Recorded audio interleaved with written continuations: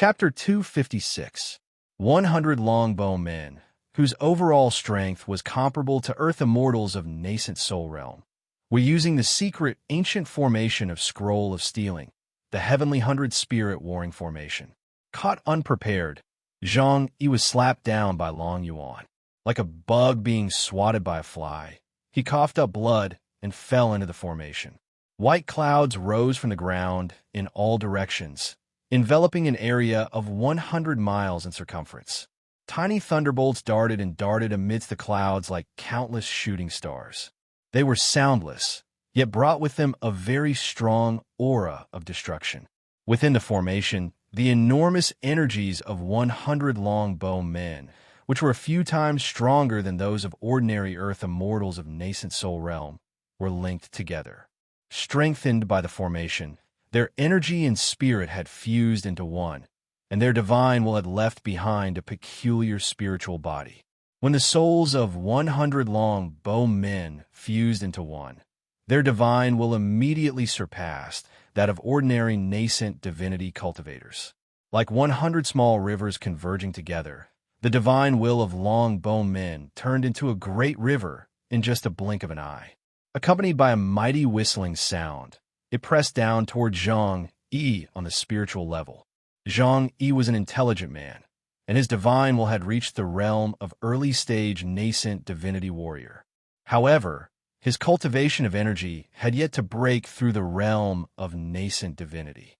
In essence, the quality of Xianxia's soul was 100 times stronger than the souls of Longbow Men. However, the total amount of divine will of Longbow Men was at least 100,000 times greater than that of Xianxia. Xianxia's divine will was as pure and condensed as a small hill, but when all 100 Longbow Men gathered their divine will together, it was like a great river that was surging and flooding. Xianxia's body was greatly shaken after he was slapped into the formation by Long Yuan. Suddenly, his divine will was struck by the combined divine will of Longbow Men, causing his divine will to tremble violently. Dripping water penetrates a stone. Under the scouring of the mighty river, even a mountain would be washed into nothingness by the endless stream of water. Ha ha! The 10,000 feet tall Dan giants behind the backs of the Longbow Men burst out laughing. 100 giants, each of them standing 10,000 feet tall, strode toward the formation. With a loud bang, the bodies of the 100 giants collided together, condensing into a giant figure that was 10,000 feet tall, with a sturdy body that looked like a living person. The giant stood on a giant pincer and held 2 black dragons in its hands. Dark clouds covered its head, and countless lightning bolts shot down from the dark clouds, flowing down along the giant's smooth, crystal-like skin. The lightning was like a stream of water, and the powerful lightning was compressed into a ripple-like energy flow. Bolts of lightning danced around the giant's body, finally transforming into a layer of energy that was close to an armor. The giant threw his head back and let out a long and sonorous laugh. His laughter shook the heaven and earth, and a tremendous spiritual pressure was emanating from him, nearly catching up to waning Dragon King. Wow! Even Wuxia, the culprit, stared at the unbelievably magnificent giant in astonishment. The Heavenly 100 Spirit Warring Formation was originally set up by human cultivators. It could fuse all the essence, energy, and spirit of those who set up the formation into one, allowing them to unleash more than 100 times their battle prowess. But Wuxia had never expected that when the people who set up the formation were all Longbow Men, it would produce such a miraculous and unbelievable change. When the Dan giants of 100 Longbow Men gathered together, they actually summoned a thread of the soul essence of an ancient Longbow Man in their bloodline, fusing the soul into the body and giving birth to the true projection of an ancient Longbow Man.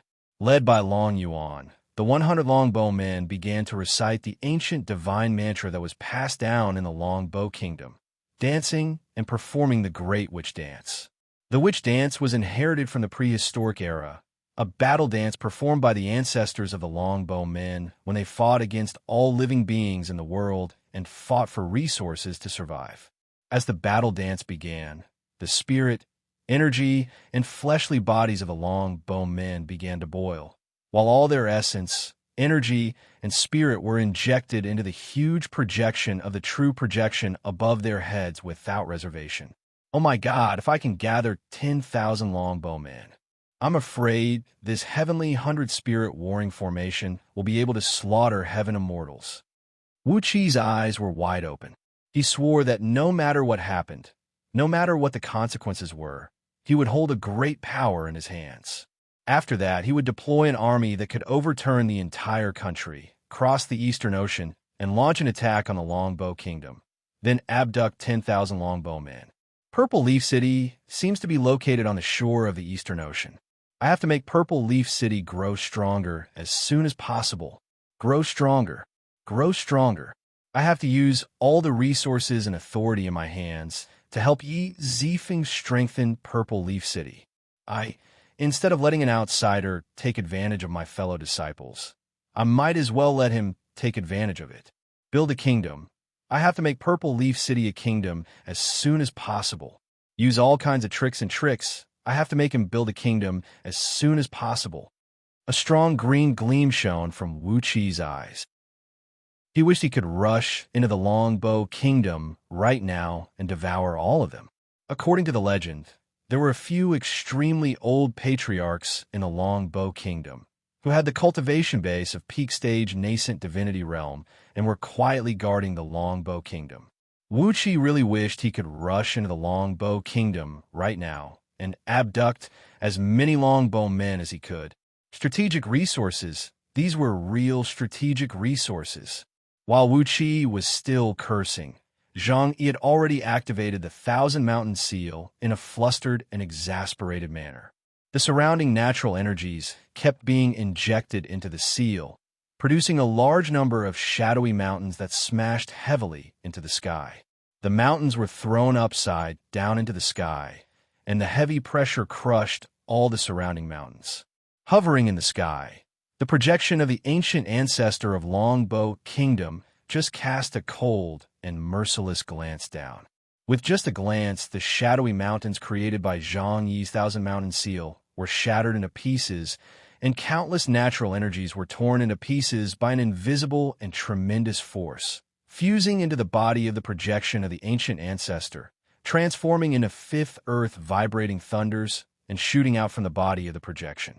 Suddenly, the black dragon with both hands clenched opened its mouth and shot out 2 thunderbolts, each about 10 feet in diameter, which smashed viciously onto Zhang Yi's body. Zhang Yi roared furiously. Suddenly, the shadows of 3 golden crows burst out from his black robe. Each of them stood 100 feet tall and breathed raging flames from their mouths, bringing with them a sky full of stars. They wheeled and danced around Zhang Yi, emanating an immeasurable glow and blocking the 2 thunderbolts. Although the black robe worn by Zhang Yi looked inconspicuous, it was actually a defensive garment of middle-grade magical treasure level. With his cultivation base of peak-stage nascent soul realm, it was more than enough to withstand the attack of an early-stage nascent divinity cultivator. But the power of the projection of the ancient ancestor was simply too great. The 2 thunderbolts smashed viciously onto the starlight of the golden crows, and in just 1/10 of a second, they completely shattered the starlight. The thunderbolts smashed onto Zhang Yi's body and knocked him down into the dust, sinking tens of miles deep into the ground. Then, the thunderbolts exploded, causing countless bubbles to burst out from the ground within a circumference of 100 miles. The huge bubbles expanded to several hundred feet in circumference, then exploded quickly. The lava bubbles spurted out countless amounts of lava, black gas, and poisonous flames, as well as bolts of lightning that shot in all directions. Zhang Yi's black robe was ripped to shreds by the explosion, revealing a light purple magical outfit, which was covered with countless life-saving runes and was glinting with a dazzling light. Blood sprayed out from all 7 apertures of his, and his body was stiff and unable to move. He was pushed several miles high up into the air by a pillar of lava, and then slammed back on the ground by Long Yuan with a fierce slap. The ground shook violently, as Long Yuan's slap had sunk several hundred feet deep into the ground. Zhang Yi was stuck flat on the flat ground, his body shivering slightly, unable to move anymore. However, Long Yuan and the others were not willing to let him go. It seemed that this group of longbow men, who were full of energy and seemed to have vented all the resentment of being trapped in the spirit breeding ring for a long period of time on Zhang Yi. Together, they leaped up and gave Zhang Yi a round of violent stomps with their huge feet. Thud! Thud! Thud! Thud! A series of loud noises rang out. Several miles below the ground where Zhang Yi was standing, a huge pit was formed. Zhang Yi's clothes were disheveled, and his face was scorched black. He lay shivering at the bottom of the pit, howling at the top of his lungs. Wuxia, stop it! If you keep beating me, I'm going to die. Once I'm dead, Su Qin will never forgive you, my master will never let you go, and all of us, the disciples of Ghost Valley, will come and settle the score with you. Coughing lightly, Wuxia ordered Long Yuan and the others to stop beating Zhang Yi. Holding the sword of Greedy Wolf in his hand, he came next to Zhang Yi with swaying steps, then slowly scraped Zhang Yi's face with the edge of the sword, cutting off a large amount of beard from his face. Disciples of Ghost Valley? Asked Wuxia as he squatted next to Zhang Yi, reaching out his hand and removing a storage ring from Zhang Yi's finger. Disciples of Ghost Valley. With a serious expression, Zhang Yi looked at Wuxia and said with a serious face, the disciples of Ghost Valley can serve their own masters, and they can plot and kill each other. This is an internal affair of Ghost Valley. If an outsider kills any disciple of Ghost Valley, the entire Ghost Valley will definitely seek revenge with all their strength. Shaking his head, Wuxia quickly searched Zhang Yi's body, then removed a small jade slip hanging on Zhang Yi's neck, a jade slip secretly hidden under his belt, and a string of jade beads tied around his thigh. Recorded in the jade slip was the entire cultivation technique of the acquired magnetic grand magic that Zhang Yi was cultivating. Recorded on the jade slip was a cultivation technique of the acquired magnetic zenith sword.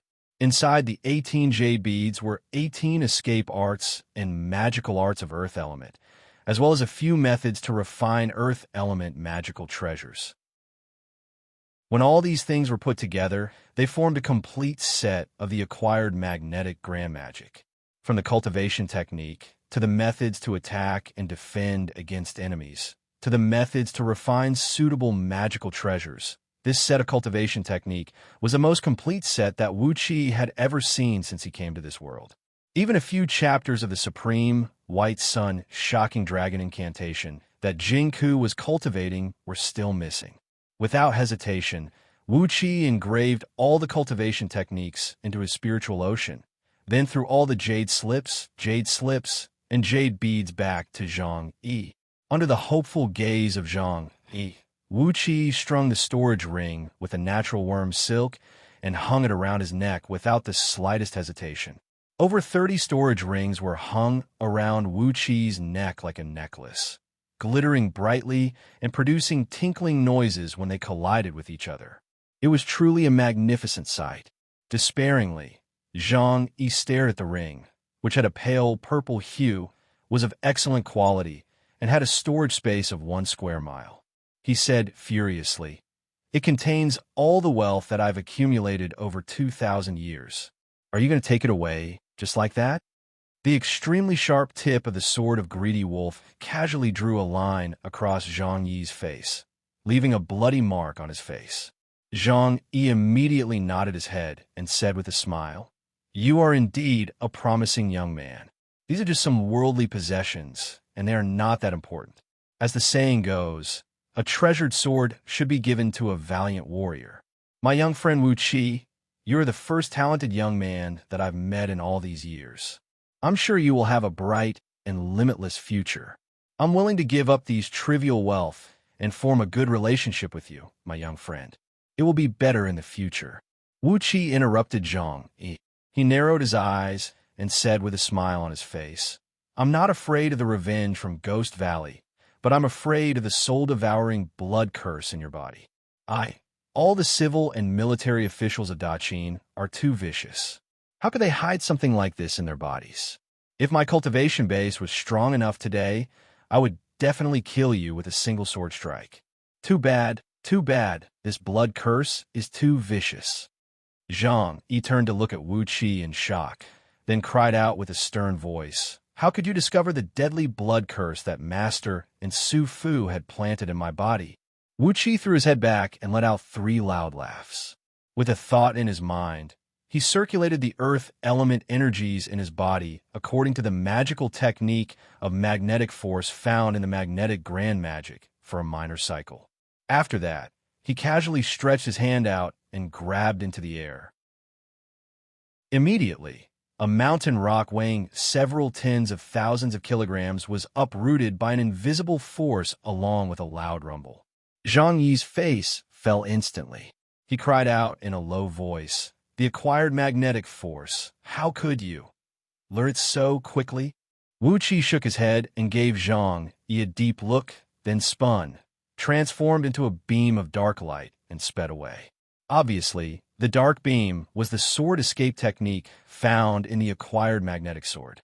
Xianxia lay on the ground in a daze, staring at Wuxia and the longbow men who followed closely behind him. For a long while, he could not make a sound. After a long while, he finally crawled up from the ground, stomped his feet, threw his head back, and cursed, "You heartless and shameless thief! That's my wealth of over 2,000 years." Chapter 257. Riding on the acquired magnetic sword beam and flying forward, Wuxia was secretly comparing the advantages and disadvantages of this sword escape art with the other escape arts he had mastered. Although the innate escape art of 5 elements secretly taught in Scroll of Stealing was incredibly fast and marvelous, it could easily attract the attention of others and could not be exposed to the public. The sword control art of Heaven-Breaking Sword Sect only focused on the power and lethality of the sword beam, but did not pay much attention to the speed.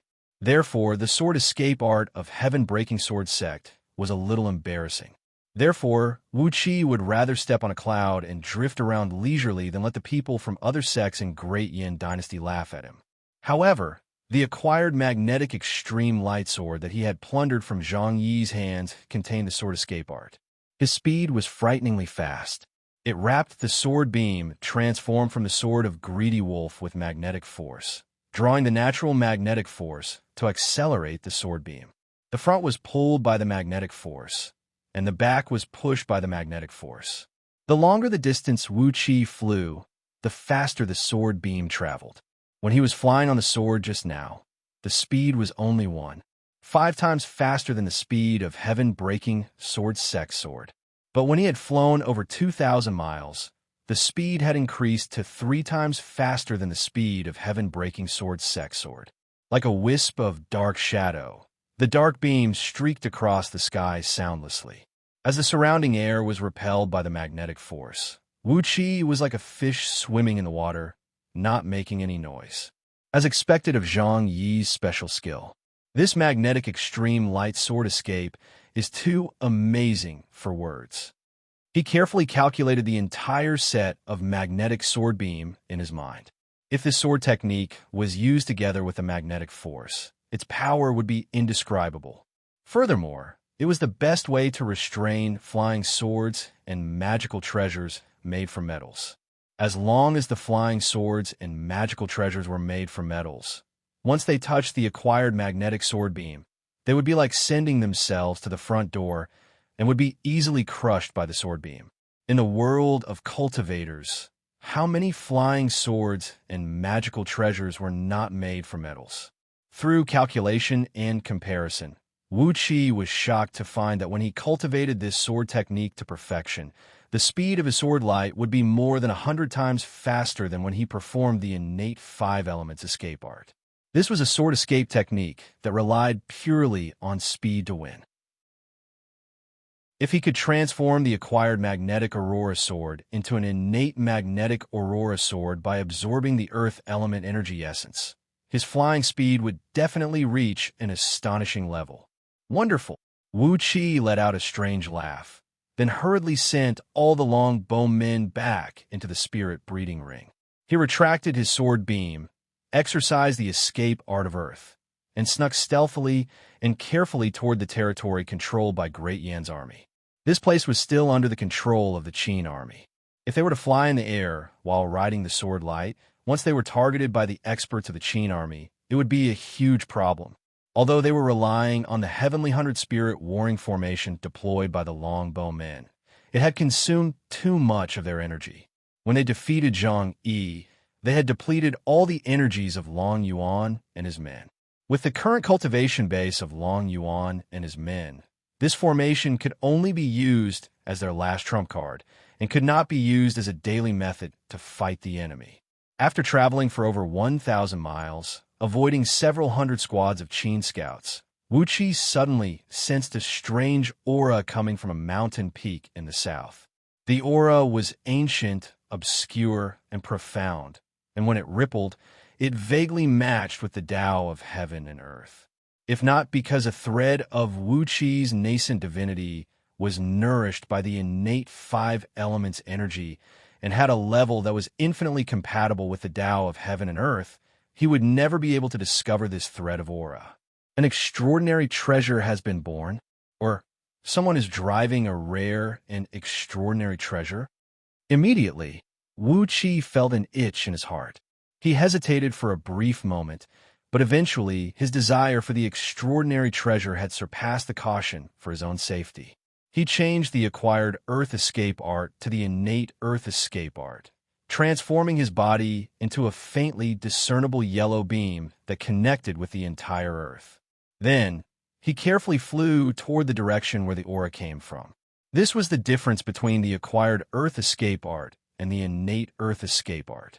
The acquired Earth Escape art allowed one to dive into the earth and move forward like a fish swimming in the water, while the innate Earth Escape art allowed one to transform into the earth and fly forward along with the pulsation of the earth. No matter it was the ability to conceal oneself or the speed of the escape art, the innate escape art was thousands of times better than the acquired escape art. This was the difference between the innate and the acquired. Unless someone had also cultivated an innate technique and was lucky enough to have a thread of innate energy with him, no one would be able to discover Wuxia's trace. While traveling, Wuxia carefully unleashed a thread of divine flame of order, burning away the nascent divinity seal on Zhang Yi's storage ring.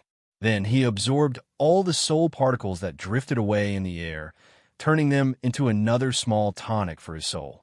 After that, he sent his divine will into the storage ring, and Wuxia couldn't help but cry out in shock. Meanwhile, over 1,000 miles away, Zhang Yi, who had just climbed up from the huge pit in a wobbly manner, looked at the Thousand Mountain seal and mountain-moving spike in his hands and felt like weeping, but had no tears. Suddenly, blood burst out from his 7 apertures. He let out a miserable howl, threw his head back, and bellowed furiously, "Wuxia, you little thief! You, with the cultivation base of Jindan, how could you possibly break my nascent divinity seal? You little bastard! What evil technique did you use to break my restrictive spell? What a pity for my over 2,000 years of treasures." In the storage ring, dozens of bookshelves filled with books and manuals were the first to be taken out. Wuxia scanned through these books with his divine will. To his surprise, he found that all of them were the secret techniques and cultivation techniques practiced by many civil and military officials of Qin dynasty. In all the books, there were comments written by Gigazi, Su Fu, Li Si, Zhang Yi, and many others. Obviously, these civil and military officials of Qin dynasty were systematically analyzing and optimizing these books. Most probably, these books in Zhang Yi's storage ring were his daily homework. However, since his storage ring was taken away by Wuxia, these books, which contained the painstaking efforts of many civil and military officials of Qin dynasty, had become Wuxia's spoils of war. Looking at these books, Wuxia could not help but let out a big smile. Among them, some of the divine abilities and mystic techniques related to 5 elements were something he could cultivate himself. Apart from that, he could also present all these books to Yin Dan, which would be a great credit to him. With these books, about half of the divine abilities and mystic techniques cultivated by the civil and military officials of Daqin dynasty were exposed. It was obvious that Bai Qi and the others would not take out the most exquisite part of their cultivation method for others to study. It was already very selfless of them to take out about half of the mnemonic chant to improve and optimize it. Just this half of it was a huge contribution. Wu Qi's insides were trembling. Zhang, he was really too generous. Or rather, he had never worried that he would be captured alive. Even a storage ring could be taken away by someone. Wu Qi shook his head. As expected, people could not be too confident in themselves. Too much confidence was pride, and they would suffer greatly. Wu Qi's spiritual sense probed one of the books, wanting to see what secrets this secret method labeled Black Water Anaconda Truth had. In the end, countless tiny runes shot out from the book, burning towards Wu Qi's divine sense like a clump of flame. Wu Qi quickly retracted his divine sense, not daring to peek at these books again. He was indeed very cautious. These books were attached with countless restrictive runes, and if not opened with a specific method, these books would self-destruct. Shaking his head, Wu Qi murmured in a low voice, "Since I've given these books to Yin Dan, I can't deny the credit. As for whether I can break these books or not, that's none of my business. It all depends on whether those imperial advisors and sinecures of great Yin dynasty have the ability to do so. I suppose these restrictive runes are the work of Gigazi. Old Mr. MOD, old Mr. Sun Quang. You can't lose to him." Apart from these books, there were also a great amount of spirit pills, demon cores, and blood essences of demon beasts, as well as all kinds of strange and rare treasures. Although the quality of these treasures was one grade lower than those found in Black Dragon Spirit Ring, and the quantity was much lesser, it could still be considered as an astronomical amount of wealth. After all, Zhang Yi had collected over 2,000 years. Even if he had spent most of them on his own clan members, there would still be a lot left. What surprised Wu Qi even more was that there was a fully formed acquired pearl of flame element in the ring, and 2 clumps of acquired energies that were not fully formed yet, but were extremely condensed, which could be used to craft upper-grade magical treasures or even spirit items. The 2 balls of acquired spiritual energy were of the water and wood attributes, respectively. Moreover, there were the mutated varieties of acquired spiritual energy of the 5 elements. The water attribute spiritual energy was a ball of frigid, mysterious ice chi, while the wood attribute spiritual energy was a ball of dazzling, lightning chi. Marvelous! Wu Qi chuckled again. How could he not be delighted when he could reap such a great harvest after robbing Zhang Yi? Perhaps he should consider using the Heavenly 100-Spirit Warring Formation to rob all those important ministers of Daqin dynasty when they were alone. Even though they were all cursed by Giguzi and Su Fu, which prevented him from killing them, it was still a rare windfall. While he was pondering about his next target, Wu Qi had stealthily approached the lofty mountain. Cautiously, he poked his head out from between a cliff that was densely covered with wisteria. Right in front of him was the peak of the lone mountain, where he saw a group of 108 young boys and girls, holding long black banners in their hands, which were painted with a map of the stars in the universe. They stood there with a solemn expression on their faces. Before Gigazi was a strange-shaped turtle shell, measuring several dozens of feet in circumference. He was holding an ancient, colorful writing brush made from white bones, and was quickly waving and brushing on the turtle shell, drawing one mysterious rune after another. On the surface of the turtle shell, all kinds of mountains, rivers, and figures were flickering and changing, yet all of them were blurry, as if they were separated by a layer of frosted glass. Next to Gigazi, Ingzing was standing with a pale face, looking anxiously at Giguzi, who was casting the turtle shell. All of a sudden, Giguzi cried out with a stern voice, "Ghosts and deities of the heaven and earth, listen to my command. Gather the heavenly stars, and gather the earthly evils. Gather the spirit-connecting energies from all directions." Then he waved his hand and waved his hand. Immediately, a chilly wind rose from the mountain ridge. Suddenly, a vast and mighty spirit light burst out from the top of Gigazi's head, within which was a medallion that was carved with countless figures of ghosts and deities, hovering and moving gracefully. Wuxia shook his head. This medallion was also a rare treasure, but it was definitely not the aura he sensed just now. That aura was at least one grade higher than the medallion.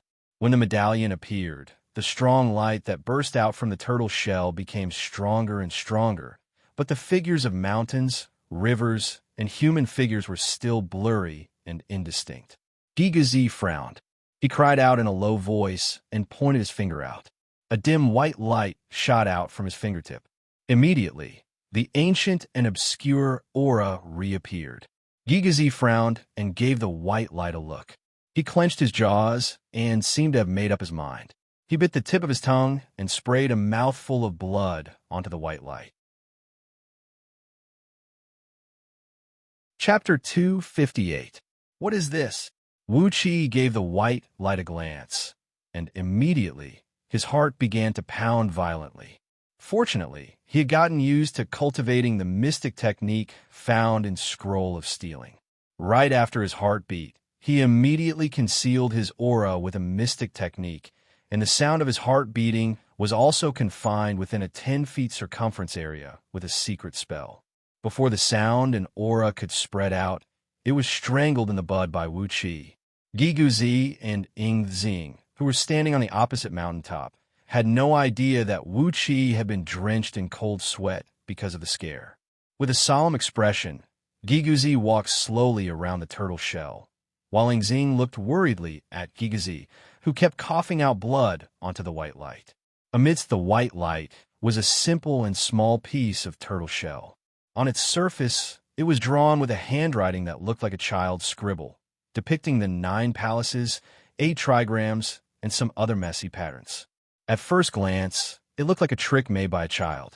However, if one gave a closer look, one would find that every single pattern and trace on the turtle shell was formed by nature, without the slightest trace of artificial manipulation. Obviously, it was a spirit item that was formed by the heaven and earth. The patterns and the messy traces next to the 9 palaces and 8 trigrams were actually pieces of complicated and abstruse runes. They were the primordial divine script that appeared in Wuxia's mind when he inherited the Scroll of Stealing. Every single character contained the rules of the heaven and earth and represented the power of the Tao of the heaven and earth. Every single character could represent countless primordial divine script that contained countless meanings. The patterns and traces on the turtle shell only added up to 49 primordial divine script. However, when they were combined together, they formed an extremely complicated and abstruse cultivation technique that contained several tens of thousands of words.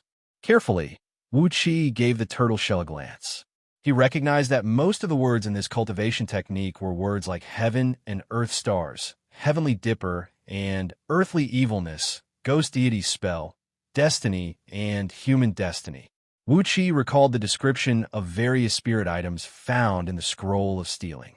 In the ancient times, during the era of the human emperor, there was a dragon horse that carried the river map on its back. Everyone knew that the river diagram was a piece of jade, but no one knew that there was actually a copy of the river diagram. What was recorded on the jade plate was the general outline of the river diagram, and the supplementary volume of the river diagram had a total of 9 tortoise shells. What was recorded were the various practical techniques of the river diagram. This should be a primordial spiritual treasure. Wuxia stared blankly at the tortoise shell and completely gave up on the idea of stealing it. Without sufficient strength, it was best not to get close to such a Xianxia treasure. Otherwise, there would definitely be a calamity. This was also the lesson that the shadowy figure who inherited the Scroll of Stealing had given to Wuxia over and over again. Acquired spirit items could be stolen at any time, but innate spirit items should never be stolen recklessly. Unless it was an innate earth element energy essence that had yet to take form, as long as it was an innate spirit object that had taken form, unless the cultivator had a sufficient cultivation base, he would never touch it, as it would definitely kill him. Surprisingly, The turtle shell that Gue Guzi withdrew was one of the copies of the river map. With Gue Guzi's cultivation base of nascent divinity realm, how was it possible for him to freely control such an innate spirit item? Therefore, he could only refine it with his own blood essence, using a method similar to blood sacrifice, and barely borrow a tiny bit of natural energy from the supplementary volume. As mouthful after mouthful of blood sprayed out from his mouth, the shadowy figures of mountains and rivers, humans and animals that came shooting out from the huge turtle shell in front of Gue Guzi gradually became clearer. Gradually, the shadowy figures showed the scene of Zheng sitting on a chariot, flying forward together with all his ministers. However, Gue Guzi's face had also turned pale, and his aura was getting weaker and weaker. Standing next to him, Zheng's face was twitching. Abruptly, he dropped to his knees, kowtowed, and said, "Old mister, your blood essence is too precious. I think it's better that you don't waste your prime blood essence. With this blood sacrifice technique, Zheng can just extract several tens of thousands of condemned prisoners and slaughter them to make up the number." Gue Guzi took a deep breath. While still exercising the spell, he scolded in a low voice, "Ridiculous! How can the Tao of heaven and earth be deceived like this? The cultivation base and attainment of Tao belong to oneself, and only then it belongs to oneself. I don't want to borrow external force. Remember, there is no shortcut in the path of cultivation. Today, you've killed 100,000 condemned prisoners and used the supplementary volume of the Heavenly Book to divine the fate of the human emperor. In the future, when you meet a stronger opponent, how many condemned prisoners can you slaughter to serve you? 1 million? 10 million? Or, for the sake of a divination, you'll kill all the people of Daqin?" Zheng's face turned deathly pale. He stared blankly at Gue Guzi, and only after a long while did he give Gue Guzi 3 loud kowtows and said, "Old mister, you're right. Zheng, have been blinded by power.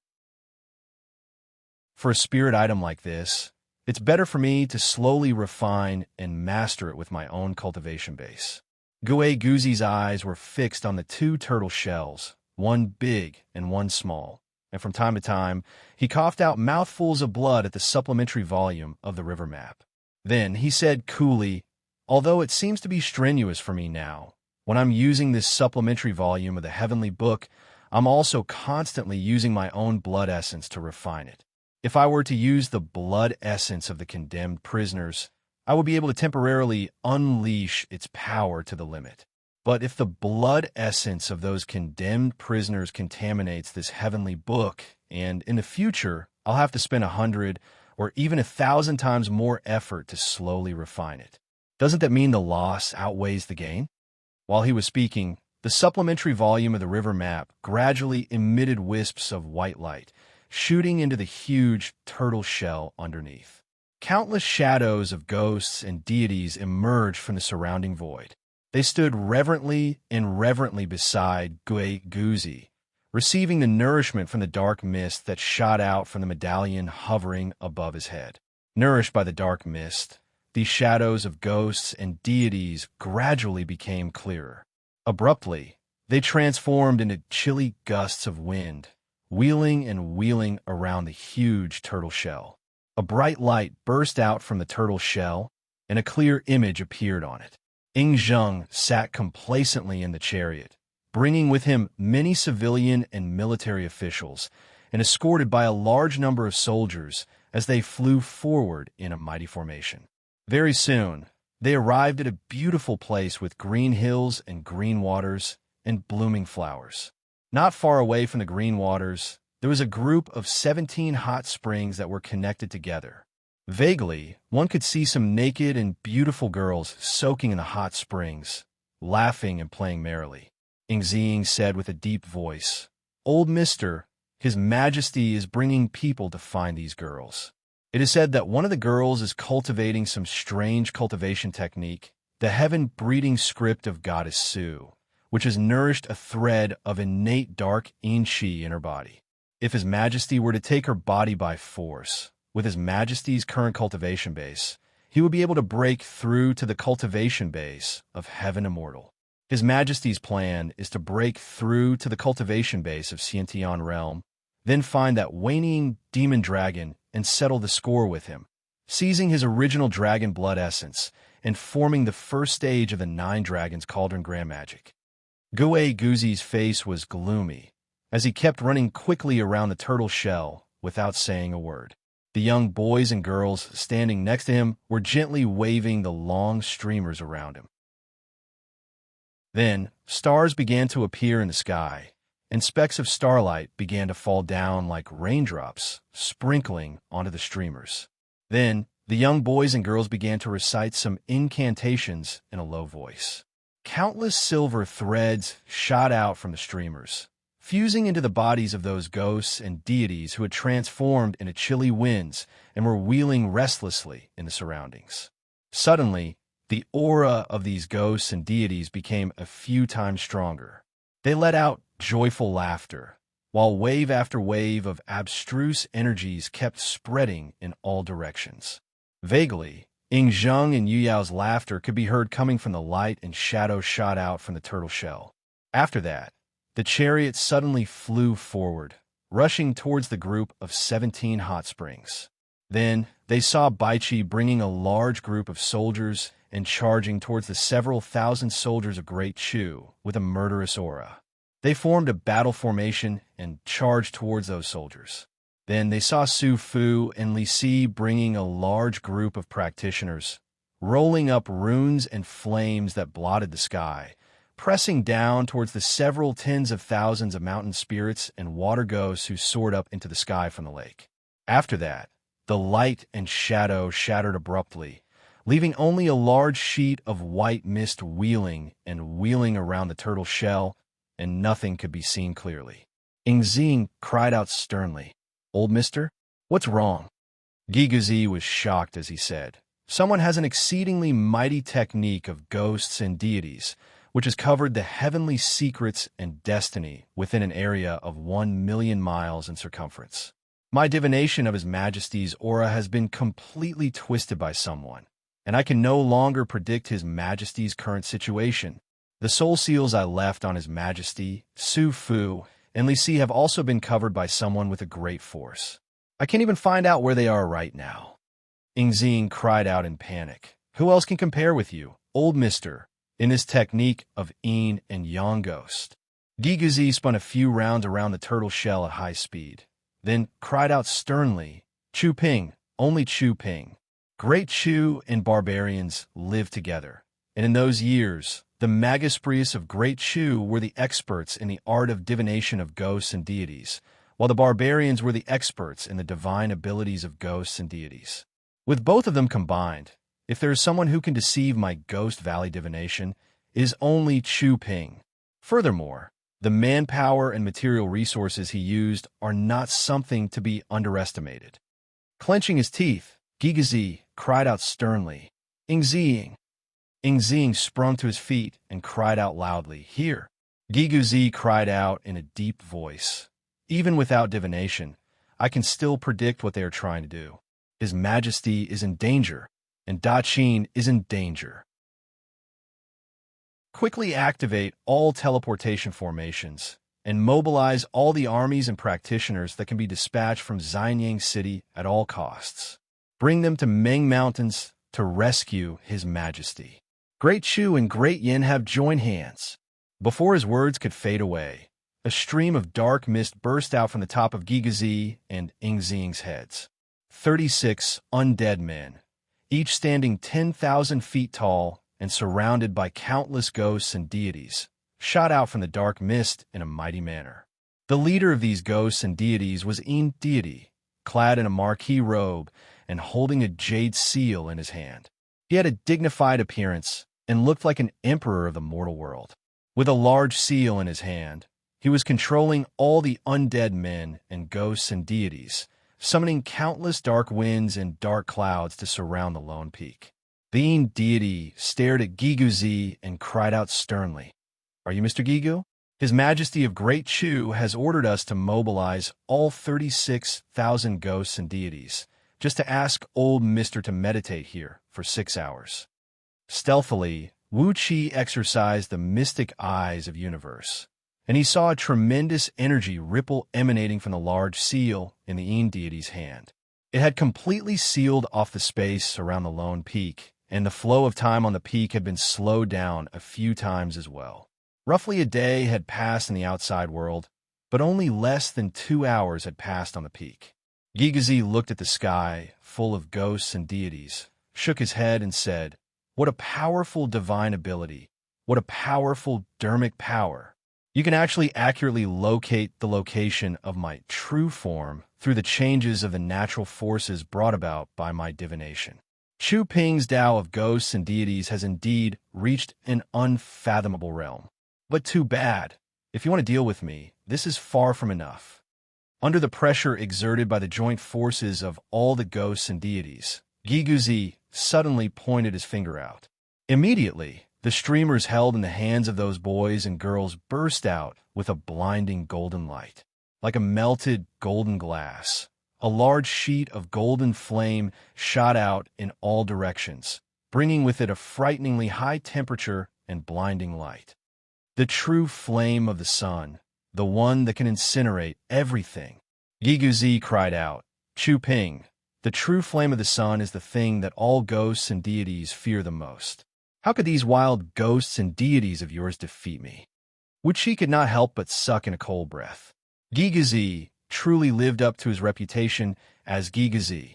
Hidden within the long starry streamer that he used to control ghosts and deities and increase their ferocious power was the true flame of the sun, which was powerful enough to annihilate all ghosts and deities. It was a very cunning and vicious method. Even Wuxia had never thought that a ghost-controlling magical item could be crafted in such a way. Once the true flame of the sun was unleashed, the entire place was filled with wailing cries. Chapter 259. These poor ghosts and deities were all otherworldly items, and even sunlight could weaken most of their power. Now, when they were burned by the true sun flame, which was purified from the sunlight, several thousand ghosts and deities with the weakest cultivation base immediately turned into chilly winds and drifted away. A few ghosts and deities who stood at the forefront, emanating divine, well, that was as strong as a nascent soul cultivator, were also burned by the true sun flame. They immediately let out miserable howls and fled into the sky with thick smoke billowing behind them. To these ghosts and deities, the threat of the true sun flame was like arsenic to ordinary people. When the true sun flame burned these ghosts and deities, wherever the flame touched, their bodies would immediately turn into smoke.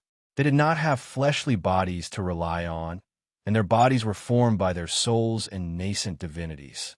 What the true sun flame burned was their souls. The pain that was directly inflicted on the souls made the injured ghosts and deities let out the most shrill and unpleasant howls in the world, while the ghosts and deities who were lucky enough to not be burned by the true fire were frightened by the sound of it and kept retreating.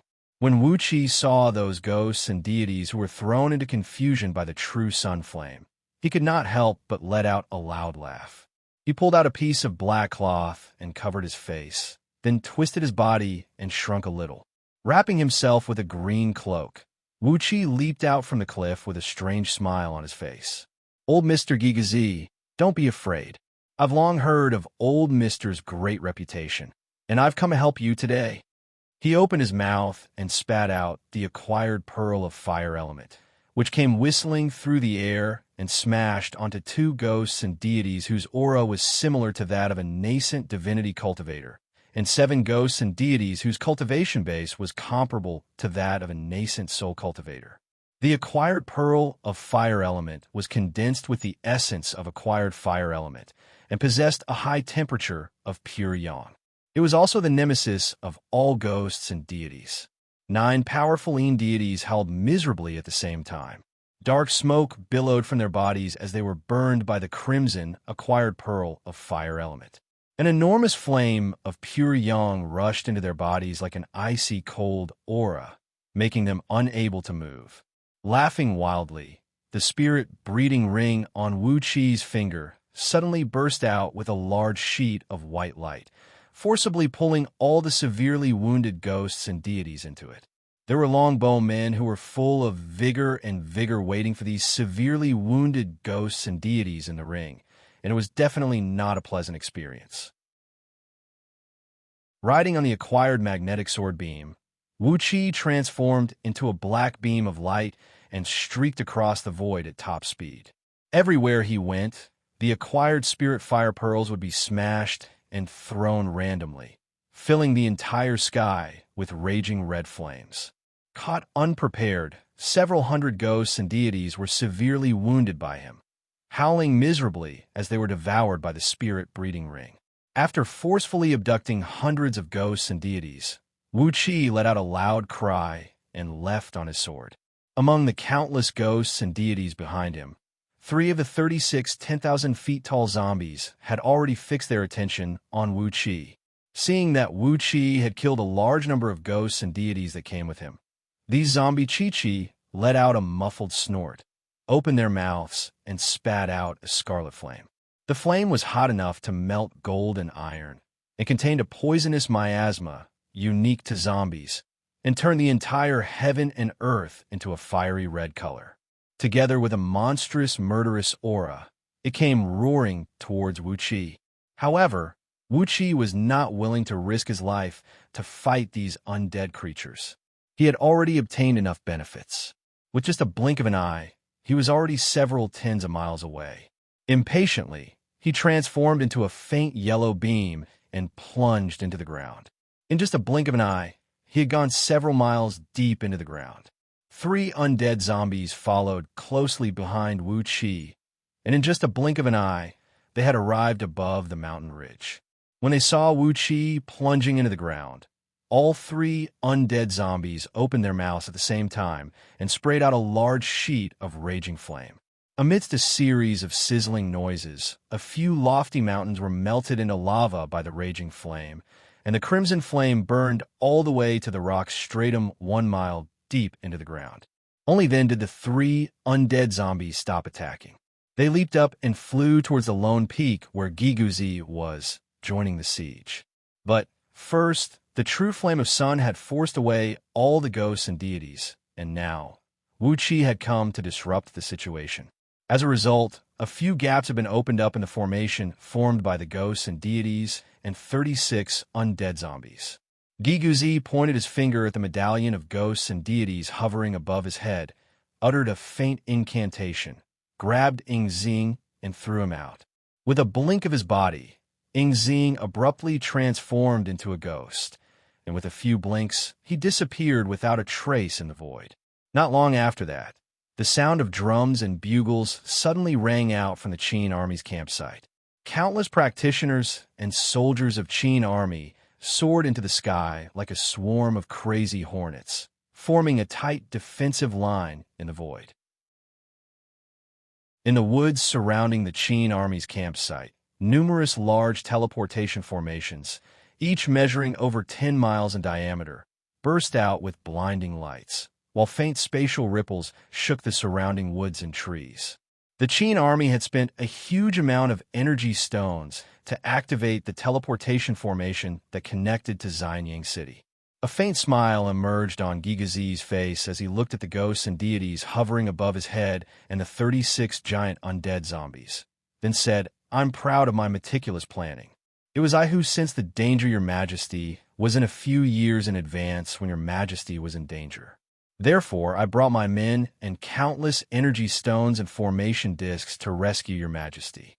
Little did I expect that I would meet a worthy opponent today, as Chu Ping actually has the ability to conceal me from probing the heavenly secret. Wonderful. The most difficult thing in life is to find a worthy opponent." Giguzi smiled, shook his head, and said, "Sun Kuang is my good friend, and MOD is the grandmaster of MO's sect. Both of them are not easy to deal with. Chu Ping is the emperor of Great Chu. No matter it is his identity or cultivation base, he is a perfect match for me to fight him with all my abilities." Giguzi sighed. Suddenly, the countless evil ghosts and ferocious deities enshrouded in the medallion of ghosts and deities above his head began to wiggle and wriggle. Amidst shrill howls, tens of thousands of ghosts and deities clad in black armor leaped out from the medallion, howling and charging towards the many ghosts and deities on the perimeter. In just a blink of an eye, the two armies of ghosts and deities had engaged in a fierce battle. However, the battle between ghosts and deities was different from the battle between human cultivators. It was difficult for them to harm each other with their divine abilities, so they could only use the most direct method of devouring and absorbing to finish off their opponents.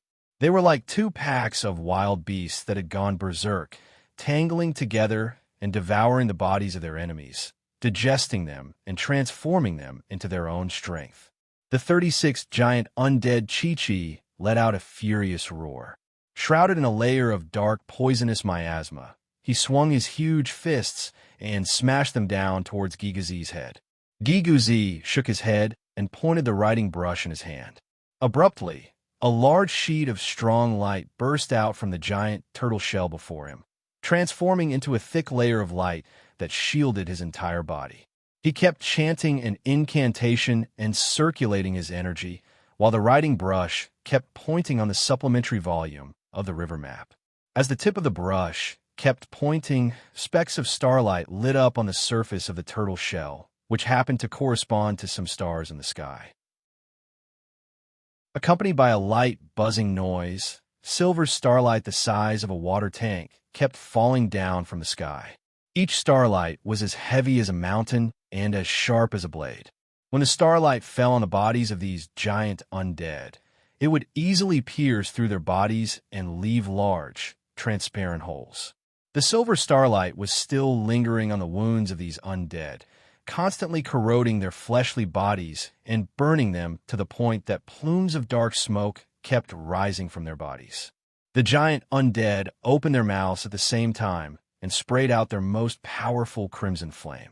The fierce flame towered up into the sky, shrinking Gigazi's defensive barrier by a few times. The 108 little boys and girls behind him did not even have the time to let out a miserable cry before they were all turned into ashes amidst the flame. The corner of Gigazi's eyes twitched as he cried out in a low voice, "Evil creatures! Evil creatures! Even if I have to consume some of my own energy today, I will kill all of you." He took a deep breath and sprayed out another mouthful of blood essence onto the supplementary volume of the river map. Relying on the formidable power of this innate spirit item, Gigazi was locked in a bitter stalemate with the 36 undead that had a cultivation base close to early-stage nascent divinity realm. He kept using the starlight to kill and injure these undead. At the same time, his own magical power and cultivation base were being squeezed out by the 36 giant undead and were shrinking bit by bit. Far off in the distance, Chu Ping, who was standing on a lofty mountain and watching Ying Zheng laughing and playing in the hot spring, suddenly had his expression flickered. He laughed under his breath and said, "What a good old Mr. Gigazi. I can't believe he still can't be suppressed by this. I didn't expect that he also has the supplementary volume of the Heavenly Book. Chu Ping, it's a good chance for us to determine the winner." Then he cupped his fist at Yin Dan, smiled, and said, "Old Mr. Gigazi is too difficult to deal with. Chu Ping will activate the formation and use its power to fight the enemy from a distance. I'll leave this place to your majesty, Yin Dan." With a solemn expression, Yin Dan cupped his fist back and said, "Well said, well said. If we can get rid of Ying Zheng today, it will be a blessing for both our dynasties. Your majesty, you can just do whatever you want. I'm here, and you must kill Ying Zheng at all costs." Both men looked at each other and smiled, then cupped their fists and bowed to each other at the same time. Suddenly, a few shadows of ghosts and deities emerged around Chu Ping, quickly escorting him as they flew towards a formation not far away from them, where gusts of chilly wind towered into the sky. A gap was opened up in the formation, allowing Chu Ping to fly into it. After that, the formation quickly returned to its original state. Before long, an enormous energy wave spread out from the formation and the surrounding natural energies began to fluctuate violently and violently. Near the hot spring, Baichi was still leading a large group of soldiers, encircling and annihilating those great Chu soldiers in high spirits. Above the lake, Su Fu and Li Si were still entangled with those mountain spirits and water ghosts. Vaguely, pinkish mist could be seen rising from the surrounding woods, and were gradually inhaled into the bodies of Baichi and the others. Their eyes were wavering, as they had forgotten why the enemies, who had been in a stalemate with them for such a long time, were still showing up in an endless stream. The number of enemies they had killed was more than enough to fill up the entire woods, but there were still more enemies that kept coming out from the woods. These were weak enemies, and they could kill many of them with just a random rune or a casual slash. But they kept coming out from the woods like a never-ending stream of bugs. Meanwhile, Baichi and the others had also ignored this strange scene and were caught in an endless slaughter. Right at this moment, a few nascent soul cultivators who were covered in blood and had their bodies pierced through by sharp weapons, missing arms and legs, and one of them even had half of his head chopped off, rushed out from behind. They were followed closely by several hundred great yin cultivators, who kept unleashing various thunder sword beams to attack them. While withstanding the attacks, they kept sprinting towards Baichi while blood sprayed out from their mouths. "Prince of Wuhan, what are you doing?" One of the Earth Immortals from Qin army let out a shrill howl. "This is an ambush, a trap.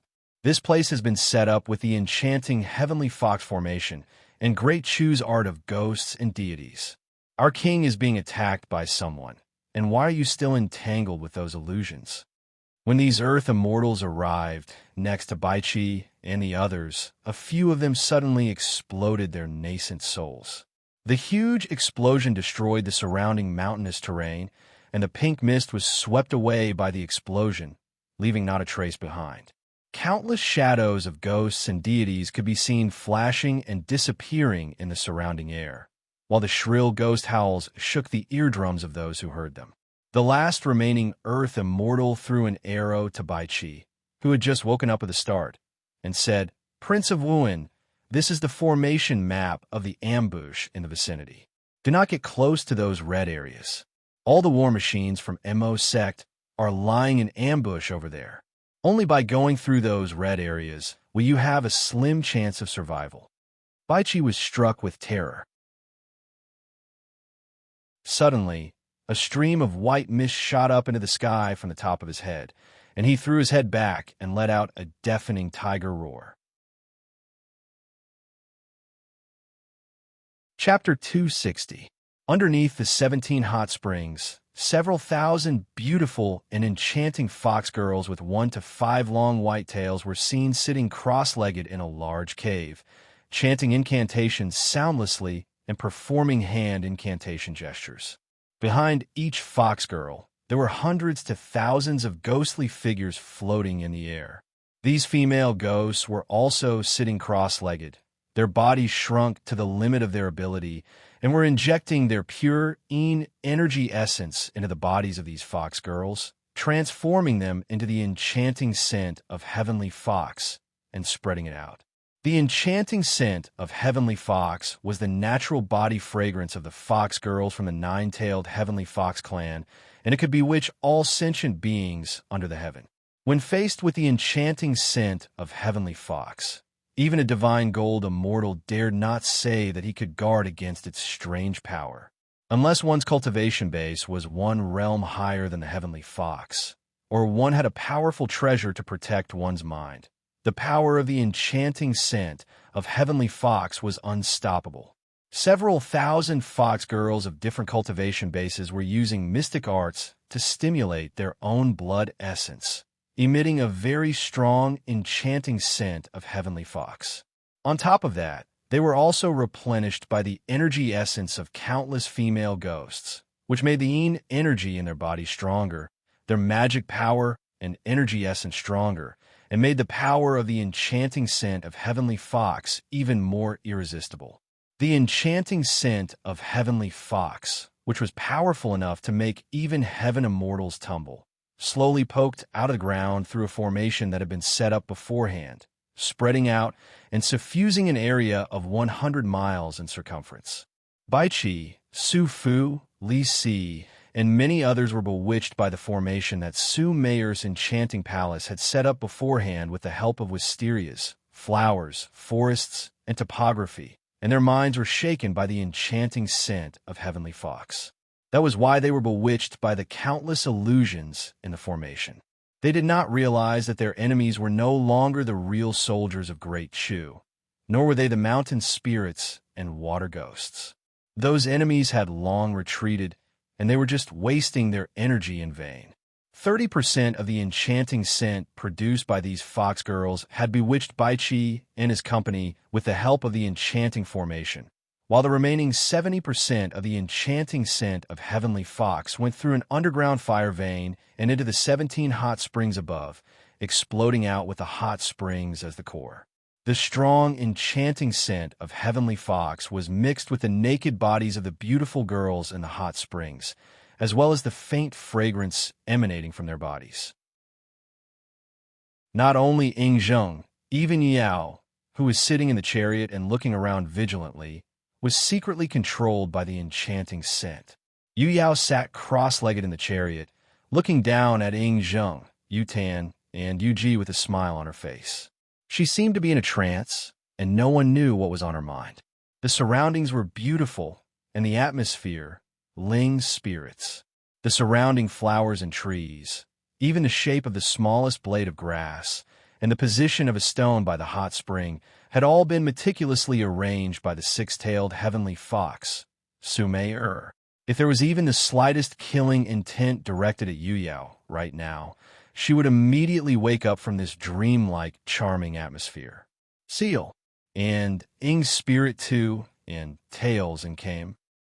In comma, and comma, the imperial seal was hovering in the air, drifting lazily, not emitting any power or aura. The imperial seal was no longer needed here. What was needed here was Ying Zheng's strong body and his nearly endless energy. Not knowing when Qi Bin and Lu Mei, together with their serving ladies, were lying in the hot springs. Their clothes were half covered, revealing a large patch of their fair skin. They were filled with an indescribable, enchanting, and bewildering aura. Yuji had long pressed her body against Ying Zheng's back, gently caressing his strong and powerful body. "Your Majesty, Your Majesty, Your Majesty, Your Majesty." Yuji's red lips gently kissed the skin on Ying Zheng's back. Her murmurs made Ying Zheng more and more excited. 50% of the enchanting scent of heavenly fox, which was emanating from the several thousand fox girls underground, was focused on Ying Zheng. Ying Zheng's body was crimson like fire, and the shadows of 8 flood dragons and 1 serpent were flashing and flashing behind his back. All his spirit, energy, and spirit were focused on the erect bulge on his lower body. Yuten fell weakly into the hot springs. A stream of bright red blood stained her lower body, making Ying Zheng's eyes turn bloodshot. Like a madman, he began to whip her crazily. The sound of flesh slamming against each other kept ringing out. Ying Zheng kept exercising the 9 dragons' cauldron grand magic, channeling the cooling aura that came from Yu Tan's body into every part of his body. When these cooling auras rushed into Ying Zheng's body, they felt cold like ice, but once they entered his body, they quickly exploded like a bomb, turning into rolling hot streams that rushed through his entire body. Through his divine will, Ying Zheng could sense that his energy was constantly improving. His nascent divinity was also gradually condensing, becoming stronger and stronger. His long hair was fluttering in the wind.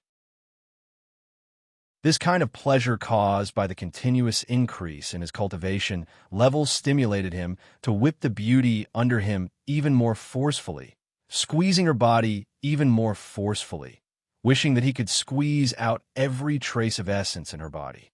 "Li Yuan, what's the point of following that old fool, Xianxia?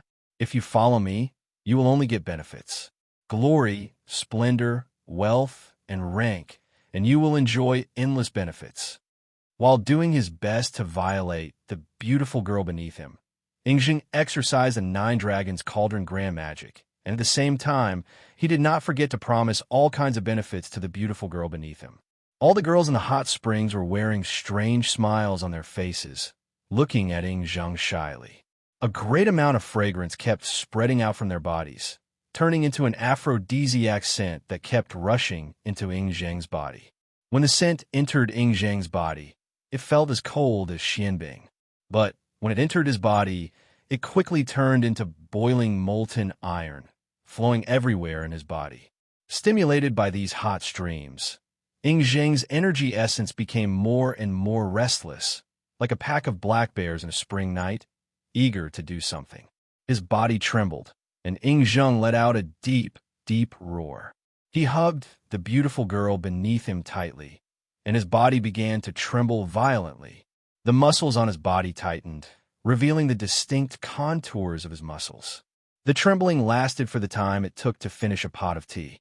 When the trembling stopped, the shadows of 8 flood dragons and 1 serpent hovering above his head suddenly dimmed a little.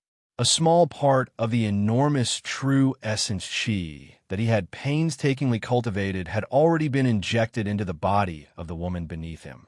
The girl had her limbs tightly wrapped around Zhang's body.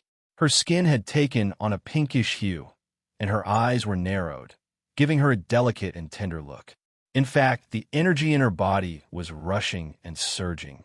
Like a puddle of heated nitric acid, the pinkish energy essence was crazily corroding and devouring the energy essence in Zhang's body. When facing a cultivator like Zhang, even if he was secretly restrained by the mystifying formation, as long as he sensed a tiny bit of killing intent towards him, he would immediately wake up. With the protection of the Cauldron of Yu, the Imperial Seal, and many other extraordinary treasures, with just a thought in his mind, no external force could ever hurt him.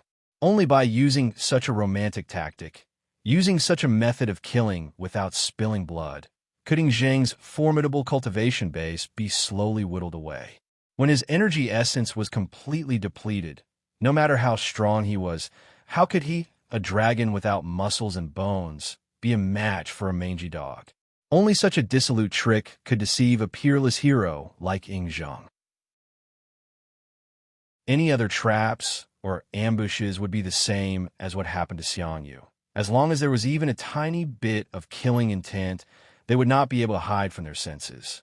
The romantic tactic of enchanting palace, the natural aura of heaven and earth from Great Chu's ghosts and deities, as well as the natural energies from the surrounding mountains and rivers, had concealed all the unusual auras. That was the reason why the Daqin dynasty, which had countless experts and counselors, had suffered such a great loss. On top of that, Chu Ping had spent a great amount of effort and mental energy, using 36,000 ghosts and deities to construct a formation to conceal the heavenly secret, and even attacking Gigazi directly.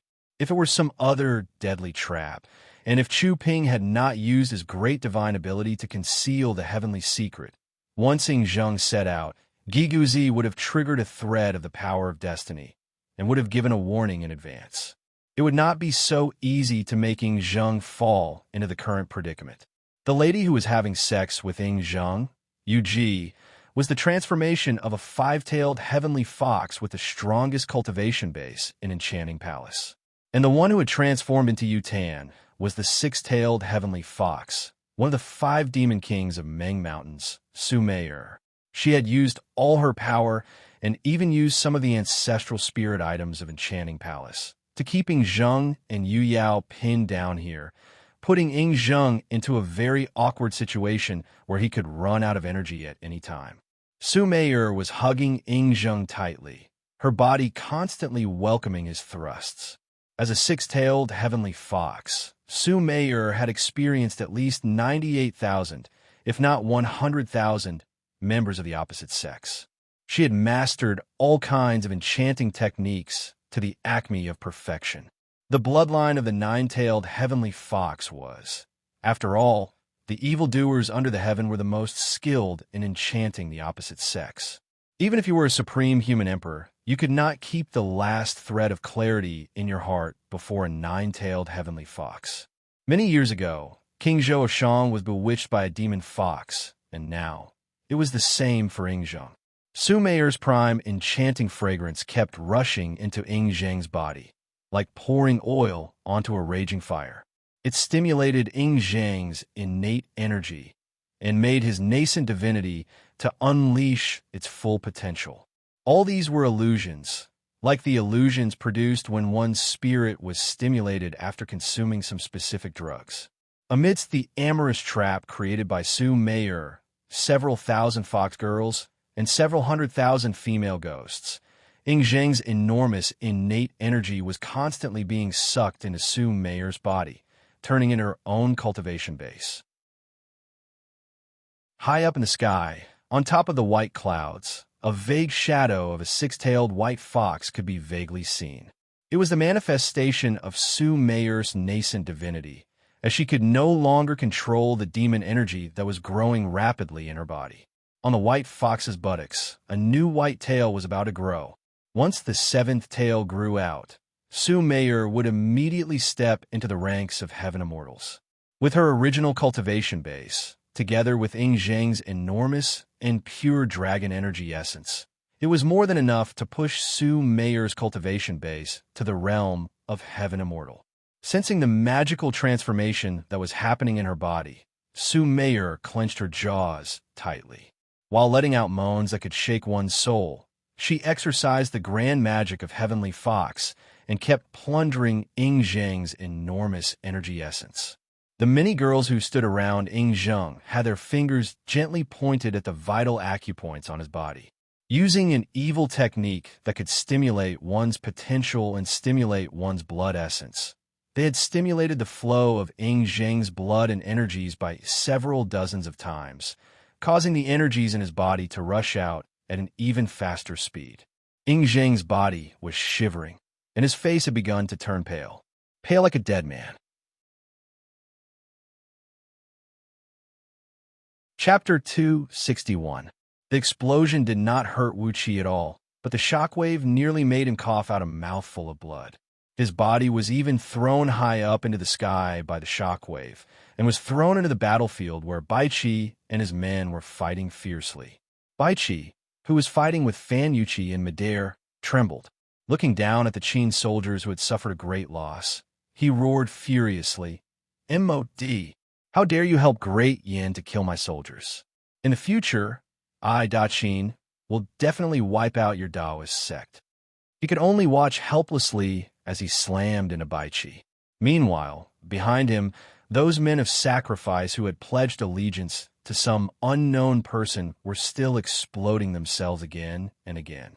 Each time, 3 to 5 human immortals of Jindan would explode themselves.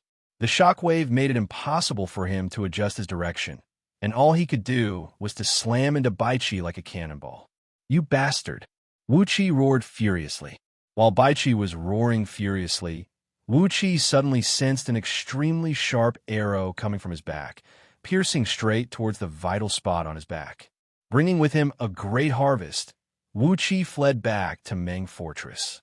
He had no intention of going to the place where Yingzheng was trapped to find out the situation. It was a dangerous place where countless experts from the 3 dynasties were fighting each other, and all sorts of powerful divine abilities and mystic techniques were being cast. He did not want to be accidentally struck by the shockwave of a magical technique and be killed by someone for no apparent reason. In just the time it took to finish a pot of tea, several hundred Qin soldiers were killed.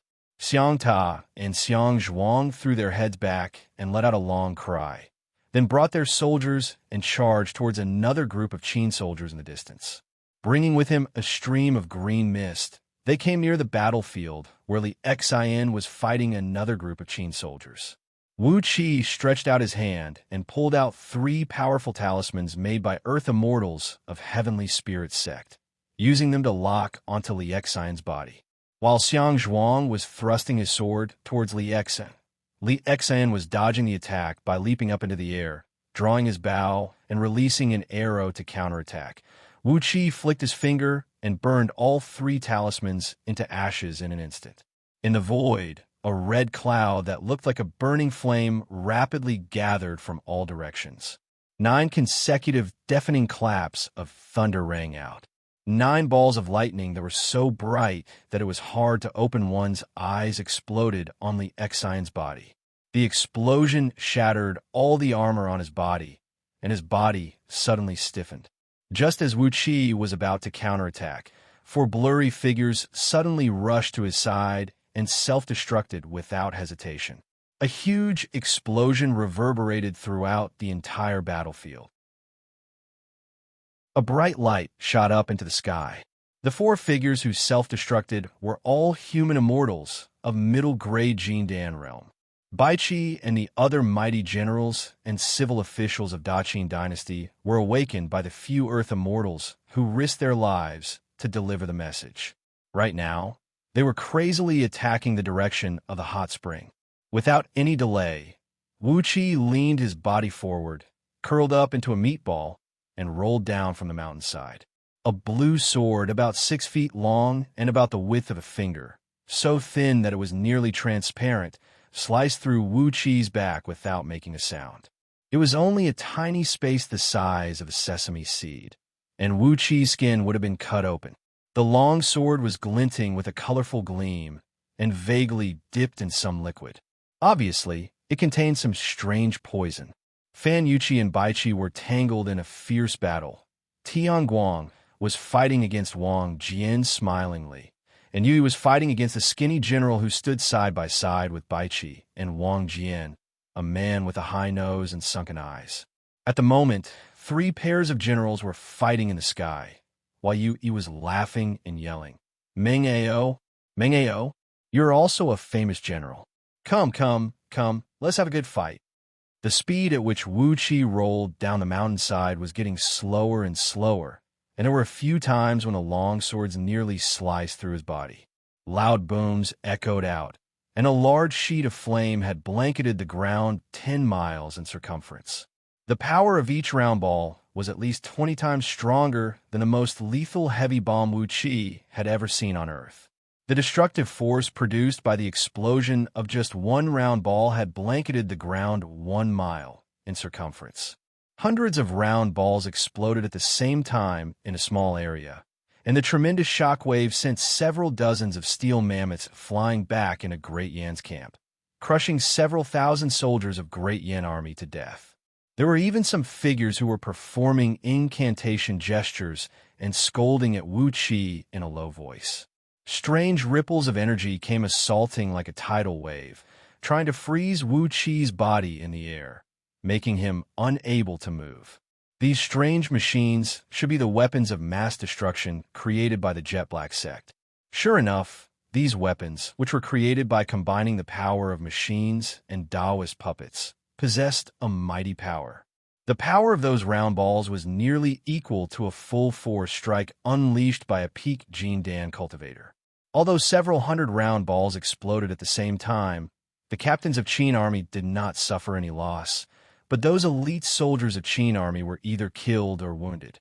The land 10s of miles in circumference was filled with tattered corpses of Qin soldiers. Li Xian, it's you again. Filled with resentment, Wuqi glared at Li Xian, who was fighting Xianxia and Xianxia with a bow in his hand. Then, he twisted his body and borrowed the escape art of Greenwood to transform into a hazy green mist. Using the cover of the surrounding grasses and trees, he leaped toward the battlefield. Initially, he just wanted to return to Meng Fortress safely, but after being shot 3 times by someone for no reason, his anger had been ignited. Xianxia and Xianxia burst into loud laughter. Suddenly, a strong blood-red light burst out from their bodies, and their bodies expanded to the height of 30 feet. Fiend energies rolled and rocked around their bodies, while the blood-red light blanketed the area 10 miles in circumference.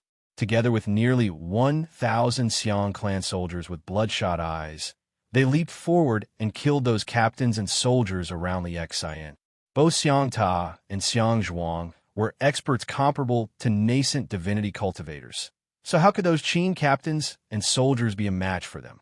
Before Bai Qitian and the other captains of Qin army could come up and fight these giant beasts, they suddenly opened their mouths, revealing the pitch-black metal cylinders inside. Bang! Loud noises were heard, as several hundred round metal bullets, each the size of a water bucket, cast entirely from metal, engraved with numerous runes, and socketed with countless upper-grade fire element energy stones, had been shot out and plunged into the densest group of Qin soldiers.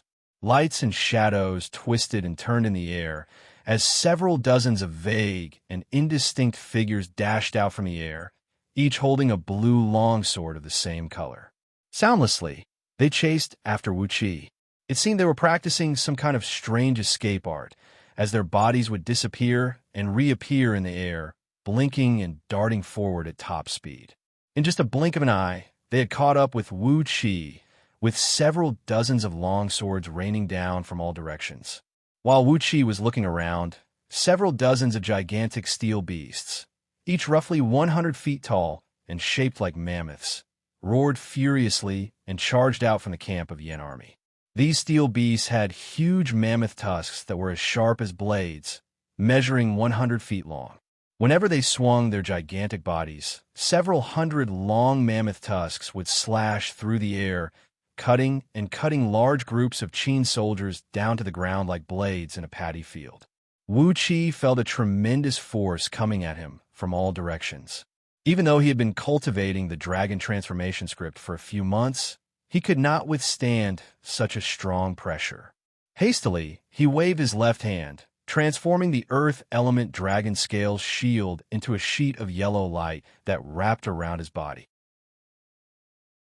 Then 36,000 dragon scales shot whistling out from the shield, tightly protecting all the vital parts of his body. When Xianxia saw the advantage, his body flickered and came next to Xianxia, swinging the longsword in his hand and slashing brutally at Xianxia's waist. Xianxia let out a miserable howl. His armor was cut open by Xianxia's sword, and half of his waist was cut open by the longsword. A large amount of blood sprayed out from the wound. Xianxia dared not to fight against Xianxia and Xianxia anymore. Suddenly, a white Pegasus flew out from underneath him. The Pegasus spread its gigantic white wings and flapped them forcefully, bringing Xianxia along as it transformed into a white stream of light and shot towards the hot spring far away. The 3 arrows that nearly hit Wuxia just now were shot out by Xianxia. A middle-ranking Chu general was killed by the arrows, and his body was swaying and falling to the ground. But the momentum of the arrows did not diminish, and they pierced straight through the ground, nearly nailing Wuxia to the ground. "Oh my God!" Wuxia cried out in a strange voice. While laughing delightfully, Wuxia kept running crazily underground. He purposely took a detour and avoided the hot spring where Yingzheng was trapped, fearing that he would be discovered by someone. Little did he know that the more he tried to avoid trouble, the trouble came to him, as he transformed into a clump of earth and mist and fled at top speed underground. 3 loud noises suddenly rang out from his left and right, as 3 blinding beams shot down from the sky, brushing past his body and piercing through his skin. The temperature of these beams was extremely high, and they were very powerful. When the beams brushed past Wuxia's body, 3 large pieces of earthy energy were cut off by the violent ripples, which was equivalent to cutting off 3 pieces of flesh from Wuxia's body. Wuxia howled hoarsely because of the pain. Abruptly, his body transformed back into a human form, and he sprung out from the ground.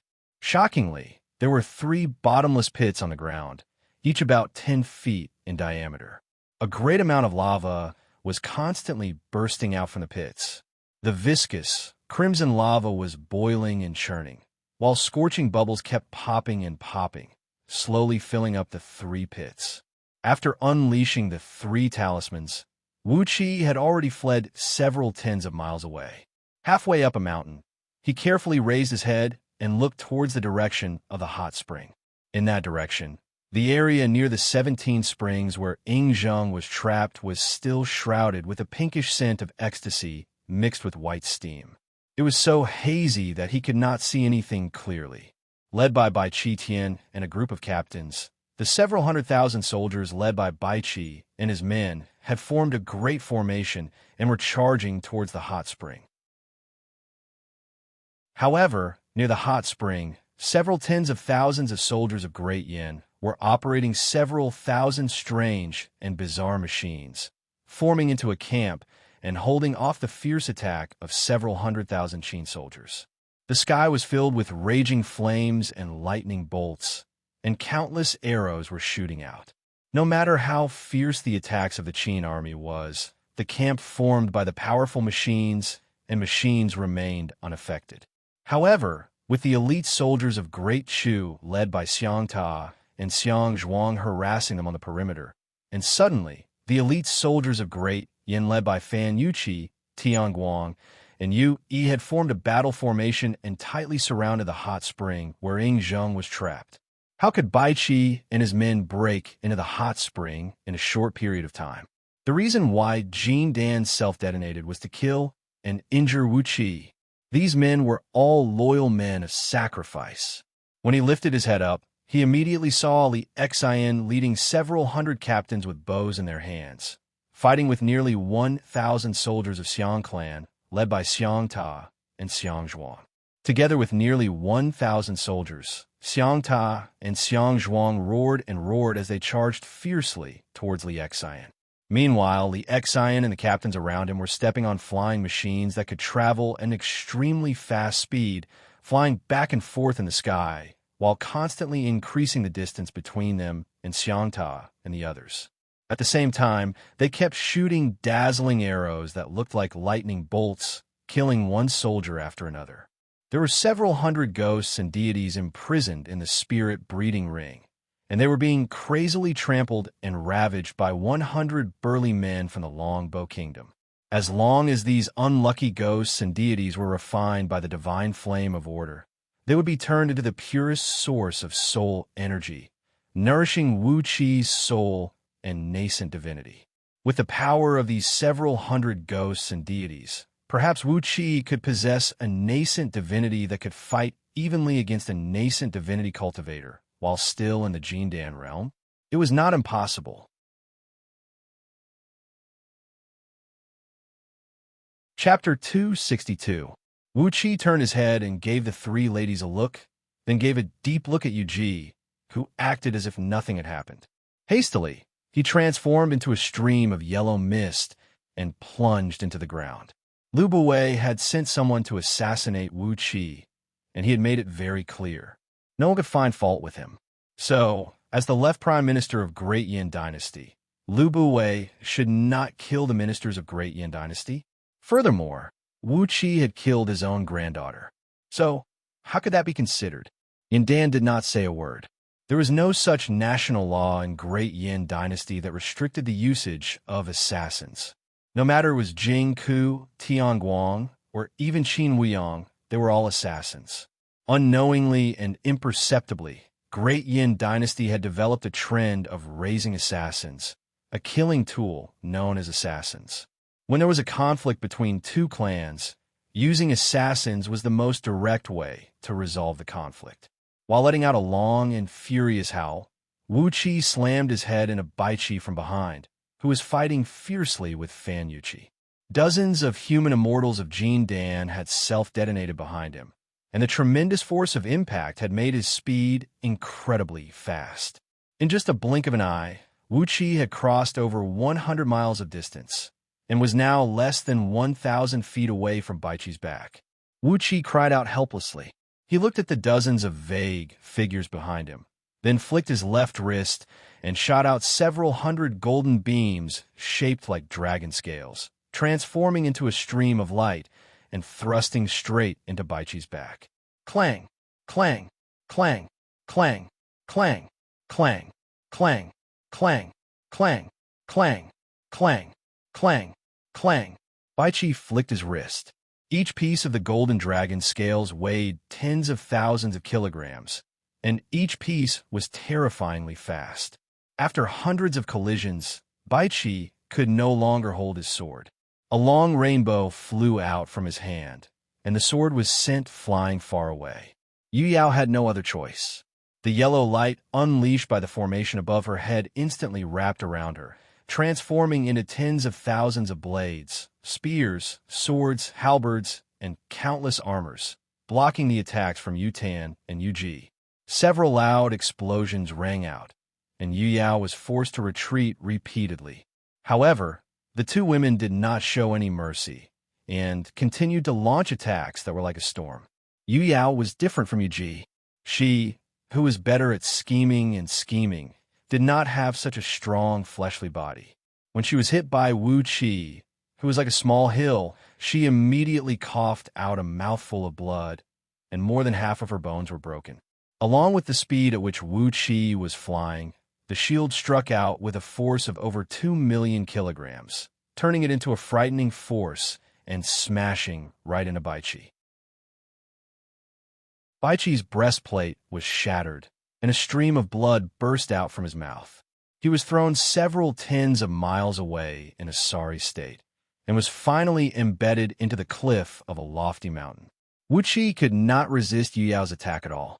Like a yellow ball, he was knocked flying away by the flute. The tremendous impact made Wuxia tremble from head to toe, and he nearly threw up a mouthful of blood. "Sister, Yingzheng is destined to die here today. Just let him go." Yutan chuckled, then swung the blade down viciously. The sword flew out of Baichi's hand. Even though he had gone through hundreds of battles, he was taken aback. "How dare you? How could this be?" he cried out. Yu Yao cursed angrily.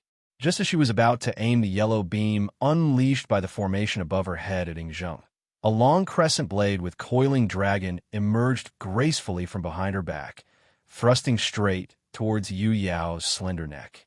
Pop! Baichi's armor nearly shattered into pieces, while countless cracks appeared on his skin, and blood splashed and splashed in all directions. After being severely wounded by Wuxia and Fan Yuqi, Baichi took a deep breath. Abruptly, the murderous aura emanating from countless soldiers on the battlefield transformed into a white tiger-shaped airwave and rushed into his mouth. The wounds on Baichi's skin healed quickly, while his broken bones and large wounds were restored to their original state.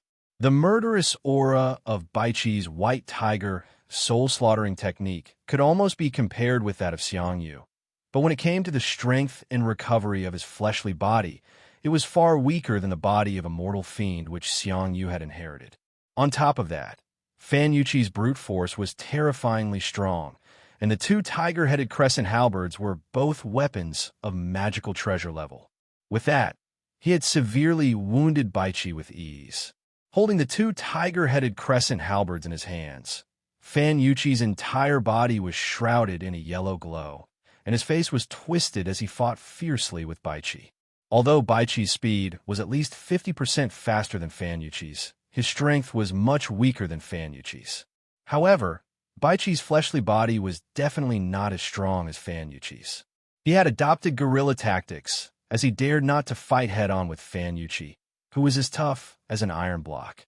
Yu Yao was taken aback, and she bellowed, "How dare you, demon girl?" Since it was a muddled matter, Yandan decided to just stand back and play dumb. Even MOD and Sun Quan had nothing to say. After a brief moment of pondering, Yandan, MOD, Sun Quan, and many other civil and military officials turned their eyes at the same time to look at Lu Buwei, who was standing silently behind Yandan like a ghost and was not even breathing. Lu Buwei, who had a stout and graceful appearance like an old man from a wealthy family, smiled faintly, raised his eyelids slightly, and said indifferently, "I did it. Do you have any objections?" Suddenly, Baichi sensed a mass of sharp energy shooting at him from behind. What shocked him even more was that the sharp energy was shooting right at the internal and external channels through which his white tiger, spirit slaughter and kill incantation extracted killing energy and transformed it into his own energy. If these vital acupuncture points were attacked, Baichi's fighting strength would be greatly affected. Out of pure instinct, Baichi casually swung his sword behind him. Baichi, who was fighting Fan Yuqi, relied on his speed to circle around Fan Yuqi and hack at him. Fan Yuqi's armor was shattered, and hundreds of wounds opened up on his body. His entire body was covered in blood. However, as Fan Yuqi cultivated the earthly, indestructible body, although his speed was slightly slower, his fleshly body defense was extremely strong. No matter how hard Baichi hacked and hacked at him, he was only injured but not killed. The injuries looked terrible, but in fact, they did not cause any fatal injuries to Fan Yuqi. Like a sharp blade, the fierce tiger tore through the wisps of pinkish and white mist in the air. Each of the dragon scales was extremely sharp, and because they contained a thread of innate earth element energy essence, constantly absorbing the earth element energy from the surrounding natural energy to replenish themselves, each of these dragon scales weighed more than 50,000 kilograms. The golden beams tore through the air and produced ear-splitting noises, shooting straight towards the 18 vital acupuncture points on Baichi's back with an immense killing intent. Under the observation of Wuxi's mystic eyes of universe, these 18 vital acupuncture points were the passageways from Baichi's back, which were constantly absorbing the killing energies from the surrounding. Watching from afar, Yin Dan and all his ministers were startled by the sudden appearance of Wuxi, especially when Wuxi showed up in such a bizarre way. Like a cannonball, he shot towards Baichi, while several dozens of human figures were chasing after him, hacking and hacking at him with swords. From time to time, a few human figures would self-detonate behind him. Furthermore, all those who self-detonated had the cultivation base of Jin Dan's human immortal realm. In the twinkling of an eye, the remaining dozens of men of sacrifice had once again self-detonated behind Wu Qi's back. Wu Qi, who had just knocked Baichi flying away, let out a miserable howl as his body was once again thrown forward by the explosion, and the momentum was much stronger than before. While howling and howling, his body was shrouded by the bright yellow light transformed from the earth element energy, shooting straight into the ecstasy formation and slamming right into Yu Yao's body. Caught off guard, Yu Yao was thrown up into the air and flew tens of miles away, swaying and wobbling. With the cultivation base of Jin Dan, how could he do such a thing? Cried Yin Dan in shock. Who has such a deep grudge against Wu Qi? In Great Yin Dynasty, who has such a deep grudge against him? How could he be willing to use the men of sacrifice with the cultivation base of Jin Dan to assassinate Wu Qi? Bastard! Yu Yao bellowed furiously. The jade flute emanated a sheet of green light and smashed forcefully onto Wu Qi's body. Just as his chest heaved up, Baichi cried out sternly, "Your Majesty, Empress, wake up now. The situation is critical. Wake up now." A cold gleam shot out from Lu Buwei's eyes, and for a moment, he was emanating a threatening aura. Apart from a few people, all the civil and military officials of Great Yin Dynasty bowed their heads, not daring to meet Lu Buwei's gaze. Lu Buwei grinned coldly, raised his head up proudly, and said, "Killing Wu Qi is a personal grudge, not an official mission. Which national law of Great Yin Dynasty says that I can't activate the assassins kept by my clan to assassinate my enemies?" Baichi threw his head back and let out a wild roar. White mist burst out from his body like a waterfall, and his voice sounded like the roar of a dragon, causing the clouds in the sky to sway and ripple. Amidst his long and sonorous roar, the murderous aura transformed from the countless Qin soldiers killed by the machines from Immo's sect transformed into a ferocious tiger with blood stains all over its body. While letting out a drawn-out roar, the tiger sprung into the hot spring where Ying Zheng and Yu Yao were trapped by the formation. Then, he waved the jade flute, and a tune as clear as the cry of a phoenix rang out. A pale yellow formation suddenly emerged above Yu Yao's head, shooting out a large sheet of majestic and solemn yellow flame towards the group of fox ladies who had trapped Ying Zheng. The many courtiers standing around Yin Dan exchanged glances, and none of them said a word. It was a fact that Wu Qi had offended many people. But among these people he had offended, none of them would be so extravagant as to use the self-explosion of a Jin Dan human immortal to kill Wu Qi. Even Yu Yi, whose youngest son was killed by Wu Qi, would not send so many Jin Dan cultivators to assassinate Wu Qi by self-explosion. This time, Wu Qi did not flee. Instead, he hid underground, watching the fight between the three ladies from a distance. Originally, Baiqi should not be so useless. But when he forcibly controlled the bone of dragoning last time, his cultivation base was severely damaged. Although he had used some spirit pills to heal and restore his cultivation base, it had only been a few months, and his current cultivation base was still far away from the peak stage nascent soul realm. His overall strength had been greatly weakened. On top of that, the Earth Element Dragon Scale Shield was an innate magical item, which contained a massive amount of power. As Baiqi had placed 70% of his attention on Fan Yuqi, he was caught off guard, and his sword was knocked away by Wuxia. Yuji, who had changed into a bright red dress that was as red as fire, silently appeared beside Yu Yao, like a ball of flame spirit. Two small fists pierced through the air with an ear-piercing sound as they smashed straight towards Yu Yao's ribs. At the same time, Wuqia threw himself into Baiqi's arms, smashing his left wrist shield forcefully onto Baiqi's chest. The Earth Element Dragon Scale Shield was crafted using innate Earth Element Energy Essence, which weighed over 2 million kilograms.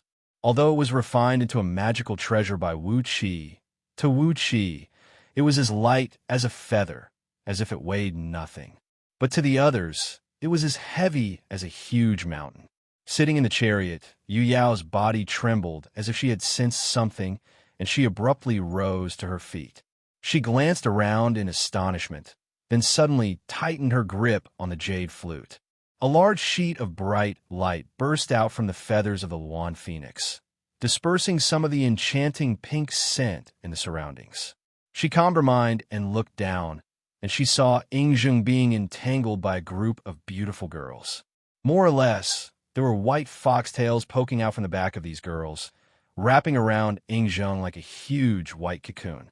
He was struck dumb for a moment, but Fan Yuqi did not. Seeing that Baiqi's body turned stiff and was caught unprepared by Wuqia, Fan Yuqi gave a muffled snort. A stream of yellow mist towered a few miles high from the top of his head, producing a loud whistle that sounded like the whistle of a huge ship. Then, he thrust his halberd twice and viciously hit Baiqi's body. One of the halberd pierced through Baiqi's left rib, and the other smashed onto Baiqi's right shoulder, nearly shattering half of his body. Chapter 263. A long, shrill, and extremely anxious bugle call was heard coming from afar. Troops of Qin soldiers were seen treading on wing-shaped magical items, approaching at top speed from the place where the heaven and the earth met, like dark clouds that blotted the sky and blotted the earth. The man who led the Qin army was Yingzheng. The 8 crocodiles hovering above his head let out deafening dragon roars, while the spears held in their hands sprinkled with specks of golden light. Wherever they went, they would wipe out all who stood in their way. No matter it was the elite soldiers of Great Yin or the mighty soldiers of Great Chu, as long as they were soldiers or captains who stood in Yingzheng's way, they would have their throats pierced by his spear. Within 10 miles of where Yingzheng went, not a single enemy was left alive. Countless spear beams pierced through the sky, and countless elite soldiers of Great Chu and Great Yin fell to the ground with blood spraying out from their mouths. None of them could withstand even one round of attack from Yingzheng's spear. Looking at Yingzheng, who was charging towards them with a towering, murderous aura, Jing Ke pulled out a dagger and said coolly, "Let me kill this kid." Qin Weiyang licked his lips and said in a cold voice, "Don't fight with me this time. No matter what, Yingzheng was once the king of Qin. It will be satisfying to kill him." MOD said coolly, "Chief generals, don't be impulsive. There is no need for you to strike yet." As MOD's voice rang out, a few lofty mountains 1,000 miles away suddenly began to tremble. All of a sudden, the mountains crumbled and crumbled, revealing a large hole underneath the ground. Right in front of the charging Qin army, a city made entirely of iron and steel was abruptly thrust high up into the sky by a several tens of feet thick crimson pillar of flame, hovering right before the formation of Qin army, while emanating a frightening heat. This city was Mo City, and it was on the tower located right in the center of this city that Wuqia met MOD for the first time. He could not believe that such a large iron and steel city was secretly transported to this place and was secretly placed underground for an ambush. With the help of the underground energy vein of earth fire, Imo City was supplied with sufficient energy. The crimson pillars of earth flame kept smashing into the energy core of Imo City, activating the countless talismans and restrictive spells inside and outside the city. The dazzling and blinking Imo City looked a few times bigger than its actual size, making it look like a city of heavenly deities. It stood before Ing Zing's chariot in a rude and unreasonable manner. Along with the appearance of Imo City, numerous rocks were moved away from the surrounding mountains, while numerous disciples of Imo's sect pushed one huge machine after another out from the caves beneath the rocks. Like the cannons that Wuxia was familiar with, the weapons from Imo's sect had locked onto the Qin army. The underground earth-fire energy vein kept supplying a tremendous amount of fire element energies into the armaments of Imo's sect, stimulating these armaments of various sizes and making them shine with a dazzling gleam. Streams of stern aura enveloped the countless Qin soldiers who were charging towards them, while an aura of death emanated from the bottom of their hearts, causing everyone to feel a chill running down their spine. A mountain rock suddenly cracked, and Baichi, who was covered in blood, flew out from the cliff. He shouted sternly, "Prince Xing, retreat." These are the armaments of Imo's sect. Ordinary soldiers cannot withstand even a light strike from them. Unless they are cultivators at the level of Jindan or above, no one can fight them head-on. Before Baichi's voice could fade away, tens of thousands of armaments of Imo's sect shot out blinding beams at the same time from several thousand mountains near and far. Large sheets of light rain swept across the sky, piercing through the bodies of countless Qin soldiers, making them fall stiffly to the ground while howling miserably. Deep, muffled booms kept ringing out, while some especially heavy armaments trembled and shot out beams of several tens of feet thick. When these armaments were activated, the underground energy veins were boiling and rocking, and the mountain ridges where these armaments were located were shaking violently. The tremendous counterforce caused countless cracks to appear on the mountain ridges. A great amount of earth element energy sprayed out from the cracked mountain ridges, while the bright beams tore through the void and plunged into the tightly packed formation of Qin soldiers. The bright beams exploded, turning large groups of Qin soldiers into nothingness amidst them. No matter if they were Xianxia or Hotian cultivators, or even human immortals of early-stage Jindan, under the storm-like attack of these armaments of mass destruction, which were made with the secret technique of Imo's sect, they could only be beaten passively, turning into wisps of green smoke that drifted away in the air. Only human immortals of early-stage Jindan or above, earth immortals of nascent soul realm, and cultivators who owned defensive treasures of magical treasure level could survive this devastating attack. Ing Zing only had several thousand middle and senior captains, and several tens of thousands of practitioners who came along as reinforcements. Only then could they barely form a formation, relying on the restrictive runes unleashed by these practitioners to struggle and survive amidst the waves of destruction. In just the time it took to finish a pot of tea, countless Qin soldiers were ripped to shreds under the intense attack of these several tens of thousands of medium and large armaments. For a moment, the battlefield fell into a dead silence. The captains who were fighting each other could not help but stop their attacks. Even Yu Ji, Yu Tan, and Yu Yao, who were having a great time fighting each other, stopped their attacks in a daze, staring blankly at the direction where a large number of Qin soldiers were completely destroyed. Yu Yao was shivering as she looked at the direction, murmuring under her breath, "So many people, so many elites. How could it be so short? How long has it been?" Suddenly, Imo-D took a deep breath and said with a clear voice, "Gentlemen, it is no longer the same as it was in the past, and this place is not our hometown. Forget about those methods of siege and slaughter in those years. Everything is different now. Even if you have an army of 10 million soldiers under the attack of powerful magical items and talismans, we can easily wipe them out. MOD smiled faintly and continued in a soft voice. Actually, now that Great Yin, Great Chu, and Daqin are at war with each other, as long as we, the leading cultivators, can determine the winner, it is meaningless for those soldiers who are below Jindan realm to participate in the war. It is just a matter of losing more blood. Hiding under the ground, Wuxia could not help but keep nodding his head. He was right. It was just like how the human beings on Earth had invented the nuclear bomb, the kind that could be used without any restrictions. What was the point of ordinary soldiers fighting in such a war? It was more than enough to determine the rise and fall of a kingdom by using the powers of the upper echelons.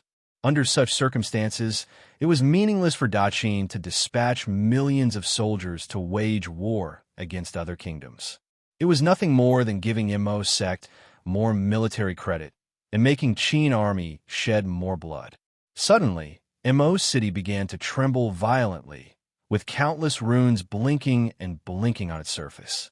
Accompanied by a deafening rumble, the column of earth flame that rushed out from the ground suddenly expanded to 1,000 feet in diameter, while an enormous amount of earth flame energy kept rushing into Mo's city. Then a light cry was heard coming from the top of Mo's city.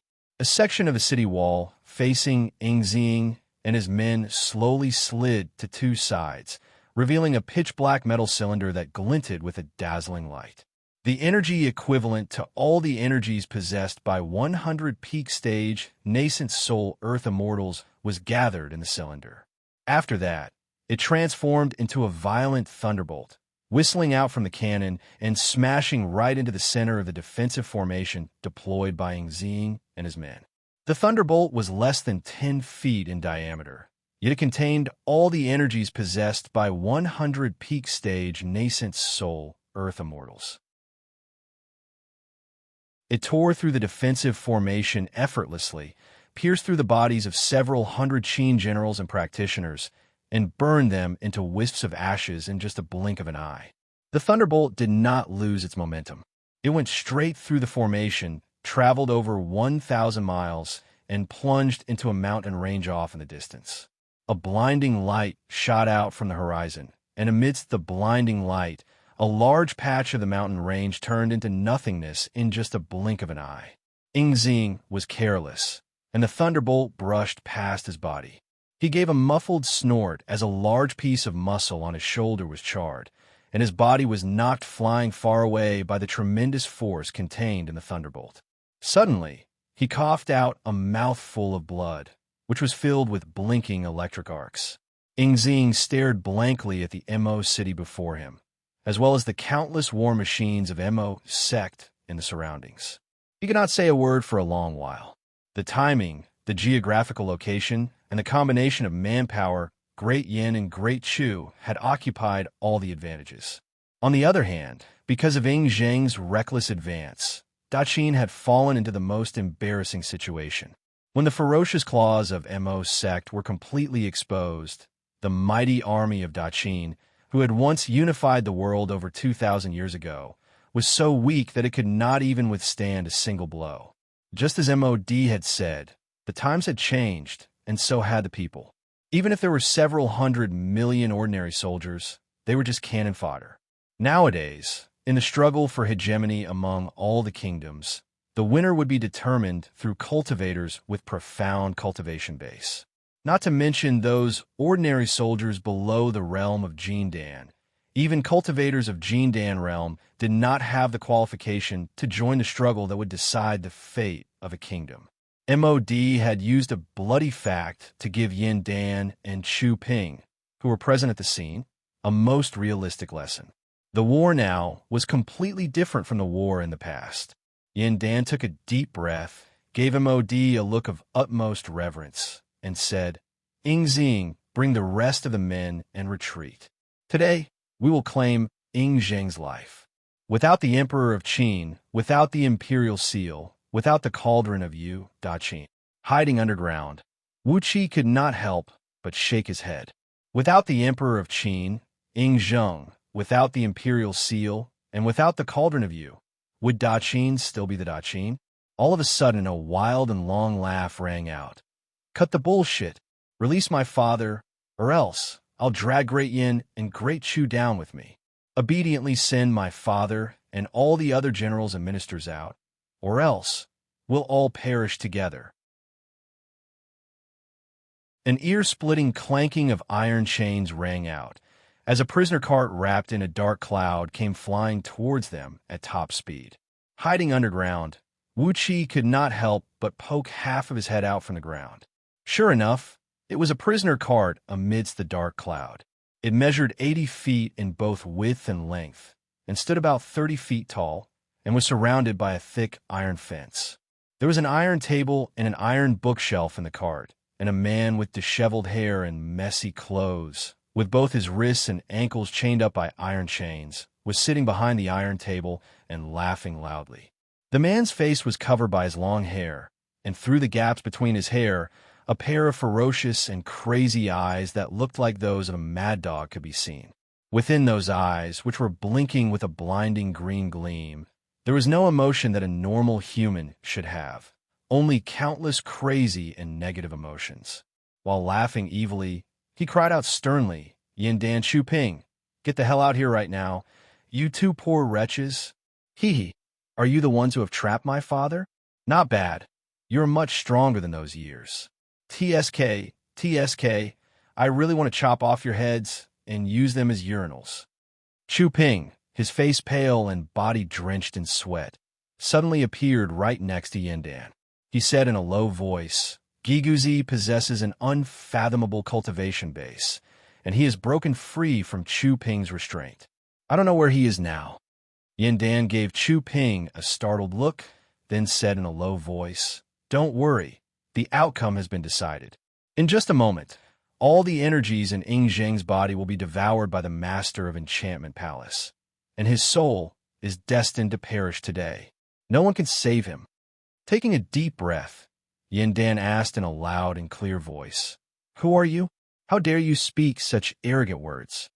The prisoner chariot flew to the front of Mo City, laughing wickedly as he said, "I'm the Prince of Sin of Great Qin, Hu Hai. Hee, I'm sure all of you have heard of my name. Release my father, or else. The 23 kingdoms to the west of Great Yin Kingdom will all sink, and all the people will die in an instant." Wu Qi shuddered, then abruptly leaped out from under the ground and cried out, "What did you say, Hu Hai?" Yin Dan shuddered as well, and he roared furiously, "What have you done, Hu Hai?" Hu Hai just laughed wildly and said, "Release my father, or else we will all perish together. Hee, I don't care about benevolence, righteousness, and morality.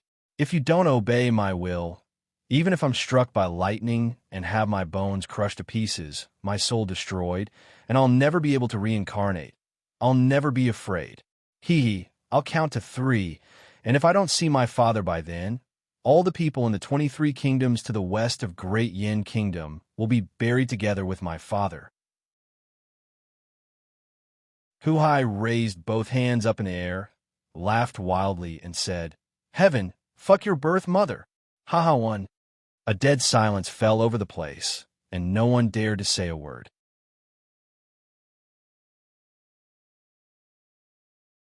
Chapter 264. The several dozens of fox girls in the hot spring slowly dispersed, revealing Ying Zheng and Su Meier. Ying Zheng, whose skin was as pale as snow, was barely breathing.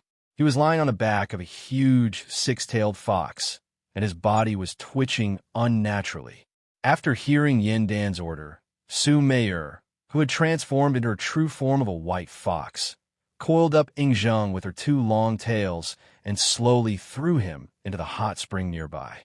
She raised her head lazily, narrowed her purple eyes into 2 thin lines, and gave Yin Dan a lazy look as she said, "Your Majesty, I'm just a little bit away from becoming a heaven immortal." While the word 3 was still lingering on the tip of Hu Hai's tongue, Yin Dan had already waved his hand with a gloomy face and said, "Send off your Majesty, Ying Zheng." All of a sudden, the surrounding mountains began to move as a large number of soldiers from both Yin and Chu appeared. These soldiers, who were supposed to be used to deal with the reinforcements of Qin army, now had no choice but to form into a formation and watch Ying Zheng and the emperor and ministers of Daqin leave this place. Su Fu moved his fingers and crushed the pill bottle, from which he took out a strange spirit pill, the size of a baby's fist, shaped like a grain seed, green in color, and emitting a delicate fragrance. Wuxia, who was watching their movements, was shocked. A spirit pill that could mimic the shape of a living creature under the heaven had gone beyond the category of an ordinary spirit pill and should be considered as an immortal pill. Yindan nodded and said, "I'll naturally compensate Imperial Advisor for this." Everyone turned to look at Wu Qi and Hu Hai. Wu Qi's question was what everyone present, including the generals of Qin army, wanted to know. Even Yingxing was looking at Hu Hai with a strange and complicated look in his eyes. Uncle Wang, are you really confident that you can rescue?" He murmured. Bai Qi, who was the general in charge of the scouting work today? Yingzheng cried out in a loud voice. Yingzheng's body trembled violently as he stared at Lu Buwei and roared at the top of his voice. Why? Why you? With an unsightly expression on their faces, Su Fu and Li Si flew down from the sky and carefully came next to Yingzheng. Su Fu took out a light golden pill bottle and glanced at Su Mei. Su Mei pondered for a brief moment, then nodded her head slowly. She coiled her long tail twice around Yingzheng's neck, controlling his life and death in her palm.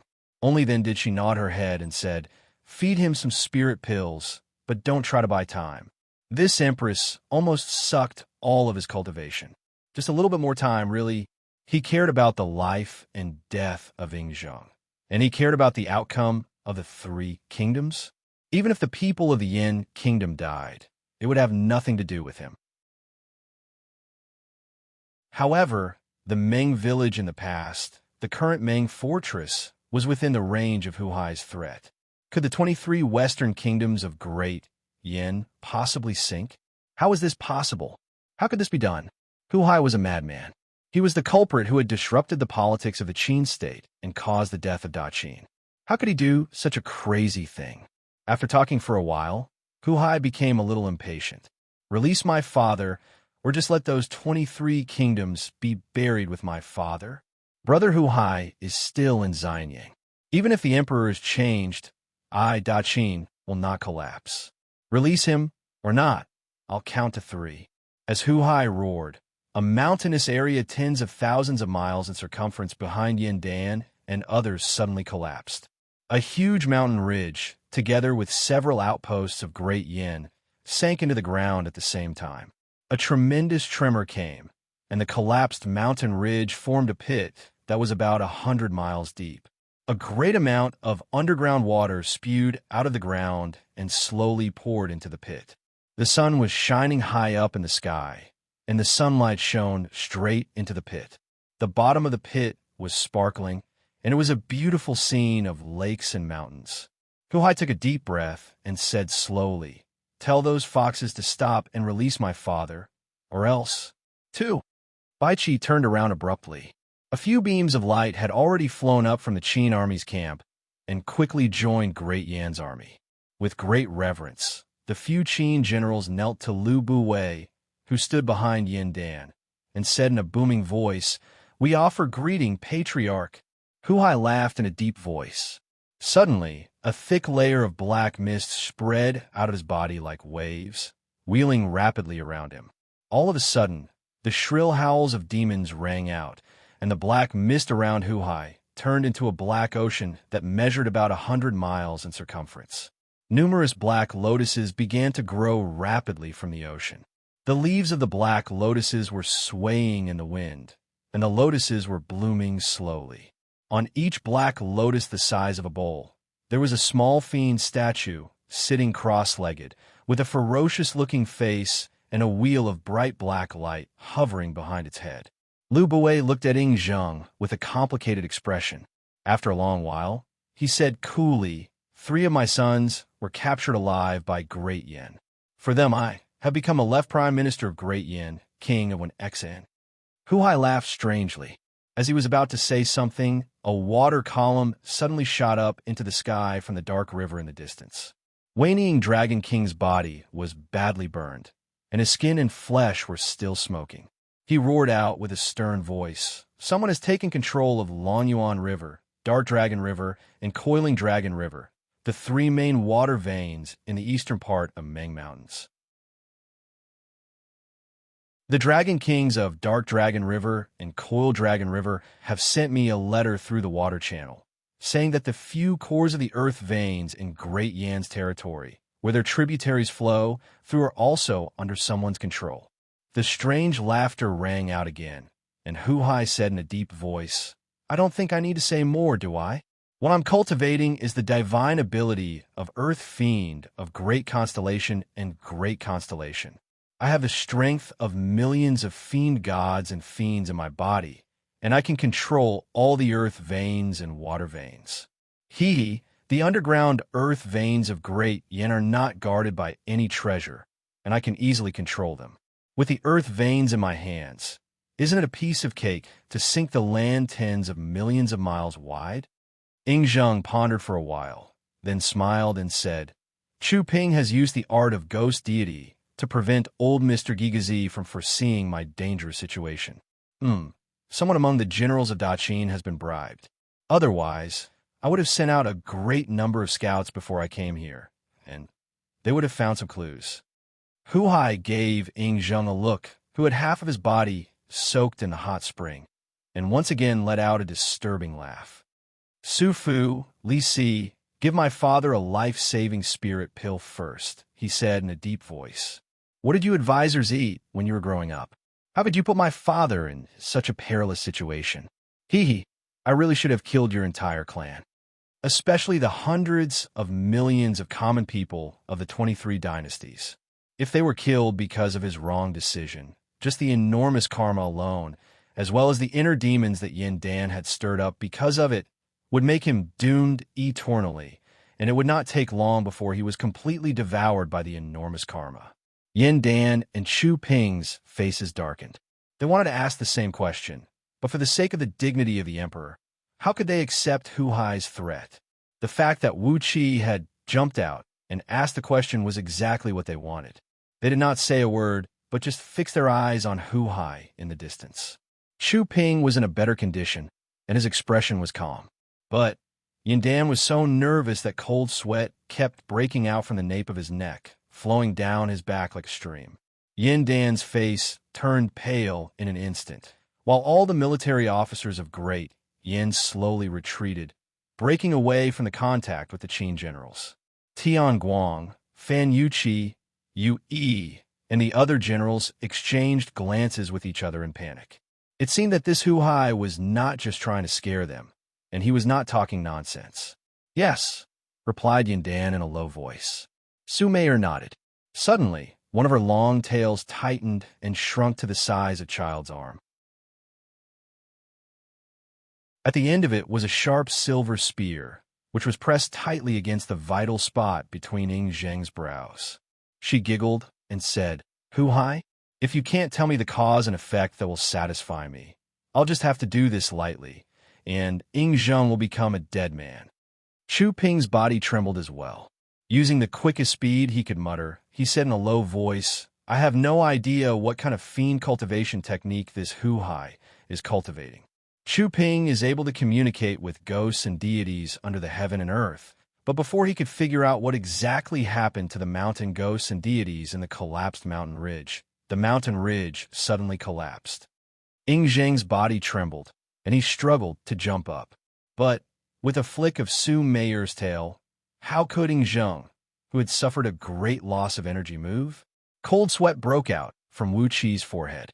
More and more cold sweat was breaking out from Yin Dan's body. He roared out hoarsely, "Grand Imperial Advisor Su, please stop for the time being. For the time being, let go of Ing Zheng." Carefully, Li Si pried open Ing Zheng's jaws, and Su Fu gently placed the pill into Ing Zheng's mouth. Then, he covered Ing Zheng's mouth with his hand, and a sizzling noise could be heard coming from Ing Zheng's mouth. The pill was vaporizing, quickly flowing through Ing Zheng's mouth and esophagus into his stomach, then circulating through his entire body. It made his skin take on a greenish hue, like that of a willow tree that had just sprouted in spring, filled with vigorous life force. In just the time of a few breaths, Zheng suddenly took a deep breath and slowly opened his eyes. His entire body was shrouded in a dark mist, from which 6 shadows of flood dragons, which were extremely dim and looked as if they could be destroyed at any time, slowly revealed themselves. Zheng narrowed his eyes, using his divine will to sense the condition of his body and the surrounding situation. Suddenly, he laughed aloud and said, "Yin Dan, Chu Ping, have you joined hands and schemed against me?" Standing on top of a cloud, Wuxia cried out sternly, "Cut the crap. Huhai, what trick did you use? 23 kingdoms to the west of Great Yin have a territory that stretches for tens of millions of miles. How could you let them sink at the same time?" Baichi was so angry that he leaped and roared, while Zheng turned to look at Lu Buwei. When he laid his eyes on Lu Buwei for the first time, his body could not help but tremble, and his entire face began to twitch. Lu Buwei narrowed his eyes and gave Zheng a look. Suddenly, he breathed out a deep sigh and said, "So many people have joined hands to deal with you, but they still failed to kill you. Your Majesty, you're much stronger than those years." The pill was shaped like a seed of a grain, and it was green and translucent, hiding a delicate fragrance. Obviously, it contained a miraculous life force, the kind of pill that could prolong one's life and replenish one's prime energy. The divine ability of great and small constellations, Earth Fiends? Wuxia memorized the name of this divine ability. There seemed to be a similar inherited cultivation technique in Scroll of Stealing. However, the cultivation technique did not focus on destroying the underground energy veins. Instead, it focused more on controlling the underground energy veins, using the power of the underground energy veins to break all kinds of defensive formations and tracking all kinds of natural treasures by following the underground energy veins. Yin Dan dared not to bear the loss of the lives of the people of 23 kingdoms. Huhai could go crazy and kill at all costs, but he, Yin Dan, dared not. Huhai's mental state was not right. Obviously, he had gone crazy, but Yin Dan was still a normal person. These fiends had ferocious and frightening faces, and the aura emanating from them was evil and filthy. But they were sitting cross-legged, their palms locked into lotus incantations and placed before their dantian, while slowly reciting scriptures that advised people to do good deeds. Tens of thousands of little fiends were reciting scriptures at the same time, advising people to be filial to their parents, to love their brothers, to respect their teachers, and to respect the heaven and earth. In Meng Village, there were Wuqi's saviors, his first group of friends and brothers in this world. He could not let them perish together with the 23 kingdoms that sank to the bottom of the continent. Stepping on a cloud, Wuqi flew up into the sky and roared with all his might. "Huhai, tell me, what evil method did you use? How did you make the 23 kingdoms sink to the bottom of the continent?" As Zheng's chariot flew away, Yin Dan and Chu Ping breathed out a long sigh together and said, "From now on, there will be too many troubles." Great Yin was the foundation he had built with his own hands. If the 23 Western kingdoms really sank to the bottom of the continent in an instant, Yin Dan would never be able to forgive himself.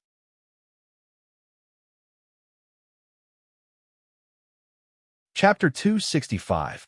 The defense of Meng Fortress was so tight that it even made the current Wuqi feel troubled. Chu Ping stayed in Meng Fortress, personally modifying the defense and early warning system of Meng Fortress.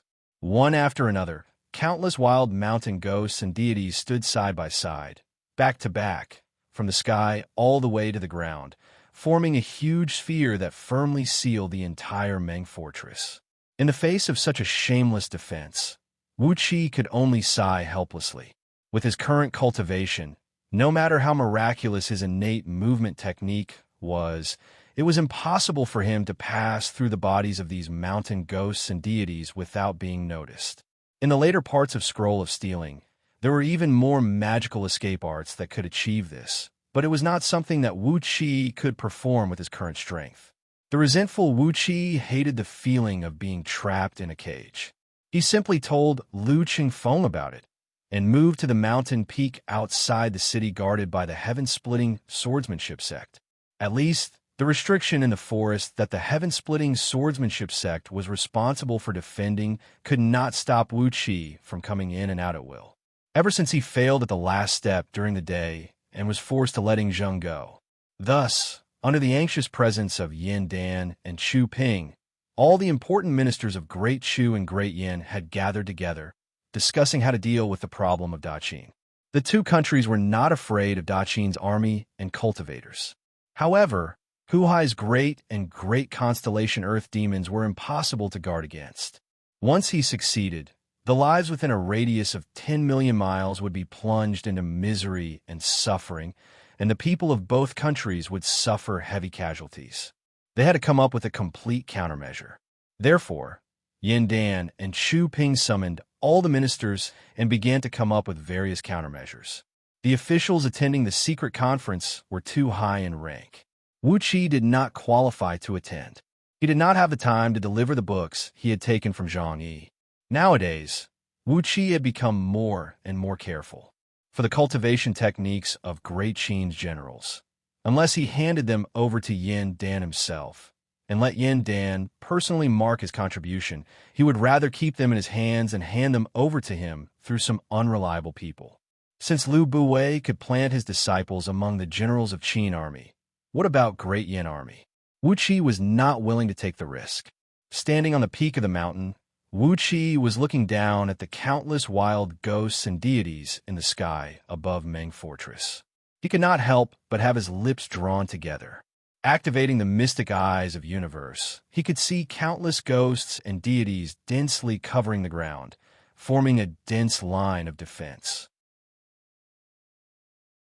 These ghosts and deities wandered back and forth, their Yin deity spiritual qi causing the moonlight in the sky to fluctuate violently. The moonlight was hazy and constantly created thousands of ripples.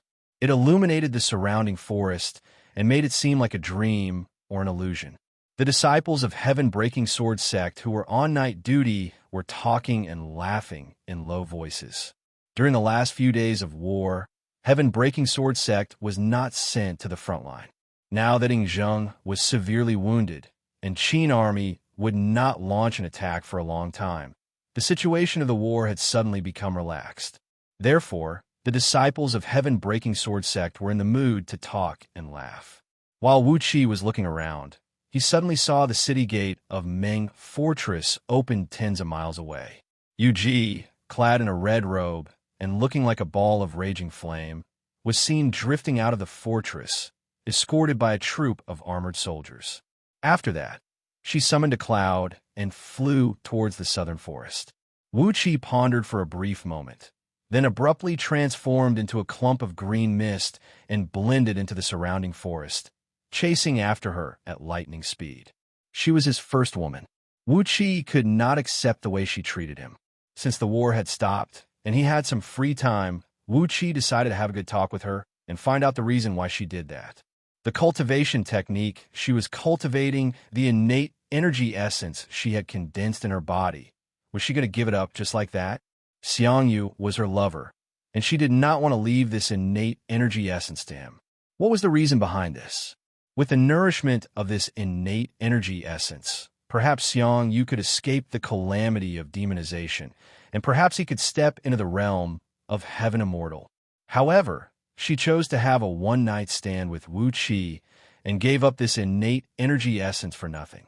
If not because Wu Qi was cultivating with a rare innate cultivation technique, this innate energy essence would have been completely wasted. The celestial technique of goddess Xian, cultivated by Yu Ji, was a profound and unpredictable one. Not only could her fleshly body defend against blades and swords, she was also unafraid of water and fire, and the speed of her cloud was extremely fast. There was a troop of about 1,000 armored soldiers escorting Yu Ji. Beneath their feet were some jade talismans, which could increase their flying speed. However, even with the help of the talismans, and their cultivation base was not low, they were still left far behind by Yu Ji after flying for tens of miles. In just a blink of an eye, They could no longer catch up with her. No matter how impatient these armored soldiers were and how they burned their blood essence to keep flying, Yuji's flying speed was simply too fast. How could they possibly catch up with her? Yuji's speed was frighteningly fast. Even with Wuxi's current innate would escape art, he was still far from being able to catch up with her. The celestial technique of Goddess Xian was an extremely profound, ancient divine ability. Her cultivation base was also much higher than Wuxi's, as she was an expert who had stepped into the realm of nascent divinity. Therefore, after flying for tens of miles, she had also left Wuxi far behind. Fortunately, there were all kinds of mystic techniques in Scroll of Stealing. Wuxi clenched his teeth and made up his mind. He simply exercised the mystic technique of burning his blood, which he could only use when he was fleeing for his life. His speed increased by 10 times, and only then did he barely manage to catch up with Yuji's cloud. Sensing the rapid burning of blood essence in his body, Wuxi could not help but have an urge to cry, but no tears would come out. During the day, in order to lure Ying Zheng into the trap, he was severely wounded by the flying swords, and he had yet to receive the reward promised by Yin Dan and Chu Ping. Now, in the middle of the night, in order to chase after Yuji, he had to burn his blood essence and risk his life. If not for the fact that the chariot of 8 horses was too magnificent and would attract too much attention in the middle of the night, Wuxi would have activated the chariot and used it as his mode of transportation. After chasing after her for several tens of thousands of miles, when Wuxi was so tired that he nearly threw up blood, Yuji suddenly stopped the cloud and turned into the side of a lofty mountain. At the foot of this lofty mountain, several thousand elite soldiers were seen flying the banner of Xiang. On the side of the mountain, there was a huge cave entrance from which a great amount of murderous blood aura was spraying out. Wuxi panted for a while outside the cave entrance, swallowed a few drops of dragon blood essence to replenish his energy, and swallowed 2 demon cores to replenish his energy. Only then did he carefully exercise the escape art of innate earth element and sneak into the cave. The cave was heavily guarded as well. From the entrance all the way to the bottom of the cave, all the way was guarded by elite soldiers of Xiang clan, clad in heavy armors and shrouded in roiling fiend energies. These elite soldiers were much stronger than those elite soldiers of Xiang clan outside the cave. Basically, all these elite soldiers he met along the way had formed fiend pearls in their bodies, and their cultivation base was comparable to nascent soul cultivators. After traveling along the long cave for a while, Wuxi came to the end of the cave. It was a cave about 1 mile in circumference, and right in the middle of the cave was a huge pit dug out by human hands.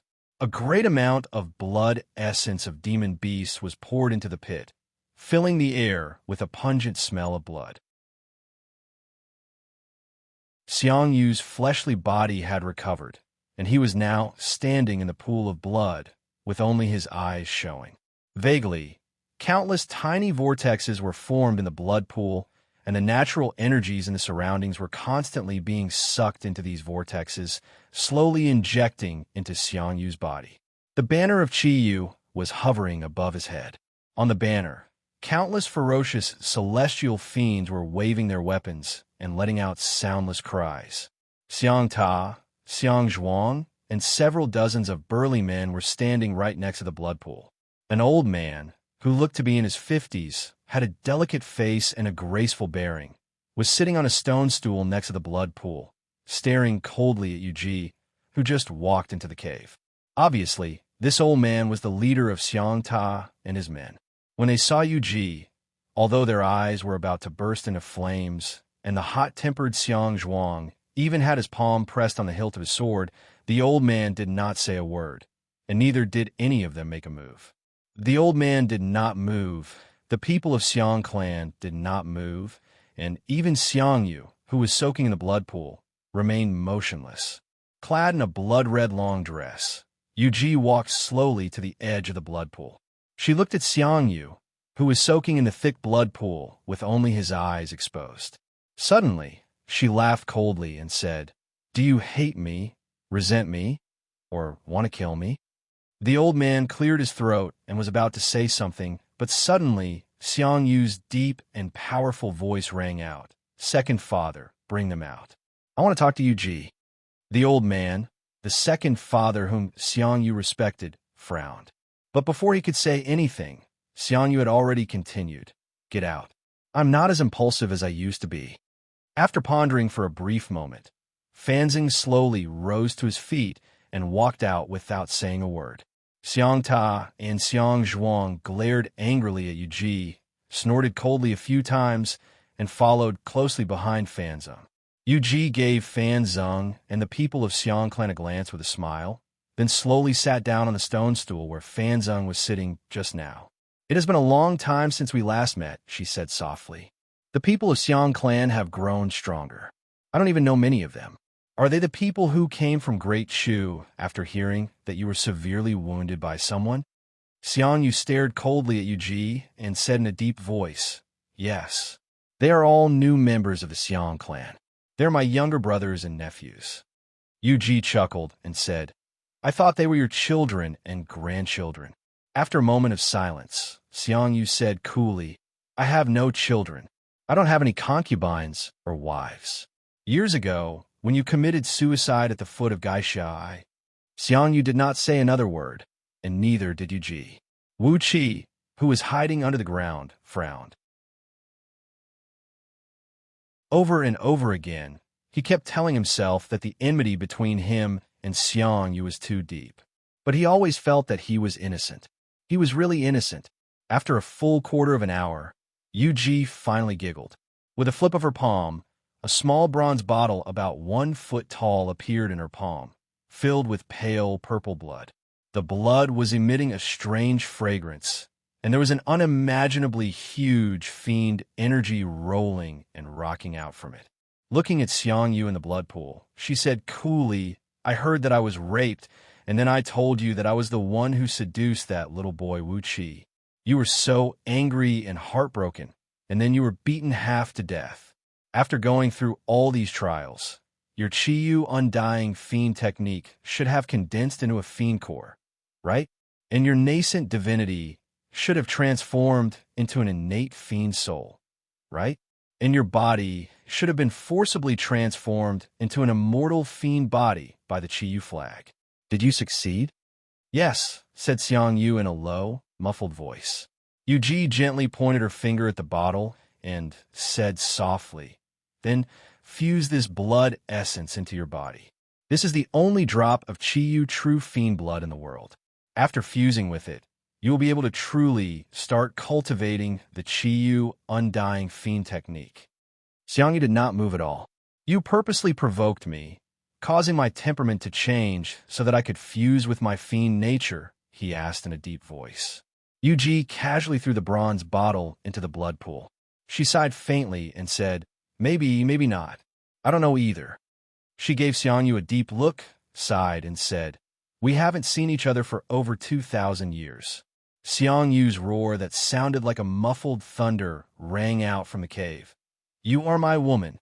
That little thief, I will spend the rest of my life to kill him.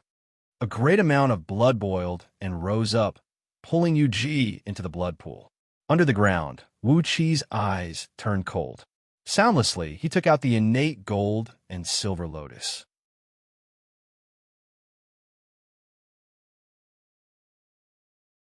Chapter 266. In the blood pool, Yuji and Xiangyu were floating face to face in the sticky blood. Half of their bodies were above the surface of the pool, and the sticky blood kept slipping down their skin. Xiangyu's deep eyes were fixed on Yuji. His eyes were filled with passion and madness. It was a kind of madness that would destroy himself and all other living beings. It was a kind of paranoid madness. In comparison, Yuji's gaze was as cold as water, empty and without the slightest hint of emotion, as if she was a hollow puppet. Facing Xiangyu's aggressive and fanatical gaze, Yuji suddenly giggled. With a gentle crooking of her finger, she pulled the small bronze bottle out from the blood pool, then slowly poured Chiyo's blood essence, which was emitting a strange fragrance, onto Xiangyu's head. It was exactly a drop of blood essence, the size of an ordinary human head. It was crystal clear and its surface was glowing with the unique luster of a gemstone. Vaguely, there were millions of illusions of celestial fiends inside it. These celestial fiends had beast heads and human bodies, their faces ferocious and ferocious. Clad in heavy armors and holding sharp weapons, they were fighting and killing each other amidst the misty clouds. Xiangyu's body was like a dried desert, quickly absorbing the drop of Chiyo's blood essence into his body. Faint sounds of muscles tearing and bones breaking could be heard coming from his body, while a faint layer of red glow covered the surface of his skin. The banner of Chiyu fluttered faintly, resonating with the red glow on Xiangyu's body. Suddenly, the muffled sound of Xiangyu's heartbeat rang out in the cave, causing the entire mountain to shake. Wisps of blood-red flame burst out from every pore on Xiangyu's body, and his long hair turned blood-red as well, swaying behind his head like a ball of raging fire. Gradually, Xiangyu's body turned translucent, and a large amount of dark smoke rose from it. At the same time, a huge amount of natural energy rushed into his body. Under the control of some strange force, the purest part of the natural energy gradually formed his new body, while the rest of the impure parts were burned into black smoke by the blood-red flame and quickly dissipated into the air. With a threatening flame bursting from his eyes, Xiangyu stared at Yuji and cried out, "Tell me, why did you do such a thing? Don't shirk the responsibility with words.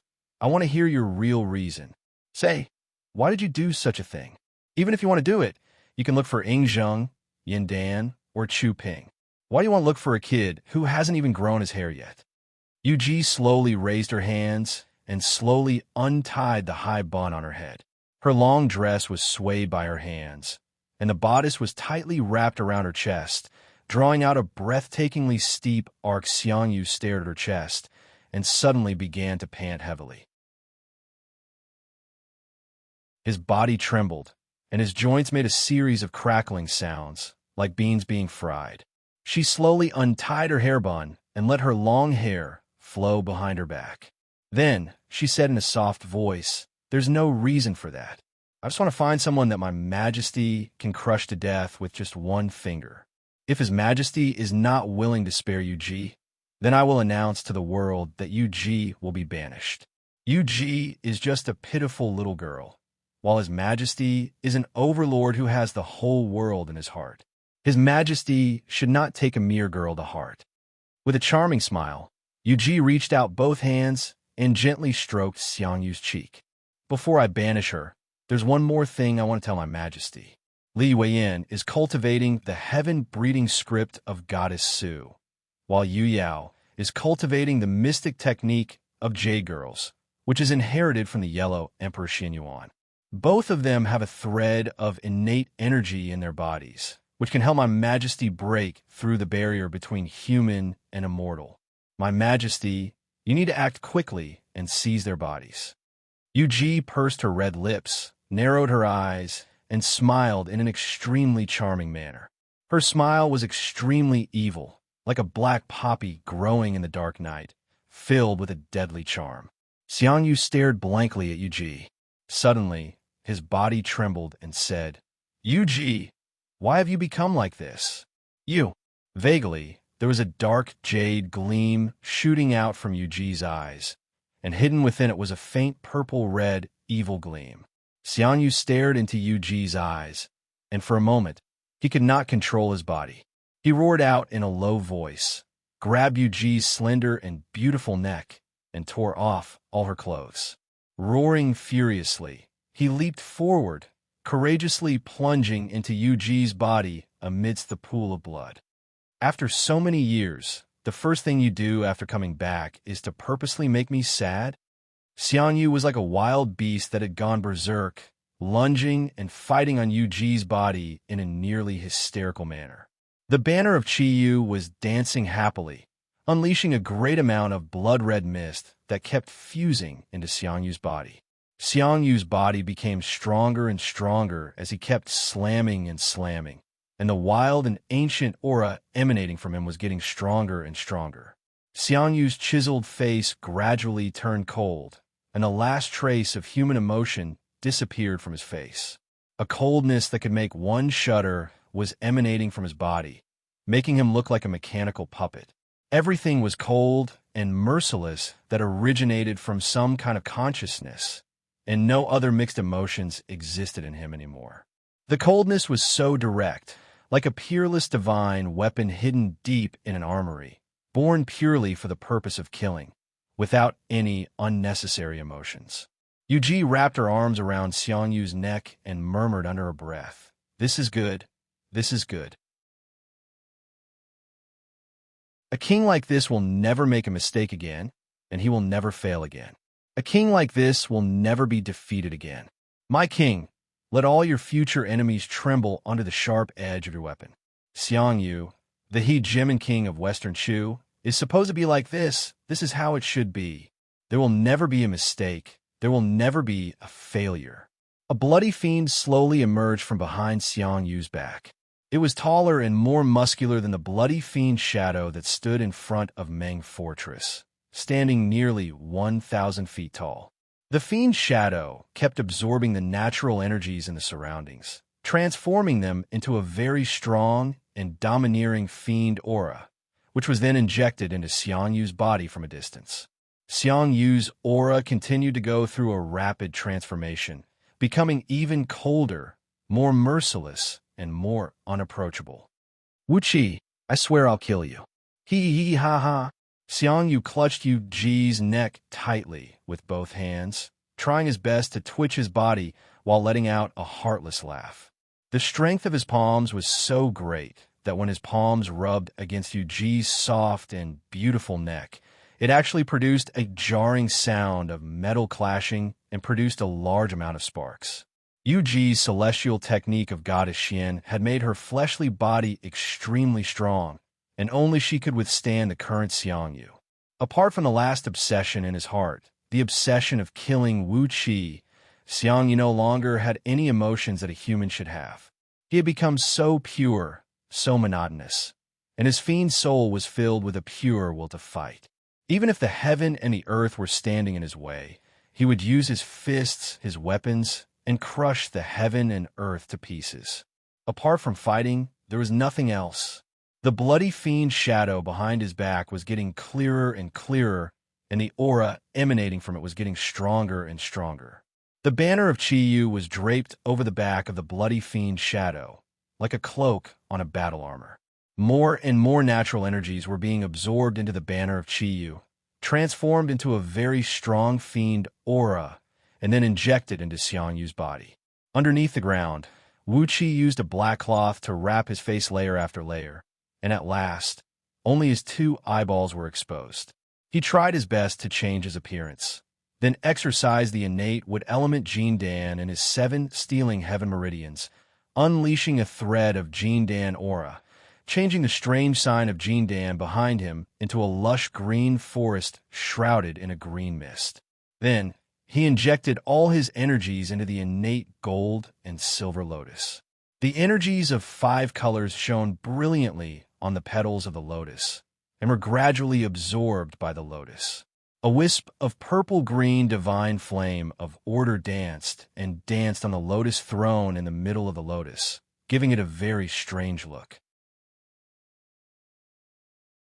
From the Black Dragon Spirit Ring, Wuqi found a demon core with a unique smell, carefully extracted a tiny bit of innate core liquid from it, and carefully dripped it onto the front of his shirt. Using the aura of the demon core, Wuqi covered up the body odor that might have been left on his body. After he was done, he just needed to tear off the front of his shirt and throw it away, and no one would be able to trace him with the smell of the innate core liquid. After doing all this, Wuqi slowly floated up from the ground. Just when Xiangyu was sprinting and lashing Yuji with all his might, Wuqi raised his hand, and the silver lotus spun and shot out at an incredible speed, enveloping both Xiangyu and Yuji within it. Layers upon layers of lotus petals shot out like millions upon millions of blades, thrusting towards both of them at an incredible speed. The blades spun and shone blindingly, as 360 grand white spatial breaching pearls of innate energies soundlessly pierced through the void, vibrating at a very high frequency, as they shot towards all the vital parts of Xiangyu's body. Right at this critical moment, Xiangyu suddenly stopped all his movements. After that, his body tensed up as he wrapped his arms around Yu Ji's body, shielding her behind his back. Countless lotus petals spun and cut his body at an incredible speed, causing a large amount of blood to splash out. In just a blink of an eye, Xiangyu's body was riddled with countless wounds. The incredibly sharp silver lotus was not something that his current undying fiend body could withstand. Meanwhile, the 360 grand white spatial breaching pearls of innate energies pierced into his body, bringing up a large amount of blood and opening up countless holes of different sizes on his skin. Xiangyu roared furiously with extreme pain. Suddenly, he cried out with a stern voice, "Who are you, scoundrel? How dare you sneak attack me? Kill!" Then, he let out a furious roar, followed by a strong killing intent that seemed to have taken a corporeal form. The threat of nascent divinity, formed by Wuxia with the help of the heavenly thunder, trembled and was nearly shattered into pieces by Xiangyu's loud roar.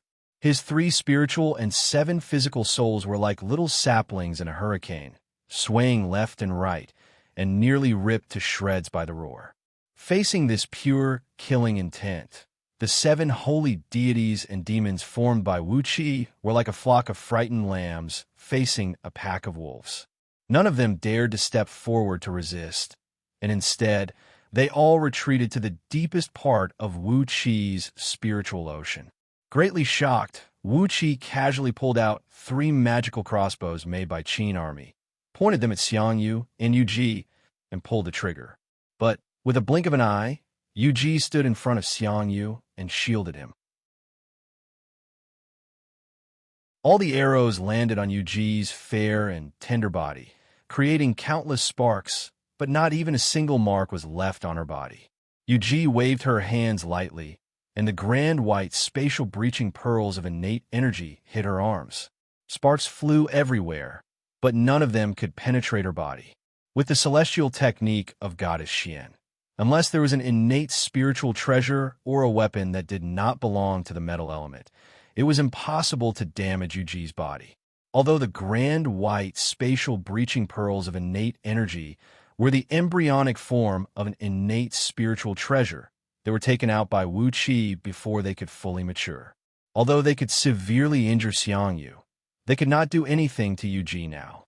While Wuxia was hesitating about what method he should use to give Xiangyu another fierce blow, a wave of fiend aura came crashing down from above, blotting the sky and blotting the earth. The banner of Qiyu was waved by the blood-red fiend, smashing down like a huge iron plate. Without hesitation, Wuxia unleashed the chariot of 8 horses. It transformed into a dazzling 5-colored ray, wrapped around Wuxia, and dashed out of the cave abode, covering a distance of several tens of thousands of miles in just a blink of an eye. The speed of the chariot of 8 horses was frighteningly fast. Before Yu Ji and Xiang, you could see what the 5-colored ray looked like. Wuxia had already disappeared without a trace. On a lone peak several tens of thousands of miles away, Wuxia suddenly stopped the chariot of 8 horses and revealed himself. With Yu Ji's help, Xiangyu is no different from a tiger with a pair of wings. Frowning, Wuxia sighed and said, "His woman tried to seduce me, but he swore to kill me. Now, both of them are working together. Who did I offend?"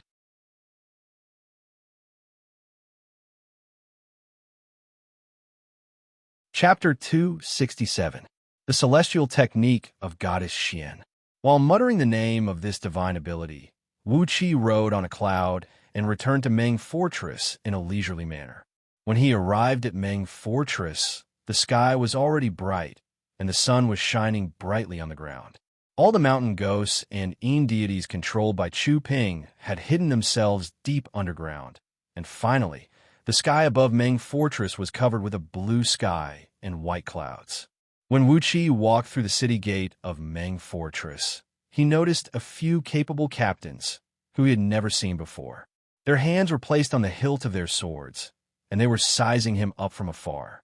The facial features of these captains were very different from the people of Great Yin Dynasty. Their brows and nose bridge were much taller, and their bodies were taller and taller, but they looked rather skinny, which was similar to Baiqi, Wang Jian, and a few others. Wuqi recalled that these few captains were the spies planted by Lu Buwei and Qin army, and they were the ones who reported back that everything was normal, leading Ying Zheng into the deadly ambush.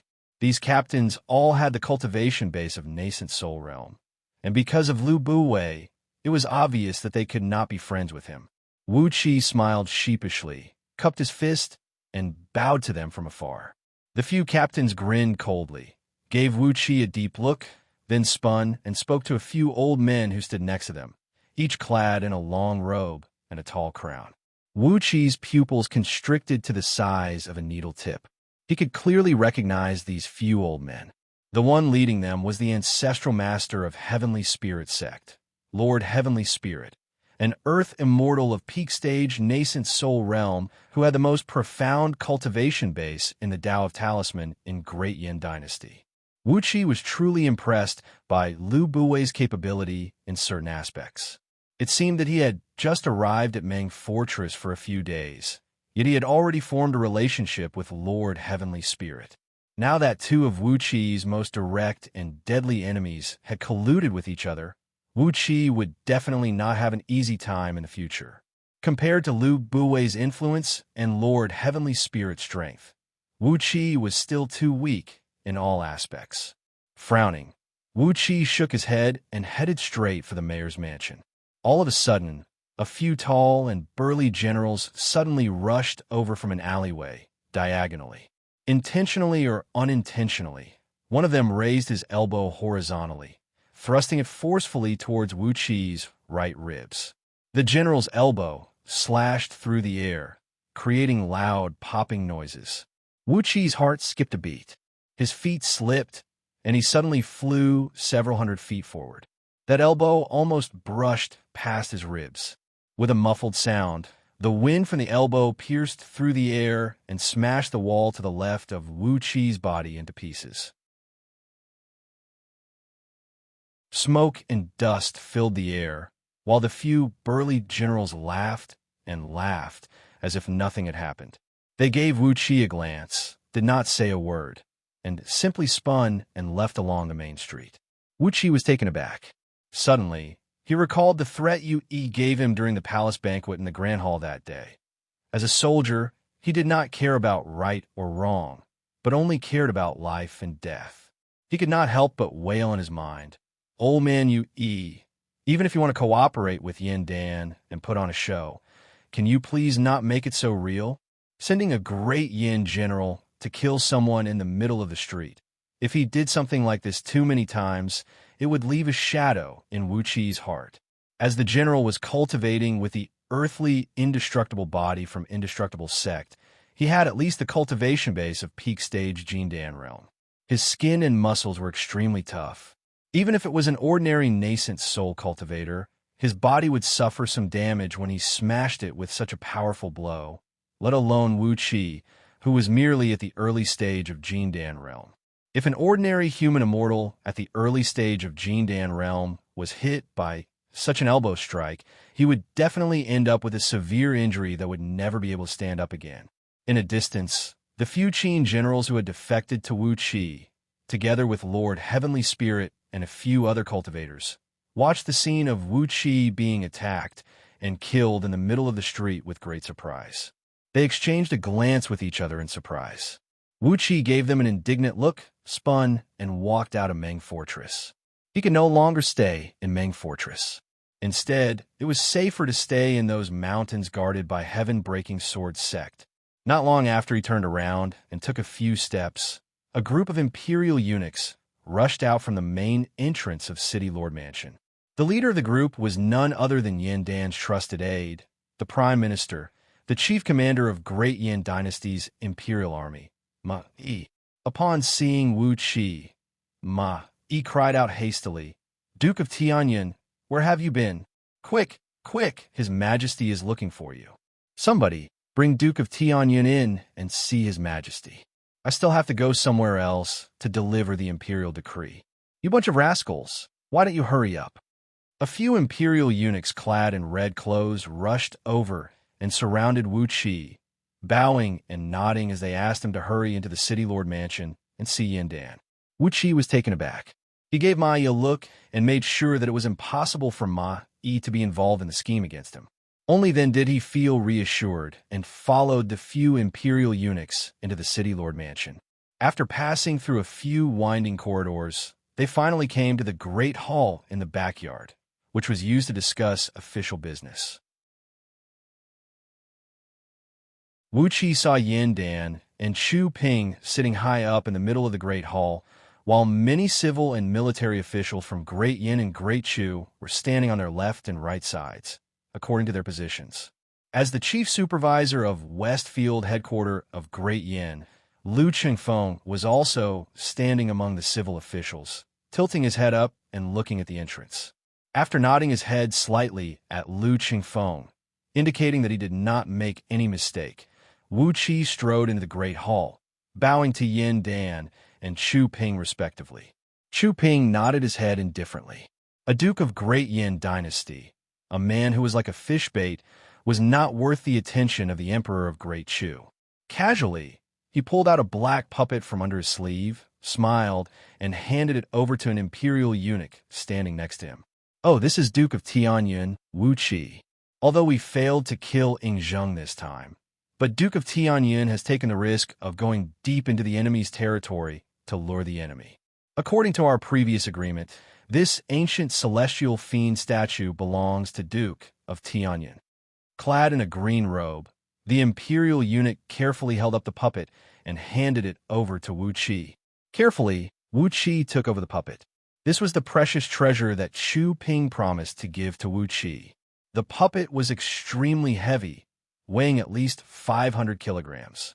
If not for Wu Qi's solid foundation and the fact that he had cultivated the dragon transformation script, which gave him a good tempering of his fleshly body, it would be a little strenuous for him to hold this puppet in his hand.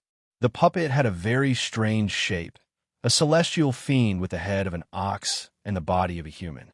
It was clad in a heavy armor, holding a large double-edged axe in its hand, and emanating an immense cold air from its body.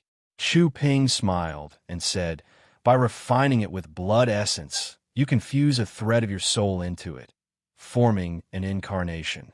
If one's cultivation base is sufficient, the strongest version of this celestial fiend statue can be a heaven immortal with the same cultivation base as the real one." This celestial fiend statue is something that Chu Ping found by accident in an ancient cave abode. "It is just a small toy, so I'll give it to Duke of Tianyun to protect himself." Apparently, not only Chu Ping, even the other ministers and generals of Great Chu did not take this celestial fiend statue seriously. Firstly, it was possible that Great Chu had quite a number of celestial fiend statues like this. Secondly, Great Chu had countless powerful ghosts and deities, and a mere celestial fiend statue that looked like a clone was not worth their attention at all. Although this treasure was a good treasure, it required a part of one's soul to control it, which would unknowingly weaken the soul power of the real body. For cultivators below the realm of Heaven Immortal, they would only complain that their cultivation base was not strong enough, fearing that their nascent divinity and soul were not stable enough. So, why would they split their soul to refine an external object like this? To have a myriad of clones and incarnations. This was a trick that only a true Heaven Immortal would be interested in playing. It was indeed a precious treasure, but it was a precious treasure that was of little value.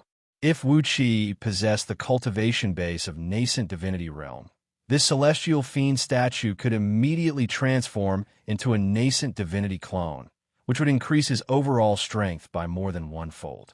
However, if an early-stage Jindan cultivator was asked to refine this celestial fiend statue, even if he had several dozens of celestial fiend statues or several dozens of Jindan cultivators, what would be the use? An earth immortal of nascent soul realm could still kill him with just one palm strike. Furthermore, in order to refine this celestial fiend statue, the blood essence and soul consumed would be more than enough to delay the progress of a Jindan cultivator's cultivation base by a few times. However, Wuxia did not see it the same way. It was easy for him to obtain blood essence and soul, so he did not take them seriously. The celestial fiend statue looked ancient and heavy, and it contained a strange gleam. It should be a pretty good treasure. Furthermore, a treasure that could allow one's soul to transform into a clone was of great value to Wuxia. In the future, he would no longer need to worry about being unable to split himself into two. Together with the various strange mystic techniques he learned from Scroll of Stealing, it would be much easier for him to move around. Holding the celestial fiend statue tightly with both hands, Wuxia thanked Chu Ping without hesitation. This treasure did suit his taste, as the celestial fiend statue did suit Wuxia's taste. When Wuxia thanked Chu Ping, his expression was very sincere. On the contrary, Chu Ping felt a little embarrassed because of Wuxia. He gave Wuxia a look, then turned to look at Yandan. Suddenly, he burst into a loud laughter and said, forget it, Chu Ping is too stingy. He reached his hand into his sleeve and fumbled for a while, then pulled out another 17 tiny celestial fiend statues that looked exactly the same and gave them to the servant standing next to him. He threw his head back and laughed. Chu Ping has been holding these ancient celestial fiend statues in his hand for a very long time, but I still have no idea how he made them. I'll give all of them to Duke of Tianyan. Chu Ping can only focus on his cultivation, and I'm too lazy to touch these mere worldly possessions. 17 heavy, celestial fiend statues fell into Wuxia's hand, which happened to form 18 different weapons, including blades, spears, swords, halberds, axes, whips, and spears. Wuxia was struck with great joy. Without hesitation, he thanked Chu Ping solemnly once again, then shoved all 18 tiny fiend puppets into the black dragon spirit ring. After a brief moment of pondering, Wuxia was about to report to Yandan about the cultivation techniques he obtained from Xianxia, but the fat Lu Buwei had already swaggered into the hall from the outside, nodding his head at Yandan and Chu Ping in a carefree manner. Yandan rose to his feet hastily, smiled at Lu Buwei and said, "Teacher is here. What can I do for you?" Lu Buwei gave Wuxia a cold gaze, then said coolly, "The teleportation formations leading to the other dynasties have been constructed. The emissary of Great Wei is waiting outside. Great Wei is now at war with Great Zhao. In my opinion, no matter how many benefits we can get from Great Wei, we must not let them go." Wuxia shut his mouth and retreated to the row of Great Yan's civil and military officials. He gave Lu Buwei a deep look, relying on the heavenly ghost grand magic cultivated by him. This old fellow had traveled all over the world and established Wei merchant in all the dynasties. Now, with his power, he had quickly constructed the teleportation formations leading to the other dynasties. Surprisingly, the emissary of Great Wei had arrived at this delicate juncture. Chu Ping laughed, then asked softly, "May I know who is the emissary of Great Wei?" Lu Buwei cleared his throat and said with a dry voice, "He can be considered as an old acquaintance of ours. Duke Longyang is now the governor of Great Wei's imperial politics." Wuxia's ankle twisted, and he nearly fell to the ground.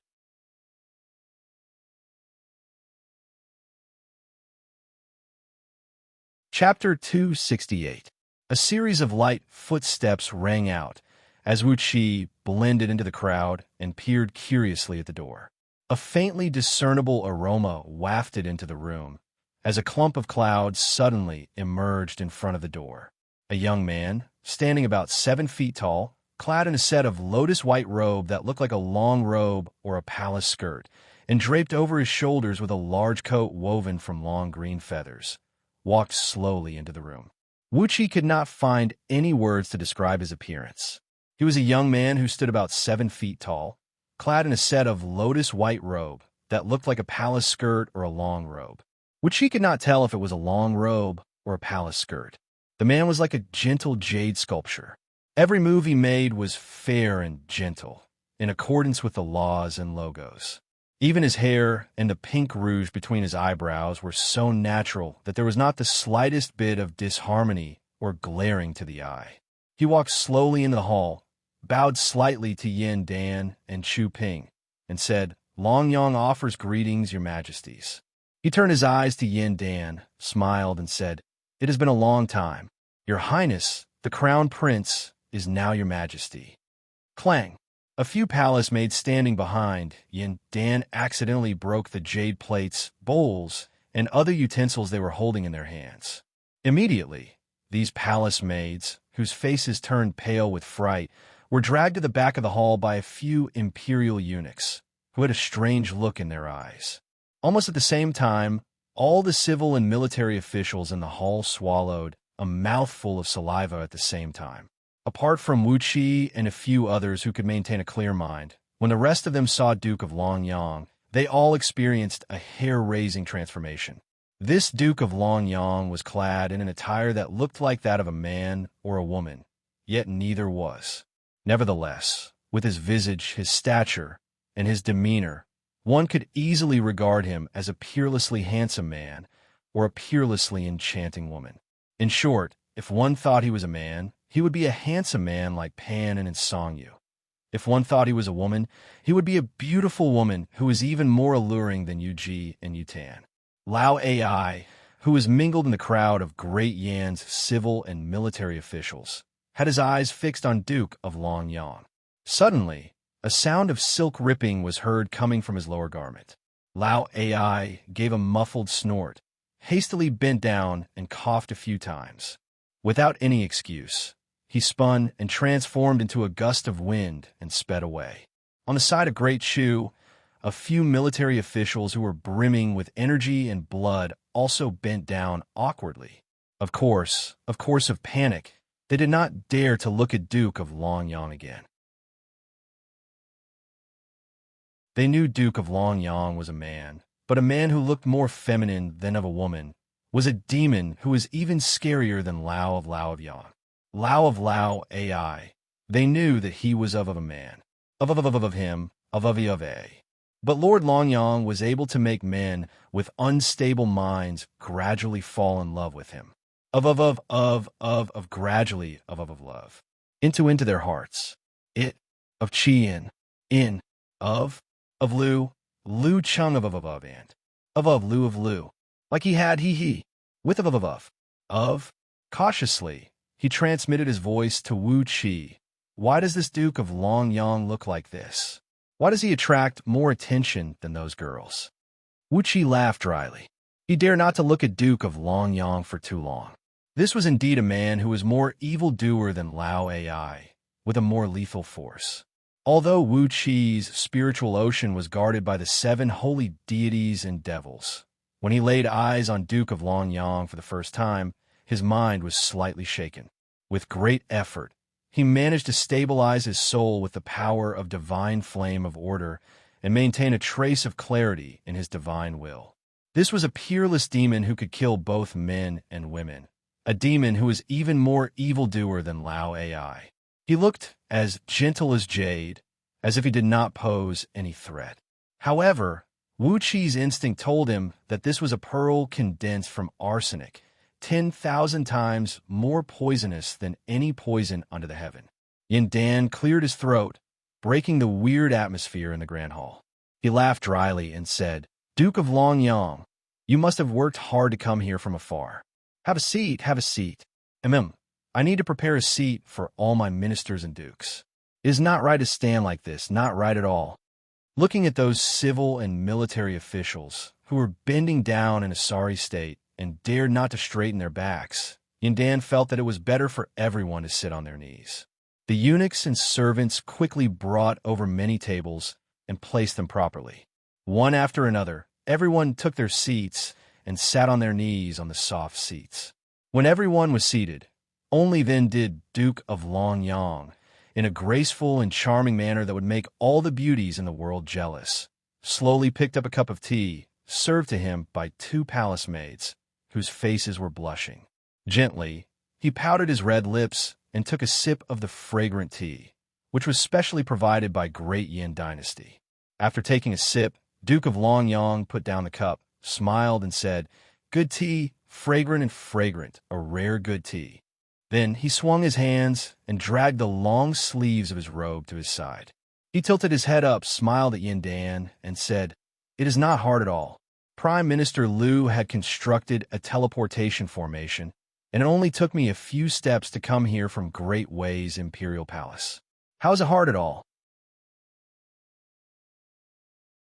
Once again, Duke of Longyang's flirtatious gesture made all the people in the Grand Hall fall into a trance.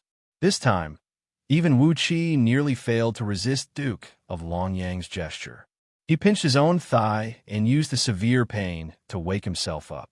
Meanwhile, Lu Qingfeng, who stood right next to him, took out a small awl, stabbed it into his thigh, and gave it a hard stir. Only then did he manage to keep his mind clear. On the other hand, over 70% of the civilian and military officials in the Grand Hall had their eyes fixed on Duke of Longyang, greedily looking as if they wished they could swallow him with a single gulp of water. Fortunately, he was an emissary from Great Wei Dynasty. If it were an ordinary man, perhaps he would have long been abducted back to some mansion, and in Great Yin or Great Chu, the wives and concubines of some high officials and nobles would be bitterly disappointed when they found out that their husbands no longer had any interest in them.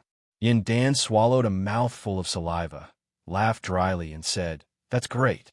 I wonder what is the purpose of Duke of Longyang's visit to Great Yin and Great Chu."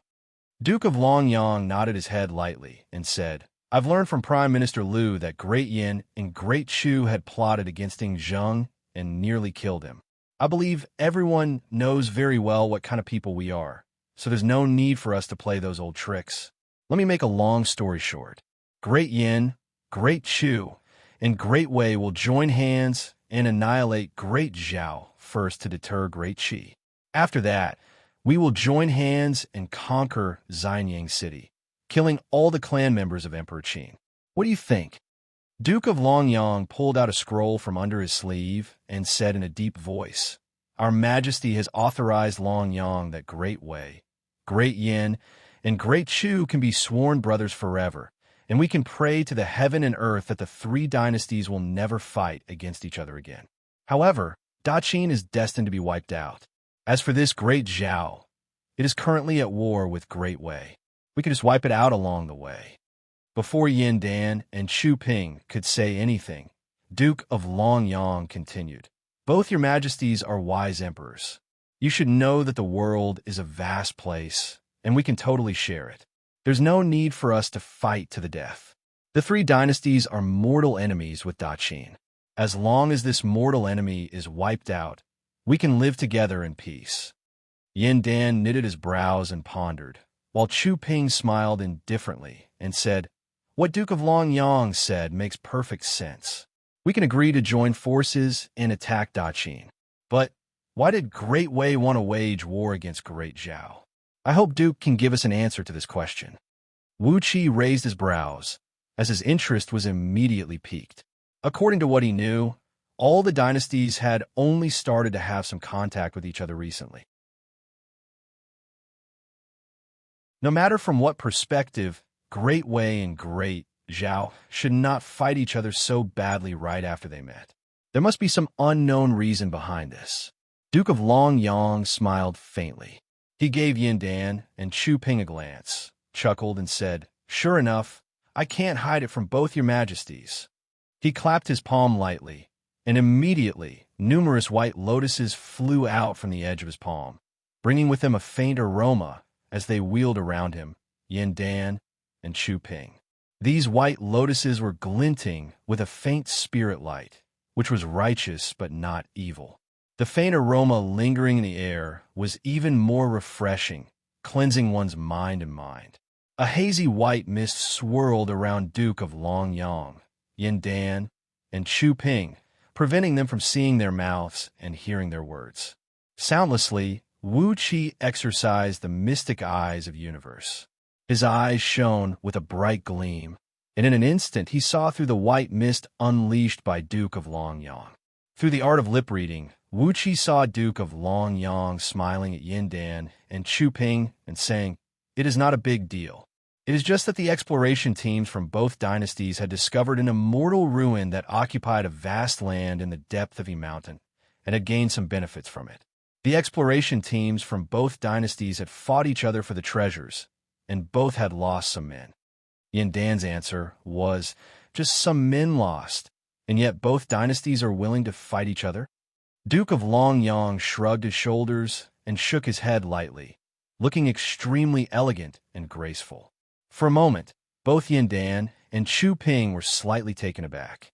Duke of Longyang continued, however, among those who were lost, there are 3 princes from Great Wei, and 4 princes and 7 grandsons from Great Zhao.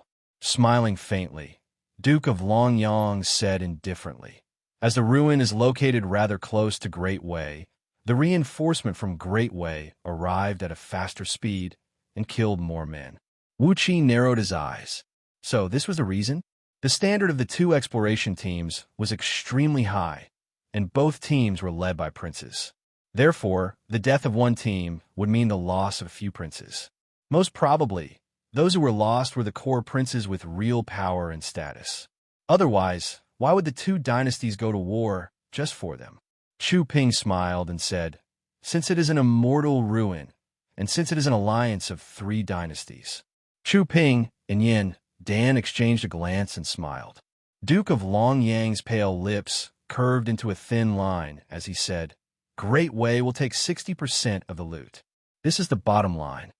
When Yin Dan and Chu Ping heard that it was an immortal ruin and it occupied a vast area, how could they possibly give away so much of the great loot?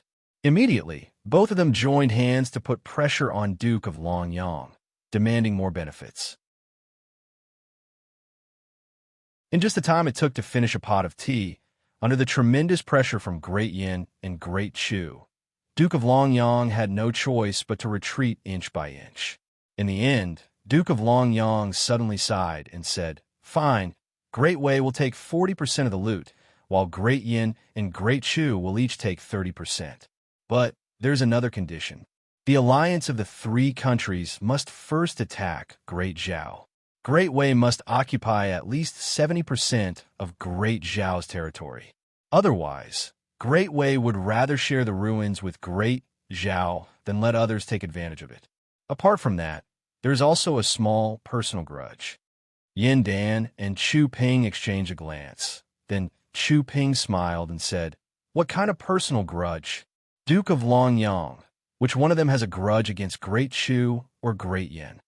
Duke of Longyang smiled faintly. Suddenly, he dispersed the white mist and white lotus, rose to his feet, pointed his finger at Wuxia and cried out, Little Wuxia, do you dare to fight a life-and-death duel with my swordsman? You are a good boy, so don't act like a little girl. If you can kill my swordsman, I'll never trouble you again in the future. Wuxia was struck dumb, while Yin Dan and Chu Ping were taken aback. Wuxia pointed his finger at his own nose and asked, Me? What? My lord, I think you have mistaken me for someone else? Duke of Longyang gave him a charming smile, shook his head and said, It is you, Wuxia. Someone has offered me a sky-high price, begging me to kill you. Almost instinctively, Wuxia turned to look at Lu Buwei, who sat at the head of all Great Yan's ministers.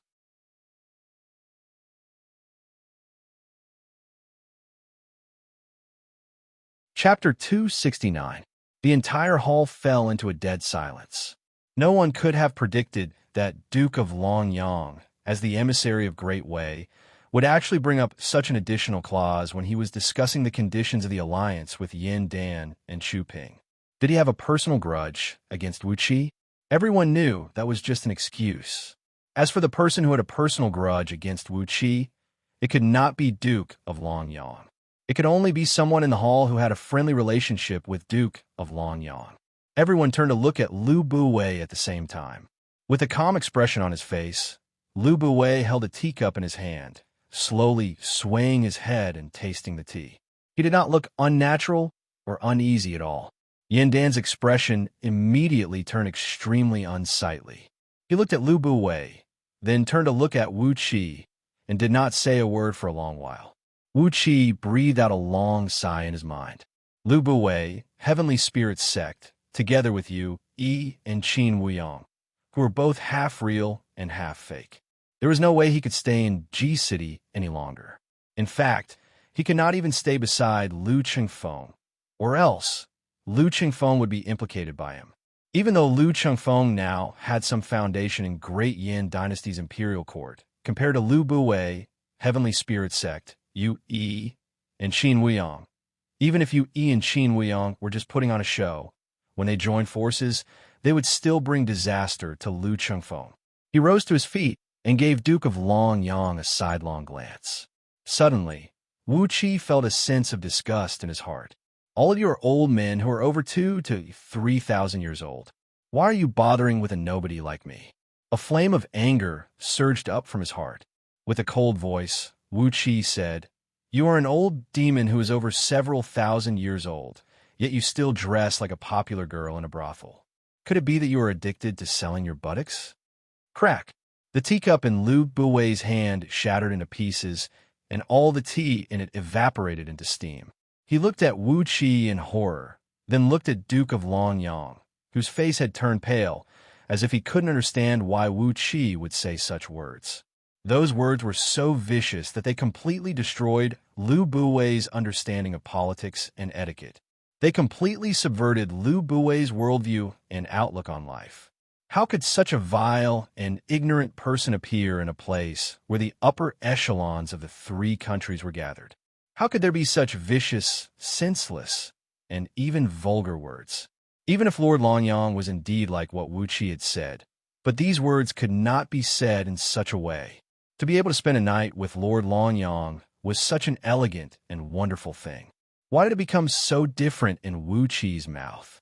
With a gloomy face, Wuxia no longer looked at Duke of Longyang, who had turned pale and walked straight up to Yin Dan and bowed. "Your Majesty, I, Wuxia, have a request," Wuxia said coldly. "Later, after I kill all the disciples of Duke of Longyang, Wuxia, please go to the shore of the great Eastern Ocean and build a kingdom. I will use the fiefdom under Wuqi's name to exchange for the support of Great Yin Dynasty in building my kingdom." With Lu Buwei and his men staying in Ji City, Wuqi's future situation would become more and more awkward. On top of that, there was also Yu Xianxia in Ji City, who was obsessed with Wuqi's masculinity. No matter how one looked at it, Ji City had become a land of troubles. Instead of being constantly attacked there, it would be better for him to take the initiative and leave the land of Great Yin Dynasty.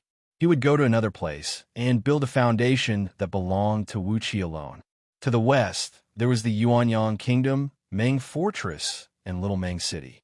In the future, if Wuxia could build a new vassal kingdom in the east, together with Yi Zishuan's Purple Leaf City and the power of heaven-breaking sword sect behind Yi Zishuan. With the combined strength of these few parties, Wuxia would have the power to protect himself. In Ji City, if one wanted to raise a private army, he would have to borrow the name of the #1 martial club under the heaven. But in his own land, it was natural to raise as many private soldiers as he wanted. As long as Wuxia could afford it, he would have the money to raise a private army. As for the source of income, although the shore of the Great Eastern Ocean was dangerous, there was the Longbow Kingdom and the Kingdom of Feathermen there. The warriors of the Longbow Kingdom could be captured and tamed, then added to the Heavenly 100-Spirit Warring Formation.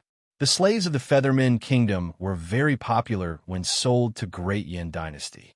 The Great Eastern Ocean also produced all kinds of precious pearls, as well as all kinds of strange and rare materials. Wuxia planned to let Hai Yun Tian build his own private chamber of commerce in the Market of Four Seas, which specialized in selling all kinds of precious treasures produced by the Great Eastern Ocean. Wuxia also had a complete set of plans in his mind. He was almost confident that he could completely monopolize all kinds of product from the Great Eastern Ocean. What a monopoly could bring was a high profit. What high profit could bring was an endless amount of money. With money, he would be able to raise an army, and with enough soldiers, he would be able to find cultivators with sufficient latent potential and slowly grow his own strength. He had to leave Ji City as soon as possible. If he stayed in Ji City, he could only be beaten passively. Although it seemed risky to leave G City with the endless trump cards he had, as long as he was not attacked by 2 or more nascent divinity cultivators, he would not be afraid of anyone, as long as he was not attacked by 2 or more nascent divinity cultivators. Therefore, Wuxia bowed deeply to Yin Dan and said, I, Wuxia, am willing to request for the support of the imperial court by using my fief and city in exchange for the support of the imperial court. I, Wuxia, will bring a group of people to the shore of the great Eastern Ocean and choose a place to build a city and establish a kingdom, expanding the territory of Great Yin Dynasty. From the corner of his eyes, Yin Dan glanced over at Lu Buwei, who was sitting straight and motionless. He had already made up his mind. With a deep voice, he said, Approved. As long as you can defeat the disciples of Duke of Longyang, you will immediately pack up your things and go to the Great Eastern Ocean. Your fief in Great Yin Dynasty will still be yours. I will give you a generous allowance and help you build your city smoothly. Because of your contribution this time, I have promised to confer you the title of Duke of Great Yin Dynasty with purple jade ribbon. This is the highest title of Duke in Great Yin Dynasty. Wuxia sighed lightly. Looking at Yin Dan's expression between himself and Lu Buwei, Wuxia had completely sided with Lu Buwei. However, Wuxia felt that if he were Yin Dan, he would also make the same choice. The resources in Lu Buwei's hands were much more than Wuxia's, and the help he could provide to Great Yin was much greater. At least, with the power of Wei Merchant, Great Yin had planted countless spies in all the kingdoms, while the infiltration of other kingdoms into Great Yin was still like a piece of blank paper. The strategic power that Lu Buwei represented was too strong, and what could he, Wuxia, have? Fortunately, I have never shown any loyalty to Great Yin, to Yin Dan. Wuxia was laughing in his mind. Fortunately, he never had a good impression of Yin Dan and Great Yin. He was only curious about Jing Ke, and he was the only one who had a good impression of him. Once again, Wuxia bowed to Yin Dan, then said in a deep voice, If that's the case, I'll be so bold as to ask your majesty to support Wuxia with 200,000 mighty soldiers and 50 million people to help Wuxia build his city on the shore of the Great Eastern Ocean. As for the 200,000 mighty soldiers, I'll choose them myself, and all their family members will be brought there by me. All of them will have to swear their loyalty to me. As for the 50 million people, I'll let you choose them from all the vassal kingdoms under the heaven. As for the provisions, materials, all kinds of armaments, magical items, talismans, etc., I hope your majesty can give me a generous subsidy. Best if it can support the needs of my city's development for 100 years. All the ministers of Great Shu did not say a word. This was Great Yin's business. Meanwhile, all the civil and military officials of Great Yin cried out in surprise. Suddenly, Lu Buwei burst into a loud laughter and said, Duke of Tianyun, what you said is absurd. I've studied the history of Great Yan's imperial court, and I know that any minister who leads his people to build a new city in a faraway place has at most 1 million people under his command, and he doesn't have any soldiers accompanying him. At most, he only has several thousand personal guards sent by his clan. What makes Duke of Tianyun so bold to make such a request? Slamming the table in front of him, Lu Buwei cried out in a deep voice. Just because of a single word from Duke of Tianyun, 50 million innocent people have abandoned their homes and gone to the shore of the Great Eastern Ocean, a desolate and dangerous place to struggle for survival. Duke of Tianyun, do you know that the heaven has the virtue of cherishing every living thing? Don't you think your reckless action is going against the heaven's law and human relations? Duke of Tianyun, you have made 50 million innocent people risk their lives and follow Duke of Tianyun to build a new city. Duke of Tianyun, you have a very cruel heart. Wuxia gave Lu Buwei a cold glance and said, These 50 million people are just the first batch of people. In the future, I will ask your majesty to provide more assistance to Wuxia. Perhaps Wuxia is going to transfer over 100 million people from other vassal kingdoms and make them belong to Wuxia's newly built city. Wuxia's words shocked everyone in the hall. It was not rare for Great Yin to build a new city and open up a new territory. Many exiled sons of noble clans would bring their own people and guards to open up their own base of operations. But, just as Lu Buwei said, even the sons of concubines from those great clans could only bring a maximum of 1 million people to build a new city. On the other hand, for those unlucky sons of concubines from small clans, some of them would even bring a few thousand people and leave their clans to build their own territory in the future. But here, Wuxia had asked for 50 million people for the first batch of people, and also asked Great Yin to dispatch 200,000 mighty soldiers to follow his orders. This was simply an exorbitant demand, treating Yin Dan as a sucker. 50 million people and 200,000 mighty soldiers, and this was just the first batch of manpower. How many more reinforcements would he need in the future? There were also all kinds of supplies, such as provisions, money, and many other things. The cost of 100 years of development was an astronomical figure. Great Yin Dynasty could afford this amount of manpower and resources, but why would they give it to Wuxia? Under the watchful eyes of all the people, Wuxia fished out one scripture after another from Zhang Yi's storage ring, each glinting with blinding runes. There was a total of over 400 different scriptures piled up before Wuxia by Chi-Chi. With a deep voice, Wuxia said, "I was lucky. Wanying Dragon King had severely wounded Zhang Yi, an important minister of Daqin.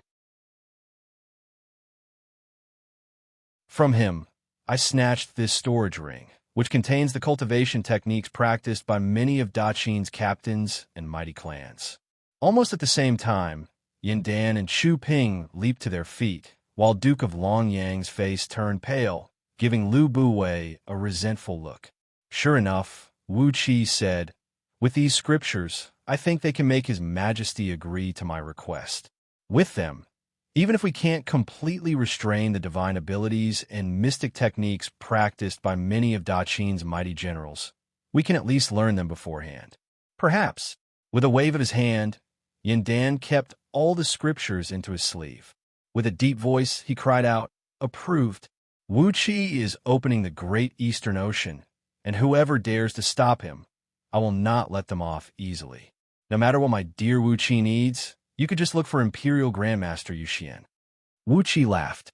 Looking for Imperial Grandmaster Yuxian to handle this? This was tantamount to opening a big hole in the national treasury of Great Yin Dynasty. With a pleasant smile on his face, Wuxia rose to his feet and looked at Duke of Longyang with a cold face. "Miss Emissary, where are your swordsmen?" Once again, everyone's face fell.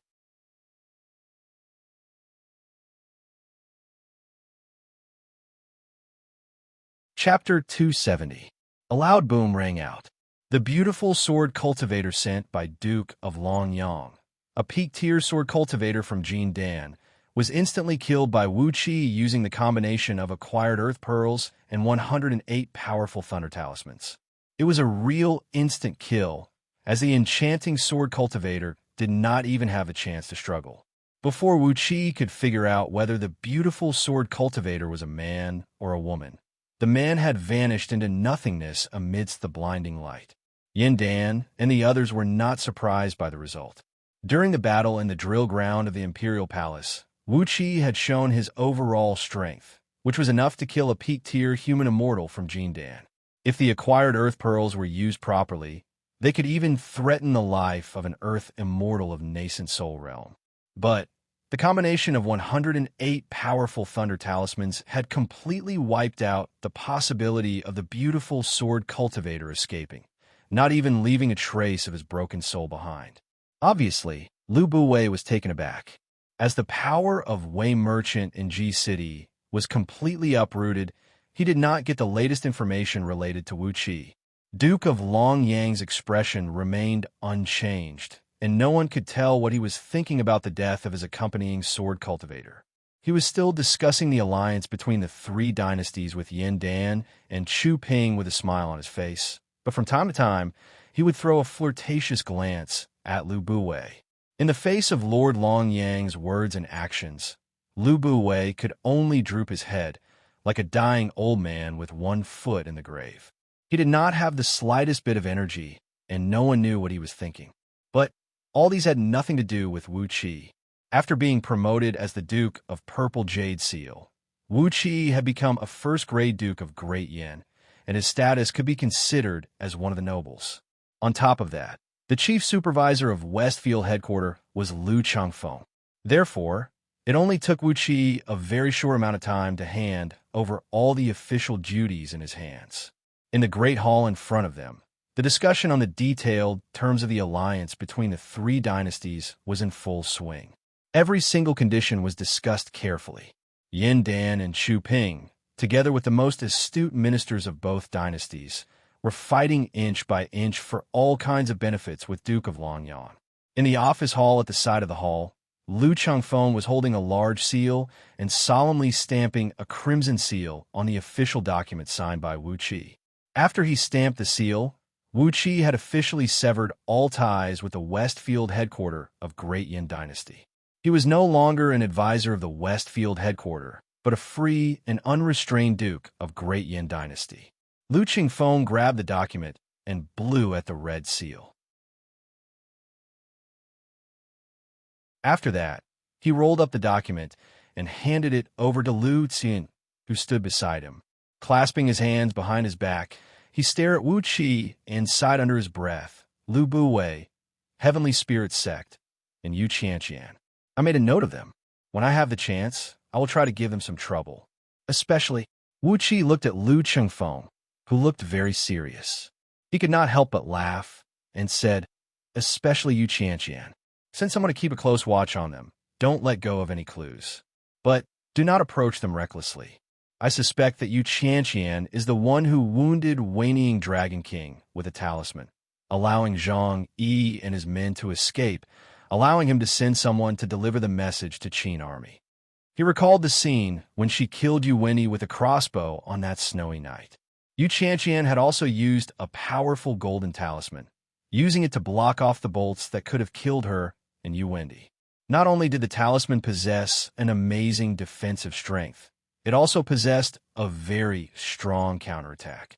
Apparently, it was an immortal talisman personally crafted by an existence of heaven immortal realm. The talisman that wounded Waning Dragon King, his father, and all those great demons was also an immortal talisman of the same grade. Lowering his voice, he quickly told Lu Changfeng about his suspicions. Lu Changfeng kept nodding his head, keeping Wuxia's words in his mind. According to what Wuxia said, Xianxia and her father, and even the entire Yu clan, were really harboring evil intentions, and no one knew what they were planning to do. The person who released the immortal talisman had leaked the ambush formation map of the allied army of Great Yin and Great Shu to Qin army. However, in the end, Hu Hai had used a crazy method to force Yin Dan to release the captives. If Hu Hai did not come out, and Qin army attacked the weak point of the ambush formation based on the formation map, perhaps all the ordinary soldiers of Qin army would be killed or severely wounded, but Yingzheng would still have the chance to escape. I never thought that there would be such a varmint in Great Yin Dynasty. Lu Changfeng breathed out a deep sigh. Wuxia patted on Lu Changfeng's shoulder, smiled, and said, I'll leave this to you. After all, the world belongs to Great Yin, and you are a member of Great Yin Imperial Clan. No matter what happens to Great Yin, you won't be able to run away. Squeezing Lu Changfeng's shoulder, Wuxia said in a deep voice, many dynasties are at war, and the world is going to be plunged into chaos. With our cultivation base and overall strength, we can only struggle to survive. The reason why I'm going to Great Eastern Ocean to build a new city is not only to avoid Lu Buwei and his men, but also to leave us a way out. With a strange smile on his face, Wuxia murmured in a low voice, even if Great Yin is defeated, it will still take us a few years to travel from the westernmost to the easternmost, right? With this time as a buffer, do you think we can escape to anywhere? This is a vast world, and if we really can't make it, we can always flee to Dragon Count Kingdom, Featherman Kingdom, or some other place. The world is vast, and we can find shelter anywhere. Lu Chengfeng glared at him and said angrily, "Why are you thinking of escaping when the war is not over?" Judging from the current situation, the allied army of Great Yin and Great Chu has gained the upper hand, and Qin army has suffered a few losses. After lecturing Wuxia, Lu Chengfeng suddenly put on an awkward smile and said in a low voice, "If we really can't hold on any longer, it's not too late for us to escape. Here, we have so many benefits, and we can't just throw them away. Little Ming City, Ming Fortress, they're the foundation that we started our business from." Wu Qi and Lu Chengfeng exchanged a glance, then stretched out both hands at the same time and held each other's palm. Both men shook hands. Then Wu Qi pulled back his hand, spun, and left the hall. Lu Chengfeng looked at Wu Qi's back, then flipped his palm and revealed a storage ring. It was the storage ring given to him by Wu Qi. It contained a large amount of energy stones, demon cores, and other items that Wu Qi looted from Zhang Yi, and 3 barrels of dragon blood essence, which were more than enough for Lu Chengfeng to cultivate all the way to nascent soul realm without worrying about the lack of supporting treasures. Wearing the storage ring on his finger, Lu Chengfeng said in a deep voice, "The Great Eastern Ocean is a very dangerous place. Wu Qi, be careful on your journey." Wu Qi turned his head and waved his hand, then walked out of the hall while laughing happily. Lu Chengfeng didn't send him out, and he didn't ask Lu Chengfeng to do so either. At this moment, Wu Qi's heart was filled with lofty sentiments and passion. After jumping out of the muddy water that was Ji City, he now had the qualification to seek for greater power and greater benefits. However, right after he walked out of the hall, a fragrant breeze came blowing at him from the side. The aggressive Princess Zhang Lu had leaped over, grabbed Wu Qi's ear, and gave it a tight twist. Princess Zhang Lu scolded him with a low voice. "You've grown up, haven't you?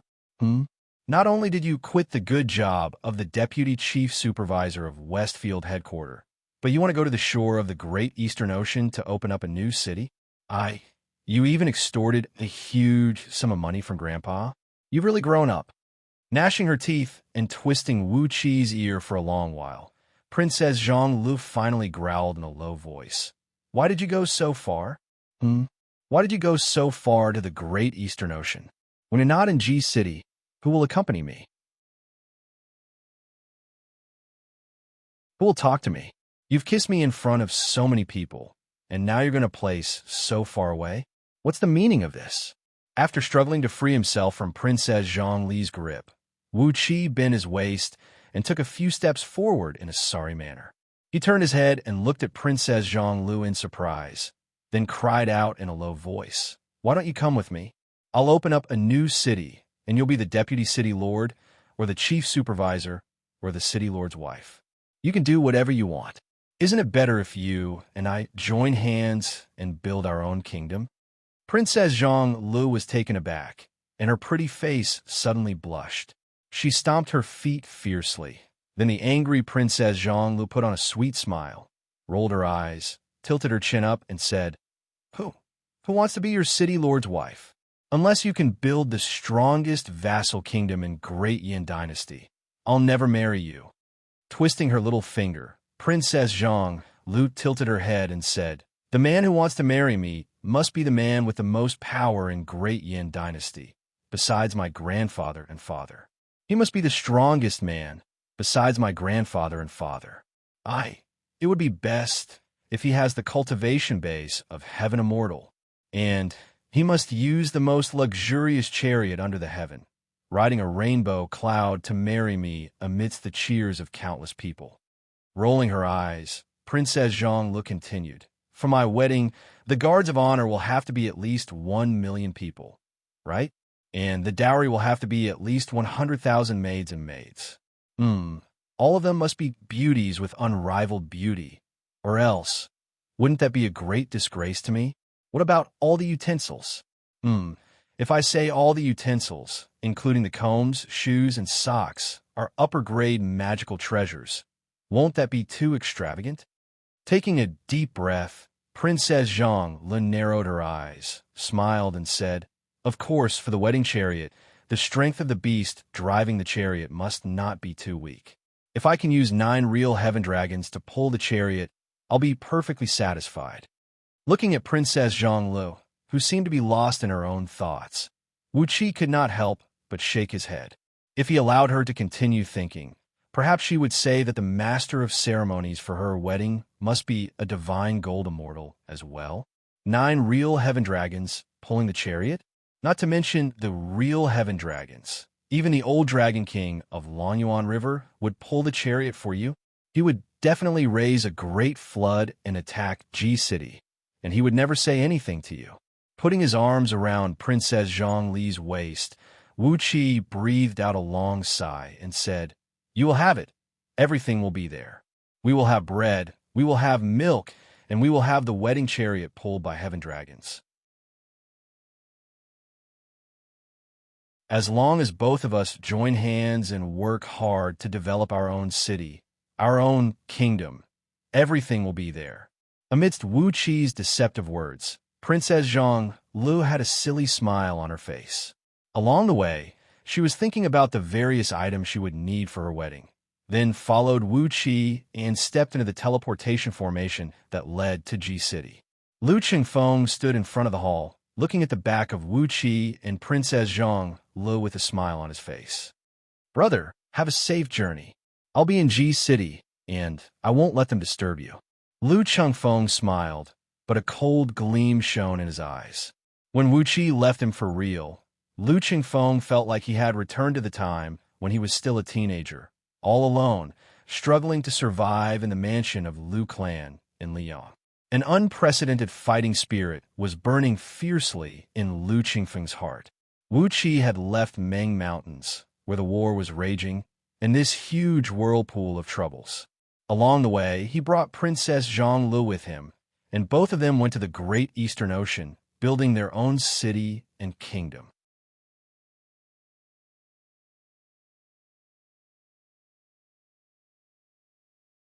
Chapter 271. In the northeastern region of Great Yin Dynasty, in a remote corner in the northernmost area, a coastal plain that didn't even have a name, Purple Leaf City was located right here. Under the leadership of Yizidu, the millions of people of Purple Leaf City were like the most tenacious moss, quietly taking root and sprouting in this place, reproducing their offspring, accumulating their strength bit by bit, gradually accumulating the capital of Purple Leaf City. In those years, as the bastard son of Yi clan of Tianfang Kingdom, Yi Zidu had offended countless elders and young talents of his clan, and that was the reason why he was sent to this damned place to build a city. The area where Purple Leaf City was built was personally designated by some elders of Yi clan, and they ordered Yi Zidu to develop the power of Yi clan here. Over the past few hundred years, this coastal plain had devoured dozens of ambitious sons of Tianfang Kingdom's aristocratic families. In this place, the spring was dry and filled with sand and dust, the summer was hot and filled with typhoons, and the autumn was filled with endless thunderstorms. Just when the tail of the autumn had passed, the winter snowstorm would come roaring from the snowfield in the north. The extreme cold was strong enough to freeze the bigger rocks into the tiniest grains of sand on the beach. On top of that, there would be aquatic monsters that came to the shore from time to time, and there would be demons and devils that came from the ocean occasionally. The natural environment of this damned place was as beautiful as hell. However, Yi Zidu had laid down his foundation here and built a city here. After several decades of development, Purple Leaf City had become the most dazzling pearl in the easternmost area of Great Yin Dynasty. No matter it was the mountain traders who traveled from south to north, the treasure traders who traveled in and out of the Great Eastern Ocean, or the slave traders who were armed to the teeth like an army, all of them had taken Purple Leaf City as their resting station. As the saying goes, money keeps rolling in and money keeps rolling in. Purple Leaf City was such a place now, because it was located in a very dangerous location and the surrounding environment was very harsh. It was 10,000 miles away from Purple Leaf City to the west. Therefore, it had become the only city of Great Yin Dynasty within the circumference of 10,000 miles. That was why it could earn more money than Little Meng City. The specialty products of the Great Eastern Ocean were many times more abundant and precious than those of Ming Mountains. Therefore, those who visited this place were the best merchants and the strongest caravans of Great Yin Dynasty. From the coastal plain where the Purple Leaf City was located, a blade-shaped peninsula abruptly extended from the mainland, stretching for 8,000 miles in a straight line towards the southeast. The place where the peninsula connected to the mainland was the widest part of the peninsula, which was only about 380 kilometers wide. The further it extended into the sea, the narrower the peninsula became. At the tip of the southeastern part of the peninsula, it suddenly became only 100 miles wide. Looking from the sky, the nameless peninsula was like a sharp knife piercing the Eastern Ocean from the main continent. The peninsula was full of high mountains and precipitous ridges, and it was rare to see a few small plains that could be used for farming. The mountain was covered with a black pine forest that no one had entered for tens of thousands of years. The tallest black pine tree in the forest was an iron-bone dragon-skinned black pine tree, which was at least 10 meters thick and over 280 meters tall. It was hard to tell how many precious herbs were growing in the forest, how many powerful wild beasts and birds were being bred here, and how many mountain spirits and water ghosts were hiding in the forest.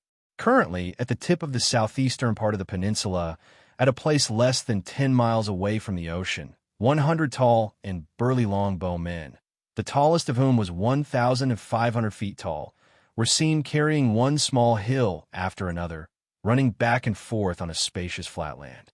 While burping, they kept glancing left and right, and whenever they saw a protruding spot, they would run over, grab the small hill on their shoulders, and smash it into the ground. Only when they smashed the ground so deeply into the ground that it was as smooth as a mirror did they leave contentedly. After being ravaged by these longbow men, the flat land, which measured about 50 miles in both width and length, had sunk several tens of feet deep into the ground. The ground had become a few times stronger than steel and had been hammered into a foundation that looked like an iron plate. There were several tens of thousands of burly men carrying huge baskets on their backs. Inside the baskets were countless sand, wood chips, metal powders, jade fragments, and many other miscellaneous items that belonged to either 5 elements or not. They threw these miscellaneous items onto the ground and piled them up into small mounds. After that, these longbow men would run over and happily smash these mounds with small hills, smashing them into the ground as well. Among these miscellaneous items, there were also sulfur, black dog blood, human feces, pig feces, and many other strange things that were either dirty or not, and the amount of them was frighteningly huge, together with materials that belonged to or didn't belong to the 5 elements. This foundation would have an extremely strong natural defense against the 5 elements escape technique. Even those Yin gods and wild ghosts wouldn't be able to escape freely through the ground.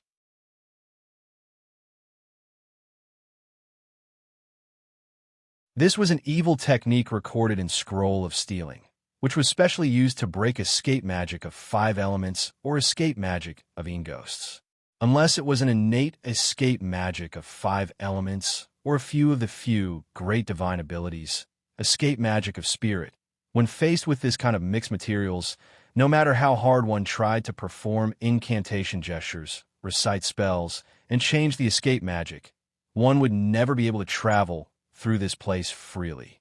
Most of the things recorded in the Scroll of Stealing were all sorts of strange escape techniques, techniques that could break through the restrictive spells and sneak into someone's house. Of course, the main point of the Scroll of Stealing was how to prevent someone from sneaking into one's house easily. An expert thief would naturally know how to better guard against thieves. Apart from these busy laborers, there were also several dozens of female officials from the inner court, each clad in a long black dress and wearing a tall crown on their head. They were holding various tools in their hands, surveying the terrain and drawing the blueprint of a magnificent city on a huge blueprint. Each and every one of these female officials was young and beautiful, with beautiful faces and slim bodies. Every single one of them was a great beauty that could only be found among 10,000. On top of that, Each and every one of them was smart and capable. They could survey the terrain, draw the blueprint of scale, and design the various functional parts of the city.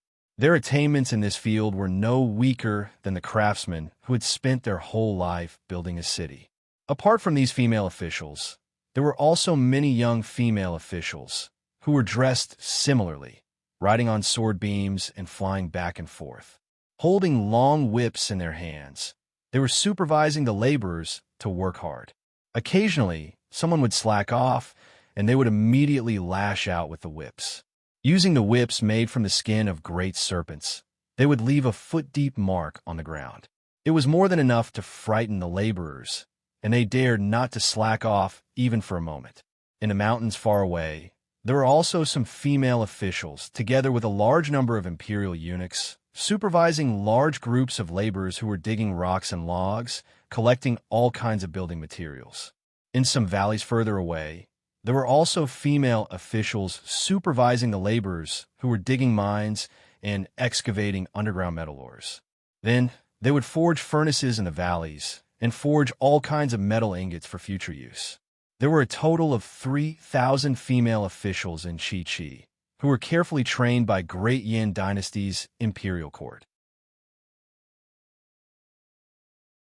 Each of them had the ability to govern an entire city, and when these 3,000 female officials were gathered together, they had the administrative ability to govern an entire vassal kingdom. However, their current status was just the personal belongings of Princess Xianxia. In the future, once Princess Xianxia got married, these 3,000 young and beautiful female officials, whose cultivation base was at the realm of Xianxia and above, would all become the dowry girls of Princess Xianxia.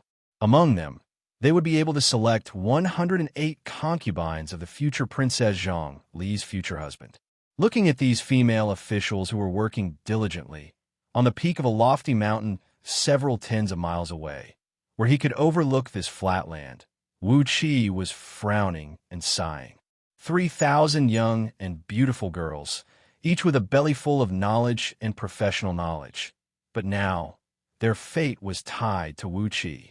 When they were classified as Princess Xianxia's personal belongings and followed Wuxia to this peninsula to prepare for the construction of the city, they had been branded with Wuxia's brand and could never get rid of it for the rest of their lives. Damn you, Xian! I've only given you 30 cities as a bribe and asked you to select some capable men for me. But you actually brought out all the female officials specially trained by Great Yin Dynasty. Wuxia scolded someone who was far away in G City, his eyes almost dripping with blood. Dedication. He was too damn dedicated. Yu Xian, this old fellow, once you gave him a bribe, as long as he accepted it, he would definitely help you get the job done beautifully. Not only did he double the amount of resources that Wuxia asked for, he had even given Wuxia the men that Wuxia asked for. He had also done his best to select a group of the most capable and reliable men in G City for Wuxia. These female officials were taken into the inner court since they were born, and they were given an elite education and brainwashing education since they were young. Once they came of age, as long as they acknowledged their master, their souls and lives would be completely given to their master. Originally, these female officials were the ones who were given to the members of Great Yin Dynasty when the members of Imperial Clan got married. For example, when a prince or a princess married a prince, they would be rewarded with a batch of female officials to manage their mansions. In the end, Yu Xian, this dedicated old fellow, had given this batch of 3,000 female officials to Wuxia and had all acknowledged Princess Xianxia as their master. 3,000 administrative experts? Good, that was indeed good. But when it came to 3,000 young and beautiful administrative experts who would be his dowry in the future, Wuxia felt something was not right. It had been quite some time since he arrived in this world, but Wuxia still could not accept some of the things in this damn place. For example, the human medicine that Lu Changfeng had to consume every single day, and the practice of cultivating human beings like objects and then giving them away as objects. But with these 3,000 female officials, the 100,000 imperial prison soldiers brought by Princess Xianxia from Garden of Xianxia, and the 300,000 hard laborers who were sent here through teleportation formations, Wuxia no longer had to worry about the construction of the city. For the past 2 months, he had been watching these hard laborers, under the guidance of these female officials, slowly tidying up the foundation of the city, preparing to build the first city that belonged to Wuxia in the future, the first city that truly belonged to Wuxia. Who cares? If I give all 3,000 women to someone in the future, it will be a great gift. Wuxia, who was having a headache, did not want to pay any more attention to these messy things. He gave a glance at Princess Zhonglu, who was flying all over the place with several dozens of guards and serving ladies, giving orders to all the workers. He shook his head, then fished out an Yin deity from the spirit breeding ring, whose cultivation base was equivalent to early-stage nascent divinity realm. A stream of divine flame of order sprayed out from the Yin deity. The Yin deity howled miserably, then its true spirit fled into the world and was reincarnated. Meanwhile, its enormous and pure soul energy was melted into a clump of pure soul essence, which was then swallowed by a beam of light that shot out from between Wuqi's brows. This was the last Yin deity among the several hundred he captured in Meng Mountains. With the help of these Yin deities, the current strength of Wuqi's soul was equivalent to the soul will of a few early-stage nascent divinity cultivators. 18 statues of celestial fiends were seen hovering in front of Wuxia in a straight line. After spending over 2 months of preparation, it was time to refine them.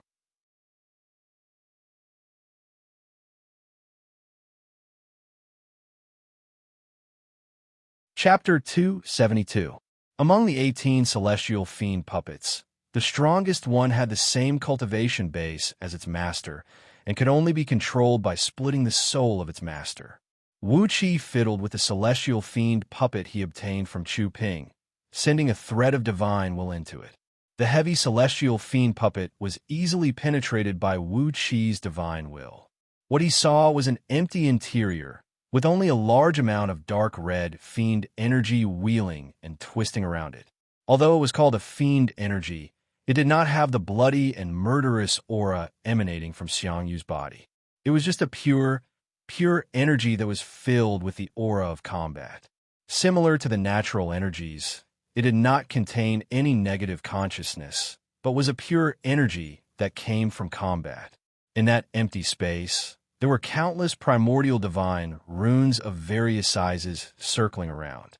When Wuxia linked the runes together, he found that it was a technique on how to refine these puppets. According to Chu Ping, by splitting a thread of his soul and attaching it to the puppets, he would be able to control them freely with his own blood essence. But it was just the most superficial method of refining them. Only when it was combined with the heavenly Tao Myriad Fiend's spirit incantation could he truly control these celestial fiend puppets at will. The spirit incantation also provided him with the technique on how to upgrade these puppets in the future so that they could improve their strength blood refinement with fiend flame, devouring all things. Wuxia read the spirit incantation at a glance, and was both surprised and delighted to find that when this spirit incantation was combined with the 18 celestial fiend puppets, as long as he was willing to spend a huge amount of time and materials, he would be able to upgrade them to an unimaginable level. In the future, even if Wuxia could attain the level of divine gold immortal, these celestial fiend puppets would also have a suitable technique to gradually upgrade them to the level of divine gold immortal, instead of only having the overall strength of 36-tier heaven immortal, like what Chu Ping said. Perhaps the reason why Chu Ping gave up on these puppets was because their future was too bright and brilliant, but the time, energy, and materials they consumed were too huge. For each puppet to upgrade to a higher level, the amount of spirit, energy, and materials consumed was at least 10 times that of the cultivator himself. In order for all 18 celestial fiend puppets to break through at the same time, they would need to consume 180 times the amount of spirit, energy, and resources. Any cultivator with a normal mind would not choose these celestial fiend puppets. Even if they could kill a divine gold immortal in the future, they would never choose these useless puppets. 180 times the amount of resources was enough to raise his cultivation to an unimaginable realm. Why would he need to rely on external forces? For cultivators, any cultivation resource was extremely precious. Most probably, the reason why Chu Ping did not mention the heavenly Tao of myriad fiends incantation to Wuxia was because he did not think Wuxia had the ability to obtain so many precious materials to refine these celestial fiend puppets. Even Chu Ping himself did not have the confidence to refine these puppets, let alone Wuxia, who was not even worthy of Chu Ping's attention. You really have eyes, but failed to recognize a treasure. I wonder which almighty expert is bored enough to create these freakish things. For other cultivators, they're simply a burden. But for me, who has inherited the scroll of stealing, they're the best magical treasures for self-defense and life-saving. Wuqi's eyes shone brightly. Other cultivators might not have sufficient cultivation materials and resources, but for the inheritor of the scroll of stealing, it was not a problem at all. On the contrary, due to the uniqueness of the scroll of stealing, Wuxia was destined to be alone most of the time. Most of the time, his strength alone was not enough to handle everything. With these 18 celestial fiend puppets by his side, as long as their cultivation base could gradually improve along with his strength, it would be equivalent to having 19 Wuxia working together at any time. As a result, these puppets were the best trump card for him. Laughing loudly, Wuxia recited the incantation silently. He gave up on the superficial blood sacrifice technique told to him by Chu Ping, and instead focused all his attention on circulating the complete version of the soul-splitting spell of the heavenly Tao of myriad fiends incantation. Over and over again, he kept reciting the incantation, gradually sending a thread of divine will into these celestial fiend puppets. As the power of Wuqi's divine will was gradually injected into these puppets, they began to emit a dazzling light, and gradually, their bodies grew larger and larger. From a length of 1 foot, they gradually grew to the same height as Wuqi. An immense dark red aura of combat spread out from their bodies, while a buzzing noise was heard coming from within them. A feeling of having their flesh and blood fused with Wuqi rose up spontaneously. All of a sudden, Wuqi, who was reciting the incantation, let out a miserable howl, holding his head with both hands and rolling violently on the mountaintop. His soul, which was as strong as a few early-stage nascent divinity cultivators, was chopped into 19 pieces by an invisible force. One of them retained about 10% of his original soul, while the other 90% was evenly divided into 18 parts. When the 18 parts of his soul were thrown into these celestial fiend puppets, they immediately condensed into a soul pearl the size of a fist, hovering inside the bodies of these puppets. Countless runes began to light up on the smooth surface of these puppets. Abruptly, the bodies of these puppets turned dark, and a void within 10 miles of circumference suddenly lost its luster, as if a black hole had collapsed. The surrounding natural energies began to fluctuate violently, while the natural energies within 1,000 miles kept gathering towards these puppets amidst loud, swooshing noises. Wuqi howled miserably as tears and snot sprayed out from his eyes and nose at the same time. With great effort, he managed to struggle to his feet. He pulled out the sword of Greedy Wolf and made a fierce cut on his wrist. Immediately, a large amount of blood essence sprayed out and injected into these celestial fiend puppets. As Wuqi kept injecting his blood essence into them, the metallic luster on the puppet's surface suddenly became brighter and brighter, gradually turning the same as the flesh and blood of a real human being. At the same time, the color of their bodies began to change. Their pitch-black metallic bodies quickly turned the same as the skin of a human, with human hair, skin, and even the patterns on their surface looking exactly the same. Their eyes were deep and emotionless, and within their eye sockets that shone with a dark red gleam, eyeballs that looked exactly like a human had grown out. On their sharp claws that looked like daggers, fingernails that looked exactly like a human had grown out. As Wuxi's blood essence kept flowing into these celestial fiend puppets, they gradually looked exactly like Wuxi. Even their eyebrows and the fine hair at the corner of their mouths looked exactly the same. Wuxi felt that 18 bottomless pits were crazily sucking his blood essence. His blood essence kept flowing into these bottomless pits, and gradually, he felt that he had gained some extra bodies. However, the feeling of these bodies was vague, as his soul could not control them well yet.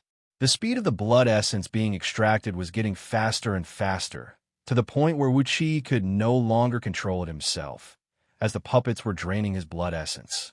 You are indeed an extraordinary treasure of the Fiend League. If not for the fact that I have prepared beforehand, perhaps my blood essence would have been completely extracted by you. Clenching his jaws tightly, Wuxi fished out a vat of blood essence, and like a whale sucking in water, he sucked the vat of blood essence, which weighed nearly 5,000 kilograms, into his body. His dry and empty body quickly digested the blood essence. Every single cell in his body was like a parched desert, quickly devouring the blood essence, then turning it into Wuxi's own energy essence and rushing out. The emergence of a massive amount of new energy essence had satisfied the requirement of these celestial fiend puppets for their master's blood essence. They actually opened their mouths and let out loud, satisfied laughter, looking at the 18 men who looked exactly like him, laughing complacently while wantonly devouring his blood essence. Wuxi could not help but curse the 18 generations of ancestors of the person who created these 18 celestial fiend puppets. A massive amount of profound aura rushed out of these puppets' bodies, as more information was branded into Wuxi's spiritual ocean. Apart from the combat weapon incantation used to refine these puppets, more information about these puppets kept coming into his spiritual ocean. These information could only be obtained by the person who personally refined them. No matter how strong the divine will of others was, they could only obtain the combat weapon incantation, and could not obtain these obscure information. After Chu Ping obtained these puppets, he only studied the method of their production, and whether the combat weapon incantation could be used to control divine undead weapons, but he had never personally performed a blood sacrifice on these puppets. As a result, only Wuxi could obtain these information now. From these information, Wuxi learned that in the current territory of Great Chu, in a cave deep in the mountain where Chu Ping found these celestial fiend puppets, there used to be a sect with the legacy of ancient immortals, which specialized in the cultivation of various divine abilities of the Fiend League. These puppets were personally crafted by the 18 strongest patriarchs of that sect, passed down to the disciples of the later generations, and used to safeguard the fate of the sect. Among these puppets, not only was there a combat weapon incantation used to refine them, there was also a divine ability of the Fiend League called the Celestial Fiend Battle, the Heaven Script. It was an ancient cultivation technique that focused on cultivating the fleshly body, aiming to turn the fleshly body into a saint, and was also prepared for these puppets. After refining these puppets with the heavenly Tao combat weapon incantation and providing them with sufficient blood essence, they would be able to transform into a half puppet, half fleshly body. They would also be able to form meridians that were exactly the same as human beings, allowing them to cultivate the celestial fiend battle, the heaven script, and gradually improve their strength. On top of that, they would be able to devour all kinds of rare natural treasures to strengthen their bodies.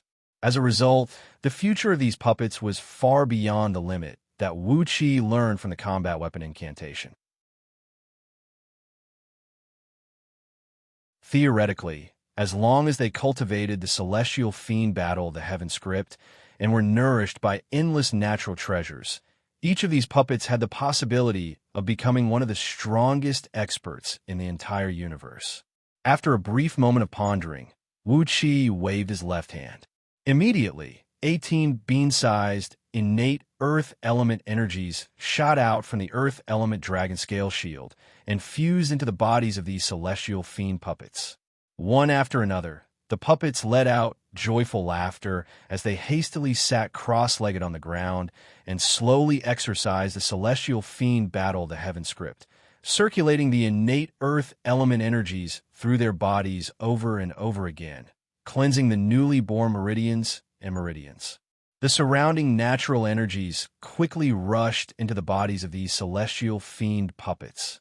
Under the control of Wuxi's soul pearl, these puppets gradually formed into a dark red Jindan in their dantian, glinting with a layer of golden light.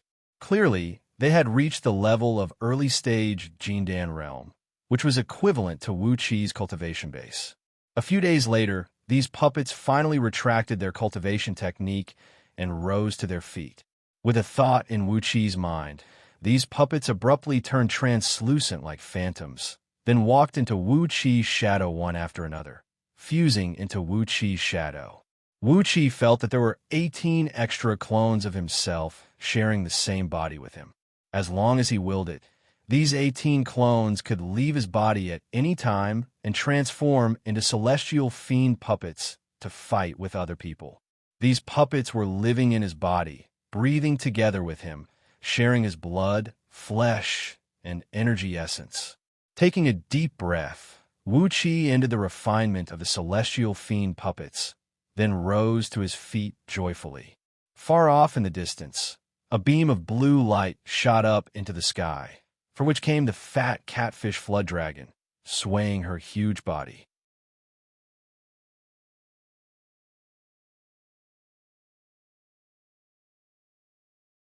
Chapter 273. Water droplets fell from the sky, accompanied by a long cry that sounded like a cow or a baby, but not like a dragon's roar.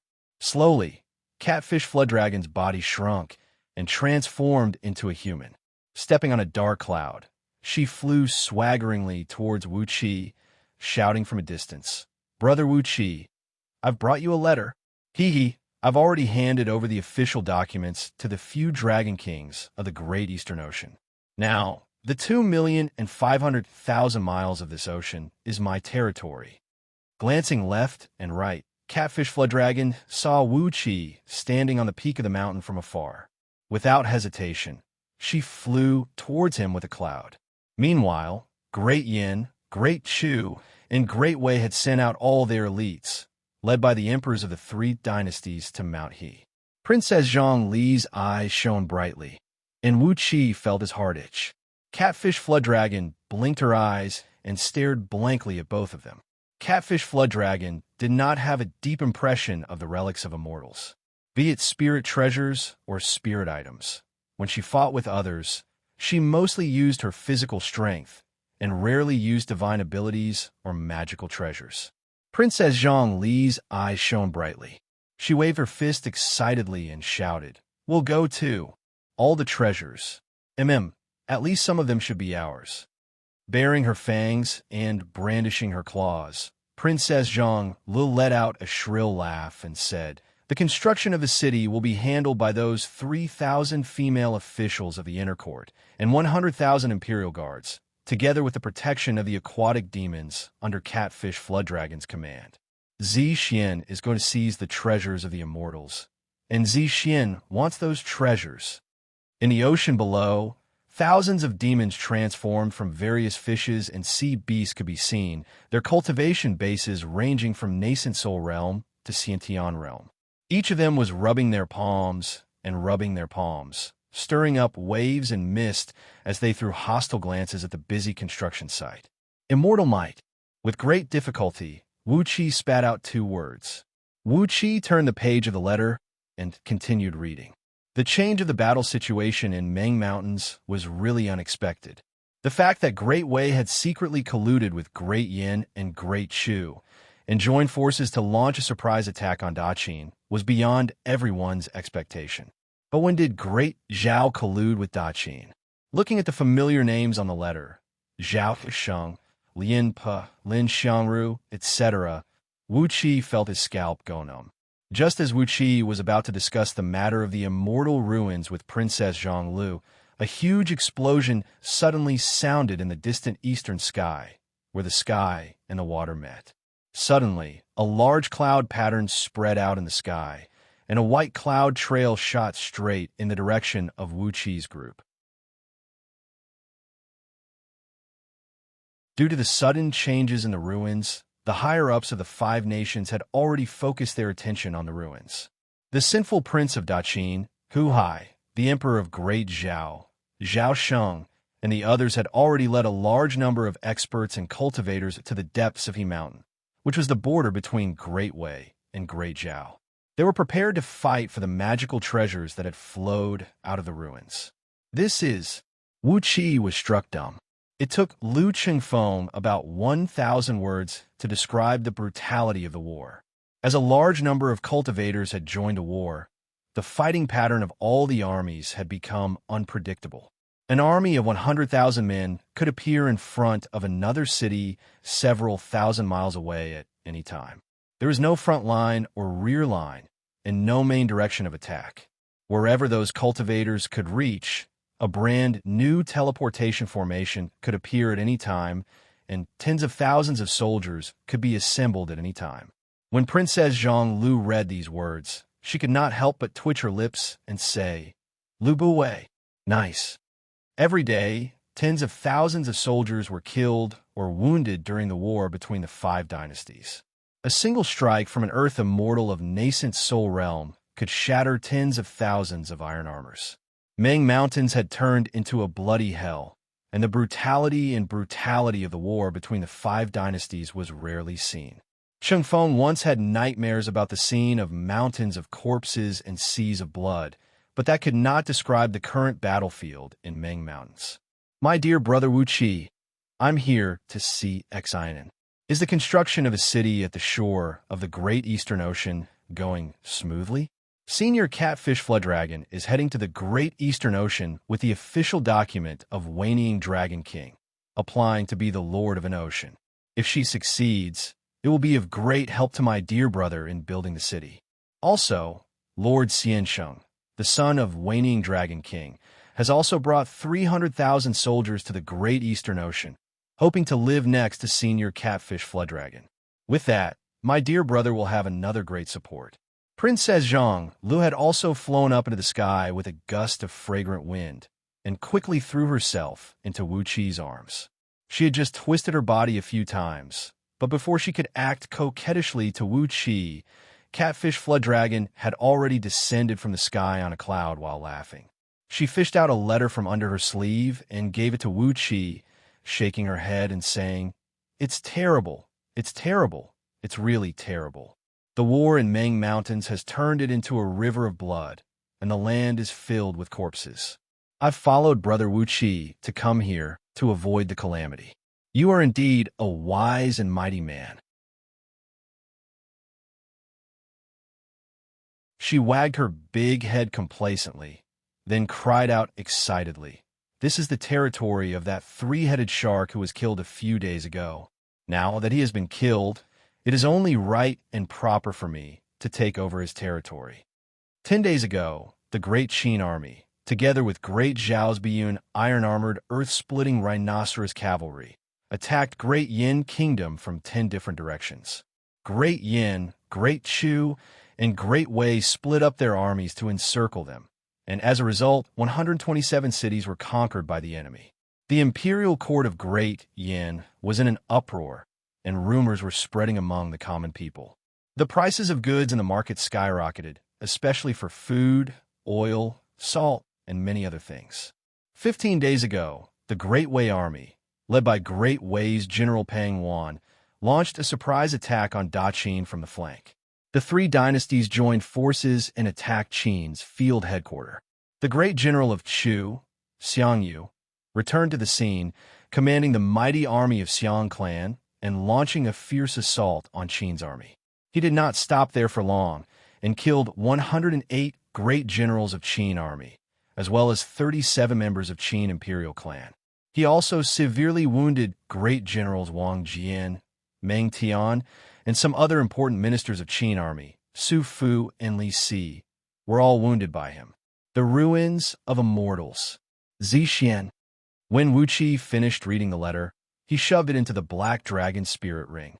A random magical treasure that flew out from the ring was actually a lower-grade spirit item? A spirit item, a spirit item. Only a magical treasure with an item spirit guarding it could be called a spirit item. For cultivators, even a lower-grade spirit item was much more valuable than an upper-grade magical treasure. Once a spirit item was subdued, it would automatically protect its owner and attack the enemy. However, a magical treasure did not have such a function. When the three dynasties joined forces and were about to break through Qin's field headquarters, Great Zhao's iron cavalry broke through and launched a surprise attack from the back of the allied army. Meng Fortress and Meng City were broken through one after another. The Emperor of Great Zhao, Zhao Sheng, personally led the Yin iron-armored, earth-splitting rhinoceros cavalry and launched a fierce attack on the allied army, coordinating with Qin's army from a distance. Great Zhao's brave generals, Zhao Shi, Zhao Kuo, Lin Pe Limu, and civil officials, Lin Xiangru, Gongsun Long, Mao Sui Sudai, had an astonishing cultivation base. With the combined forces of Daqin and Great Zhao, their power was not weaker than the allied army of the three dynasties. Cultivators fought and killed each other, and armies fought and attacked each other. With the help of cultivators and teleportation formations, the natural barriers, such as great rivers and great mountains, had become nothing but decorations. Attacking and controlling the teleportation formations had become the main mode of the battle. A spirit pressure that was a few times stronger than the combined strength of 10 waning dragon kings came crashing down from several thousand miles away, making Wuxia and his company feel suffocated. Those ordinary mortals who were working could not sense it, but all those who had the cultivation base of Xianxia realm and above, no matter it was the lady officials from the inner court or the imperial army eunuchs, felt as if there was a huge rock pressing on their chest, making it hard for them to breathe. If it were some other ordinary mortals who dared to build a city so close to the ocean, these demons would have long rushed up and devoured all the laborers working on the construction site. However, since the man who built the city here was the friend of the owner of this 2.5 million miles wide ocean, these demons could only stare the man on the shore while drooling. None of them had the courage to jump up to the man. Because of the ruins, the armies of the 5 dynasties had stopped their large-scale military operations. Most of their elite soldiers were attracted by the ruins of immortals and were rushing to He Mountain. It was not hard to imagine that a fierce battle between a dragon and a tiger would take place in He Mountain. Compared to the battle between millions of soldiers, it would be a few times more brutal. Mo City had been relocated to He Mountain as well. This weapon of war from Mo sect, which had a strong defense and a frightening offensive strength, had become the biggest reliance of the allied army of the 3 dynasties. Even the commander's tent of the allied army of the 3 dynasties had been set up in Mo City. Wuxia had no idea how Lu Chengfeng managed to escape from Meng City in such a miserable state. Fortunately, before Wuxia left, he had set up quite a number of small teleportation formations for escaping. Otherwise, with the bizarre appearance of Great Zhao's army, perhaps none of the great Yin officials in Meng City would have been able to escape. Meanwhile, Wuxia was smiling as he pinched Princess Zhongli's ear and said, "Zixian, Lu Buwei is guarding Ji City. I'll need your protection when the time comes." In order to cope with the crisis, His Majesty has sent the left Prime Minister and Lu Buwei back to Ji City to oversee the imperial court. They will be responsible for managing the state affairs, managing the resources from all over Great Yin, stabilizing the price of goods, and coping with the crisis. Lu Buwei has the sole power in Ji City. My dear brother, please do not return to Ji City easily. If you have to return, please remember to bring Princess Zhonglo with you. Although Lu Buwei was bold and reckless, he did not have the courage to openly attack and kill members of Great Yin Imperial clan. Wuxia breathed out a sigh and continued reading the letter. The letter was written with Lu Chengfeng's vigorous handwriting. Every stroke was like an iron blade or a silver hook, a sign of his great skill. For the past month, Ying Zheng, the Emperor of Daqin, has not come out. The Crown Prince of Daqin, Fu Su, and the Prince of Sin, Hu Hai, have led the army to fight against Great Yin and Great Chu. After 13 consecutive battles, Great Yin had lost more than 1 million elite soldiers. The war was very tragic. Sheng Feng was in charge of the logistics of Westfield headquarters, filling out the funeral documents and sending them to the families of the soldiers who died in the war. He had been so busy that all his advisors were nearly exhausted. In just 10 days, 1 million soldiers had died in the war. It was a cruel scene. Both Wuxia and Princess Xianxia were taken aback. There had been no news from G City for the past 2 months, and Catfish Flood Dragon said that the war had turned into a river of blood. It was obvious that the war had entered a critical state. Hastily, Wuxia tore open the envelope and fished out the letter, skimming through it. Behind the trail of white cloud, a large sheet of 5-colored light was seen shooting out, from which countless colorful petals were shooting out and showering down, causing the trail of white cloud to wobble and crumble. On the other hand, the powerful weapons of war from Mo sect, especially the mighty Mo city, had become the nightmare of Daqin and Great Zhao's army. Wherever the Mo city went, countless soldiers of Daqin and Great Zhao were turned into ashes. Even those nascent divinity cultivators dared not to face the attack of the Mo city head-on. While Lu Qingfeng was writing the letter, a strange change suddenly occurred in the ancient immortal ruins located at the border between Great Wei and Great Zhao. Suddenly, a small gap was opened in the tightly sealed ancient immortal defense mechanism, from which a great amount of immortal energy of excellent quality leaked out, and a flying sword of lower-grade spirit item level flew out from it. It was luckily found by a human immortal from Jin Dan who was stationed near the ruins by Great Wei. On top of that, Su Dai was the elder brother of Great Yan's imperial advisor, Su Qin. He was an expert in the art of mountains, rivers, and geography, as well as the art of divination. The fall of Meng City was caused by Su Dai, who cracked the ground and broke through the defensive mechanism of Meng City. When I was stationed in Meng City, I was fortunate enough to receive a large number of spirit talismans from my younger brother, and I even planted a teleportation formation in the mayor's mansion. With that, I managed to escape from the enemy with my trusted subordinates.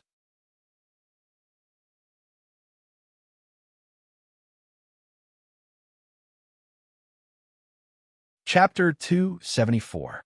Inside a planetary ship that measured less than 10 feet long and 4 feet wide, Jiang Qingzi was cursing at the top of his voice. Han Xiao, you old fogey, you're also a grandmaster, but how could you sneak attack me, a junior, from the back without caring about your reputation? You. Standing 8 feet tall and clad in a green Taoist robe, Jiang Qingzi had a handsome face and a graceful bearing. But now, he looked like a pitiful young girl who had been ravaged by 1,000 perverts. Jiang Qingzi's left arm was shattered, and his white bones were splattered all over his body. There was a hole the size of a bowl on his right chest. Through the hole, Jiang Qingzi's pink lungs could be seen moving rapidly. Severely wounded, Jiang Qingzi was holding a small spirit flag in his hand, constantly sending out beams of spirit light into the planetary ship, controlling it to move forward at high speed in the vast void. After spending over 2,000 years of arduous cultivation, Jiang Qingzi had already attained the cultivation base of peak stage nascent soul realm, and breaking through the realm of nascent divinity was just a matter of time. Therefore, he was given this planetary ship by the seniors of his sect, which could allow any cultivator below the realm of heaven immortal to travel across the starry sky. A planetary ship could travel across the starry sky, from one planet to another. The distance between planets could easily be hundreds of millions of miles. Therefore, the speed of a planetary ship was at least 100 times faster than an ordinary beam of light. In order to craft a planetary ship, not only did it require a master-level item crafting skill, it also required a great amount of precious materials. In Liyuan Galaxy, which was the most desolate place in Minor Heavenly Circle realm, a sect usually owned less than 20 planetary ships. If not because Jiang Qingzi was an expert in identifying all kinds of spirit herbs, and had spent years searching for spirit herbs to concoct pills for the sect. Even though he had already formed his nascent divinity, he would not have the chance to enjoy this tiny shadow cloud. This was the planetary ship that Xianxia belonged to the White Cloud Immortal sect, a planetary ship that ranked in the top 5 in terms of speed and was usually owned by the sect elders. Han Xiao, you old fogey. You're old and shameless. Serves you right. You will die without any descendants, and your entire clan will be wiped out. Shadow Cloud vibrated violently once again, as several dozens of layers of defensive mechanisms were shattered by the 5-colored flowers that came rushing at them from behind. In just a blink of an eye, more than half of the defensive mechanisms were shattered. Jiang Qingzi gasped for breath as he hastily infused the last bit of his true essence into the spiritual flag at his hand and drove the starboat forward. About 100 miles behind Shadow Cloud, a faint green silhouette was chasing after it at a high speed. This silhouette was actually using his own body to fly in the vast starry sky. Compared to the Shadow Cloud planet ship, his speed was only slightly slower. To be able to use one's own magic power to fly through the vast starry sky was a divine ability that only heavenly immortals possessed. To be able to keep up with the speed of the starboat, he had to be a powerful celestial immortal. After chasing for a short distance, the cyan man's palm suddenly spurted out a large amount of multicolored light. Then countless colorful petals spun at a high speed and darted out. The petals rapidly caught up to the starboat and exploded violently. Within the blinding light created by the explosion of the petals, numerous beams of light rotated at an alarming speed, madly tearing at the restrictive spell formations on the starboat like blades of light. The Shadow Cloud planet ship suddenly swayed, and its flying speed abruptly decreased by a notch. After that, it picked up speed again and continued to flee in a sorry state. However, in this short period of time, the green silhouette had closed the distance of several tens of miles and was now less than 100 miles away from Shadow Cloud planet ship. Jiang Qingzi coughed out a mouthful of blood. Looking disheveled, he turned to look at the green silhouette behind him and roared furiously.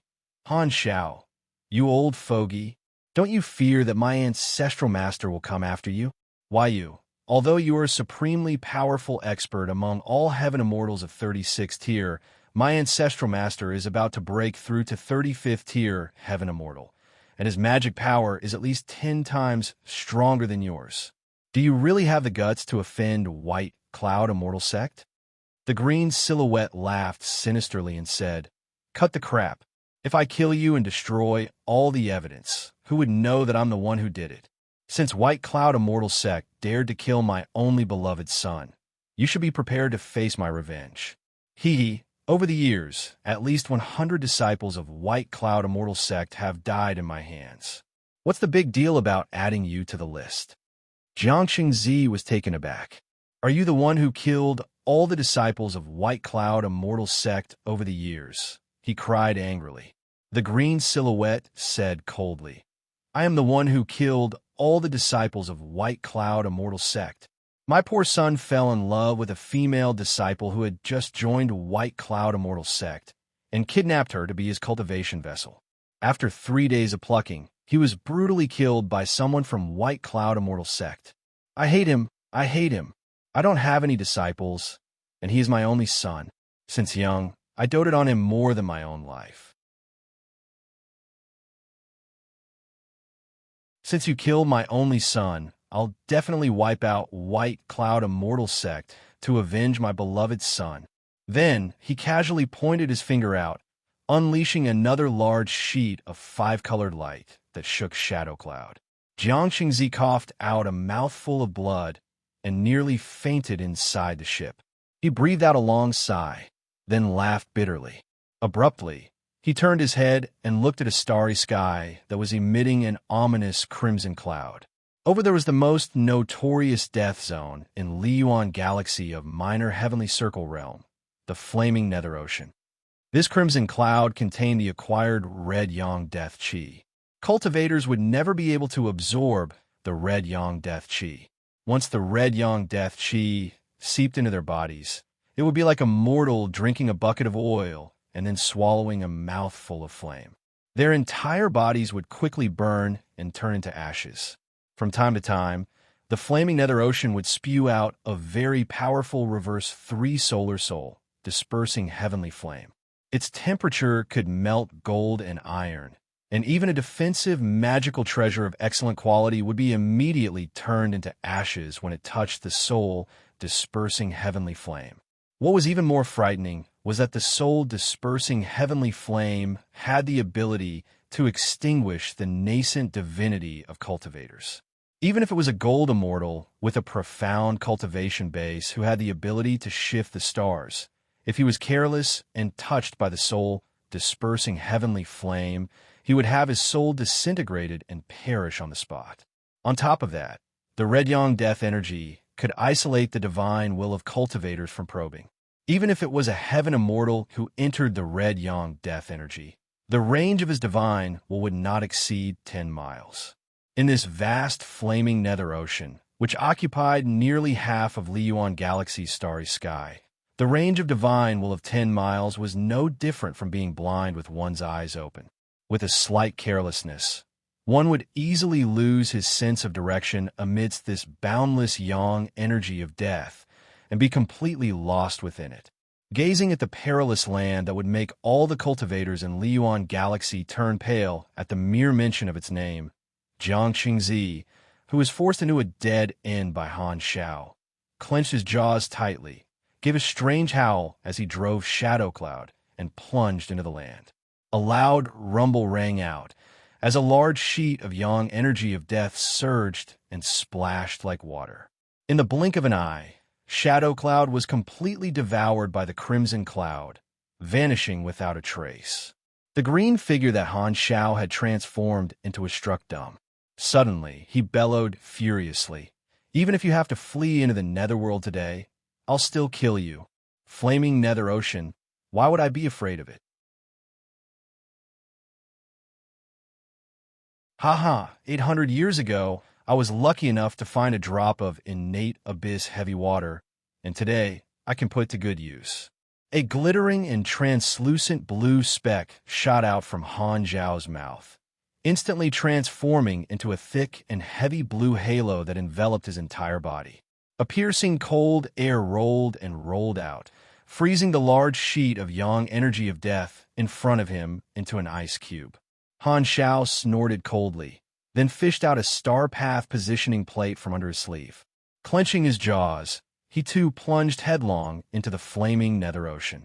Less than 3 miles into the flaming nether ocean, Xianxia, who was in a flurry pulling out some medicinal pills and consuming them to heal his wounds, suddenly heard a loud noise coming from behind.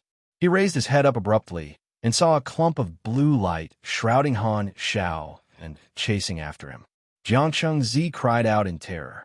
Hastily, he waved the spirit flag and drove Shadow Cloud to move at top speed, turning it into a trail of white cloud and shooting forward. Never in Xianxia's wildest dreams did he expect that Han Xiao would really chase after him and really enter this infamous land of perils in Liyuan Galaxy. He opened his mouth and swallowed a few immortal pills that could replenish his energies, then shouted and screamed as he drove the planetary ship forward at top speed. "Han Xiao, you really put yourself in a perilous situation just to kill me? Fine, fine. Xianxia, I'm ready to risk it all. Let's die in here together." Making up his mind, Xianxia roared and yelled as he drove the planetary ship forward at top speed. He exercised a mystic technique of white cloud immortal sect, burning his own blood essence and nascent soul, turning them into powerful energies and injecting them into the planetary ship. With the energies replenished, Shadow Cloud, which was flying at top speed to begin with, became even faster. As Han Xiao did not have a planetary ship with him, the distance between him and Xianxia, which was less than 3 miles, was gradually widened. Xianxia's nascent soul was enveloped by a ball of white flame, and his cultivation base was dropping from peak stage nascent soul realm to late stage nascent soul realm, and then from late stage to mid stage nascent soul realm. Xianxia felt like weeping but had no tears. He raised his head and stared at the sky. The cultivation base of peak stage nascent soul realm that he had spent over 2,000 years in cultivating was forcibly burned away by the mystic technique of his sect, the white cloud flaming sky escape art. However, with the powerful energies transformed from burning his nascent soul and blood essence, the speed of Shadow Cloud skyrocketed by a few times, and very soon, it left Han Xiao far behind. Xianxia kept flying forward in a straight line. His divine will had lost its effectiveness in the yang aura of death, and he could not tell which direction was north, south, east, and west. In short, he just kept fleeing crazily. When Xianxia's cultivation base dropped from peak stage nascent soul realm to early stage nascent soul realm, and was on the verge of his nascent soul disintegrating and falling back to Jindan realm, the yang aura of death in front of him suddenly vanished, revealing a small galaxy consisting of a dozen stars and several dozens of planets. All the other planets were barren planets with not even a blade of grass growing on them. But right next to a huge star, there was a planet of enormous size, several tens of thousands of times larger than all the other planets. It had a dense atmosphere, flat land, oceans, and lakes. It was a planet full of vitality. Xianxia, who had lost his consciousness, drove Shadow Cloud and slammed into the planet. Very soon, he had plunged into the planet's atmosphere. The yang aura of death behind him rippled, as Han Xiao, shrouded in a blue gleam and emanating a piercing cold air, sprung out and chased after Xianxia.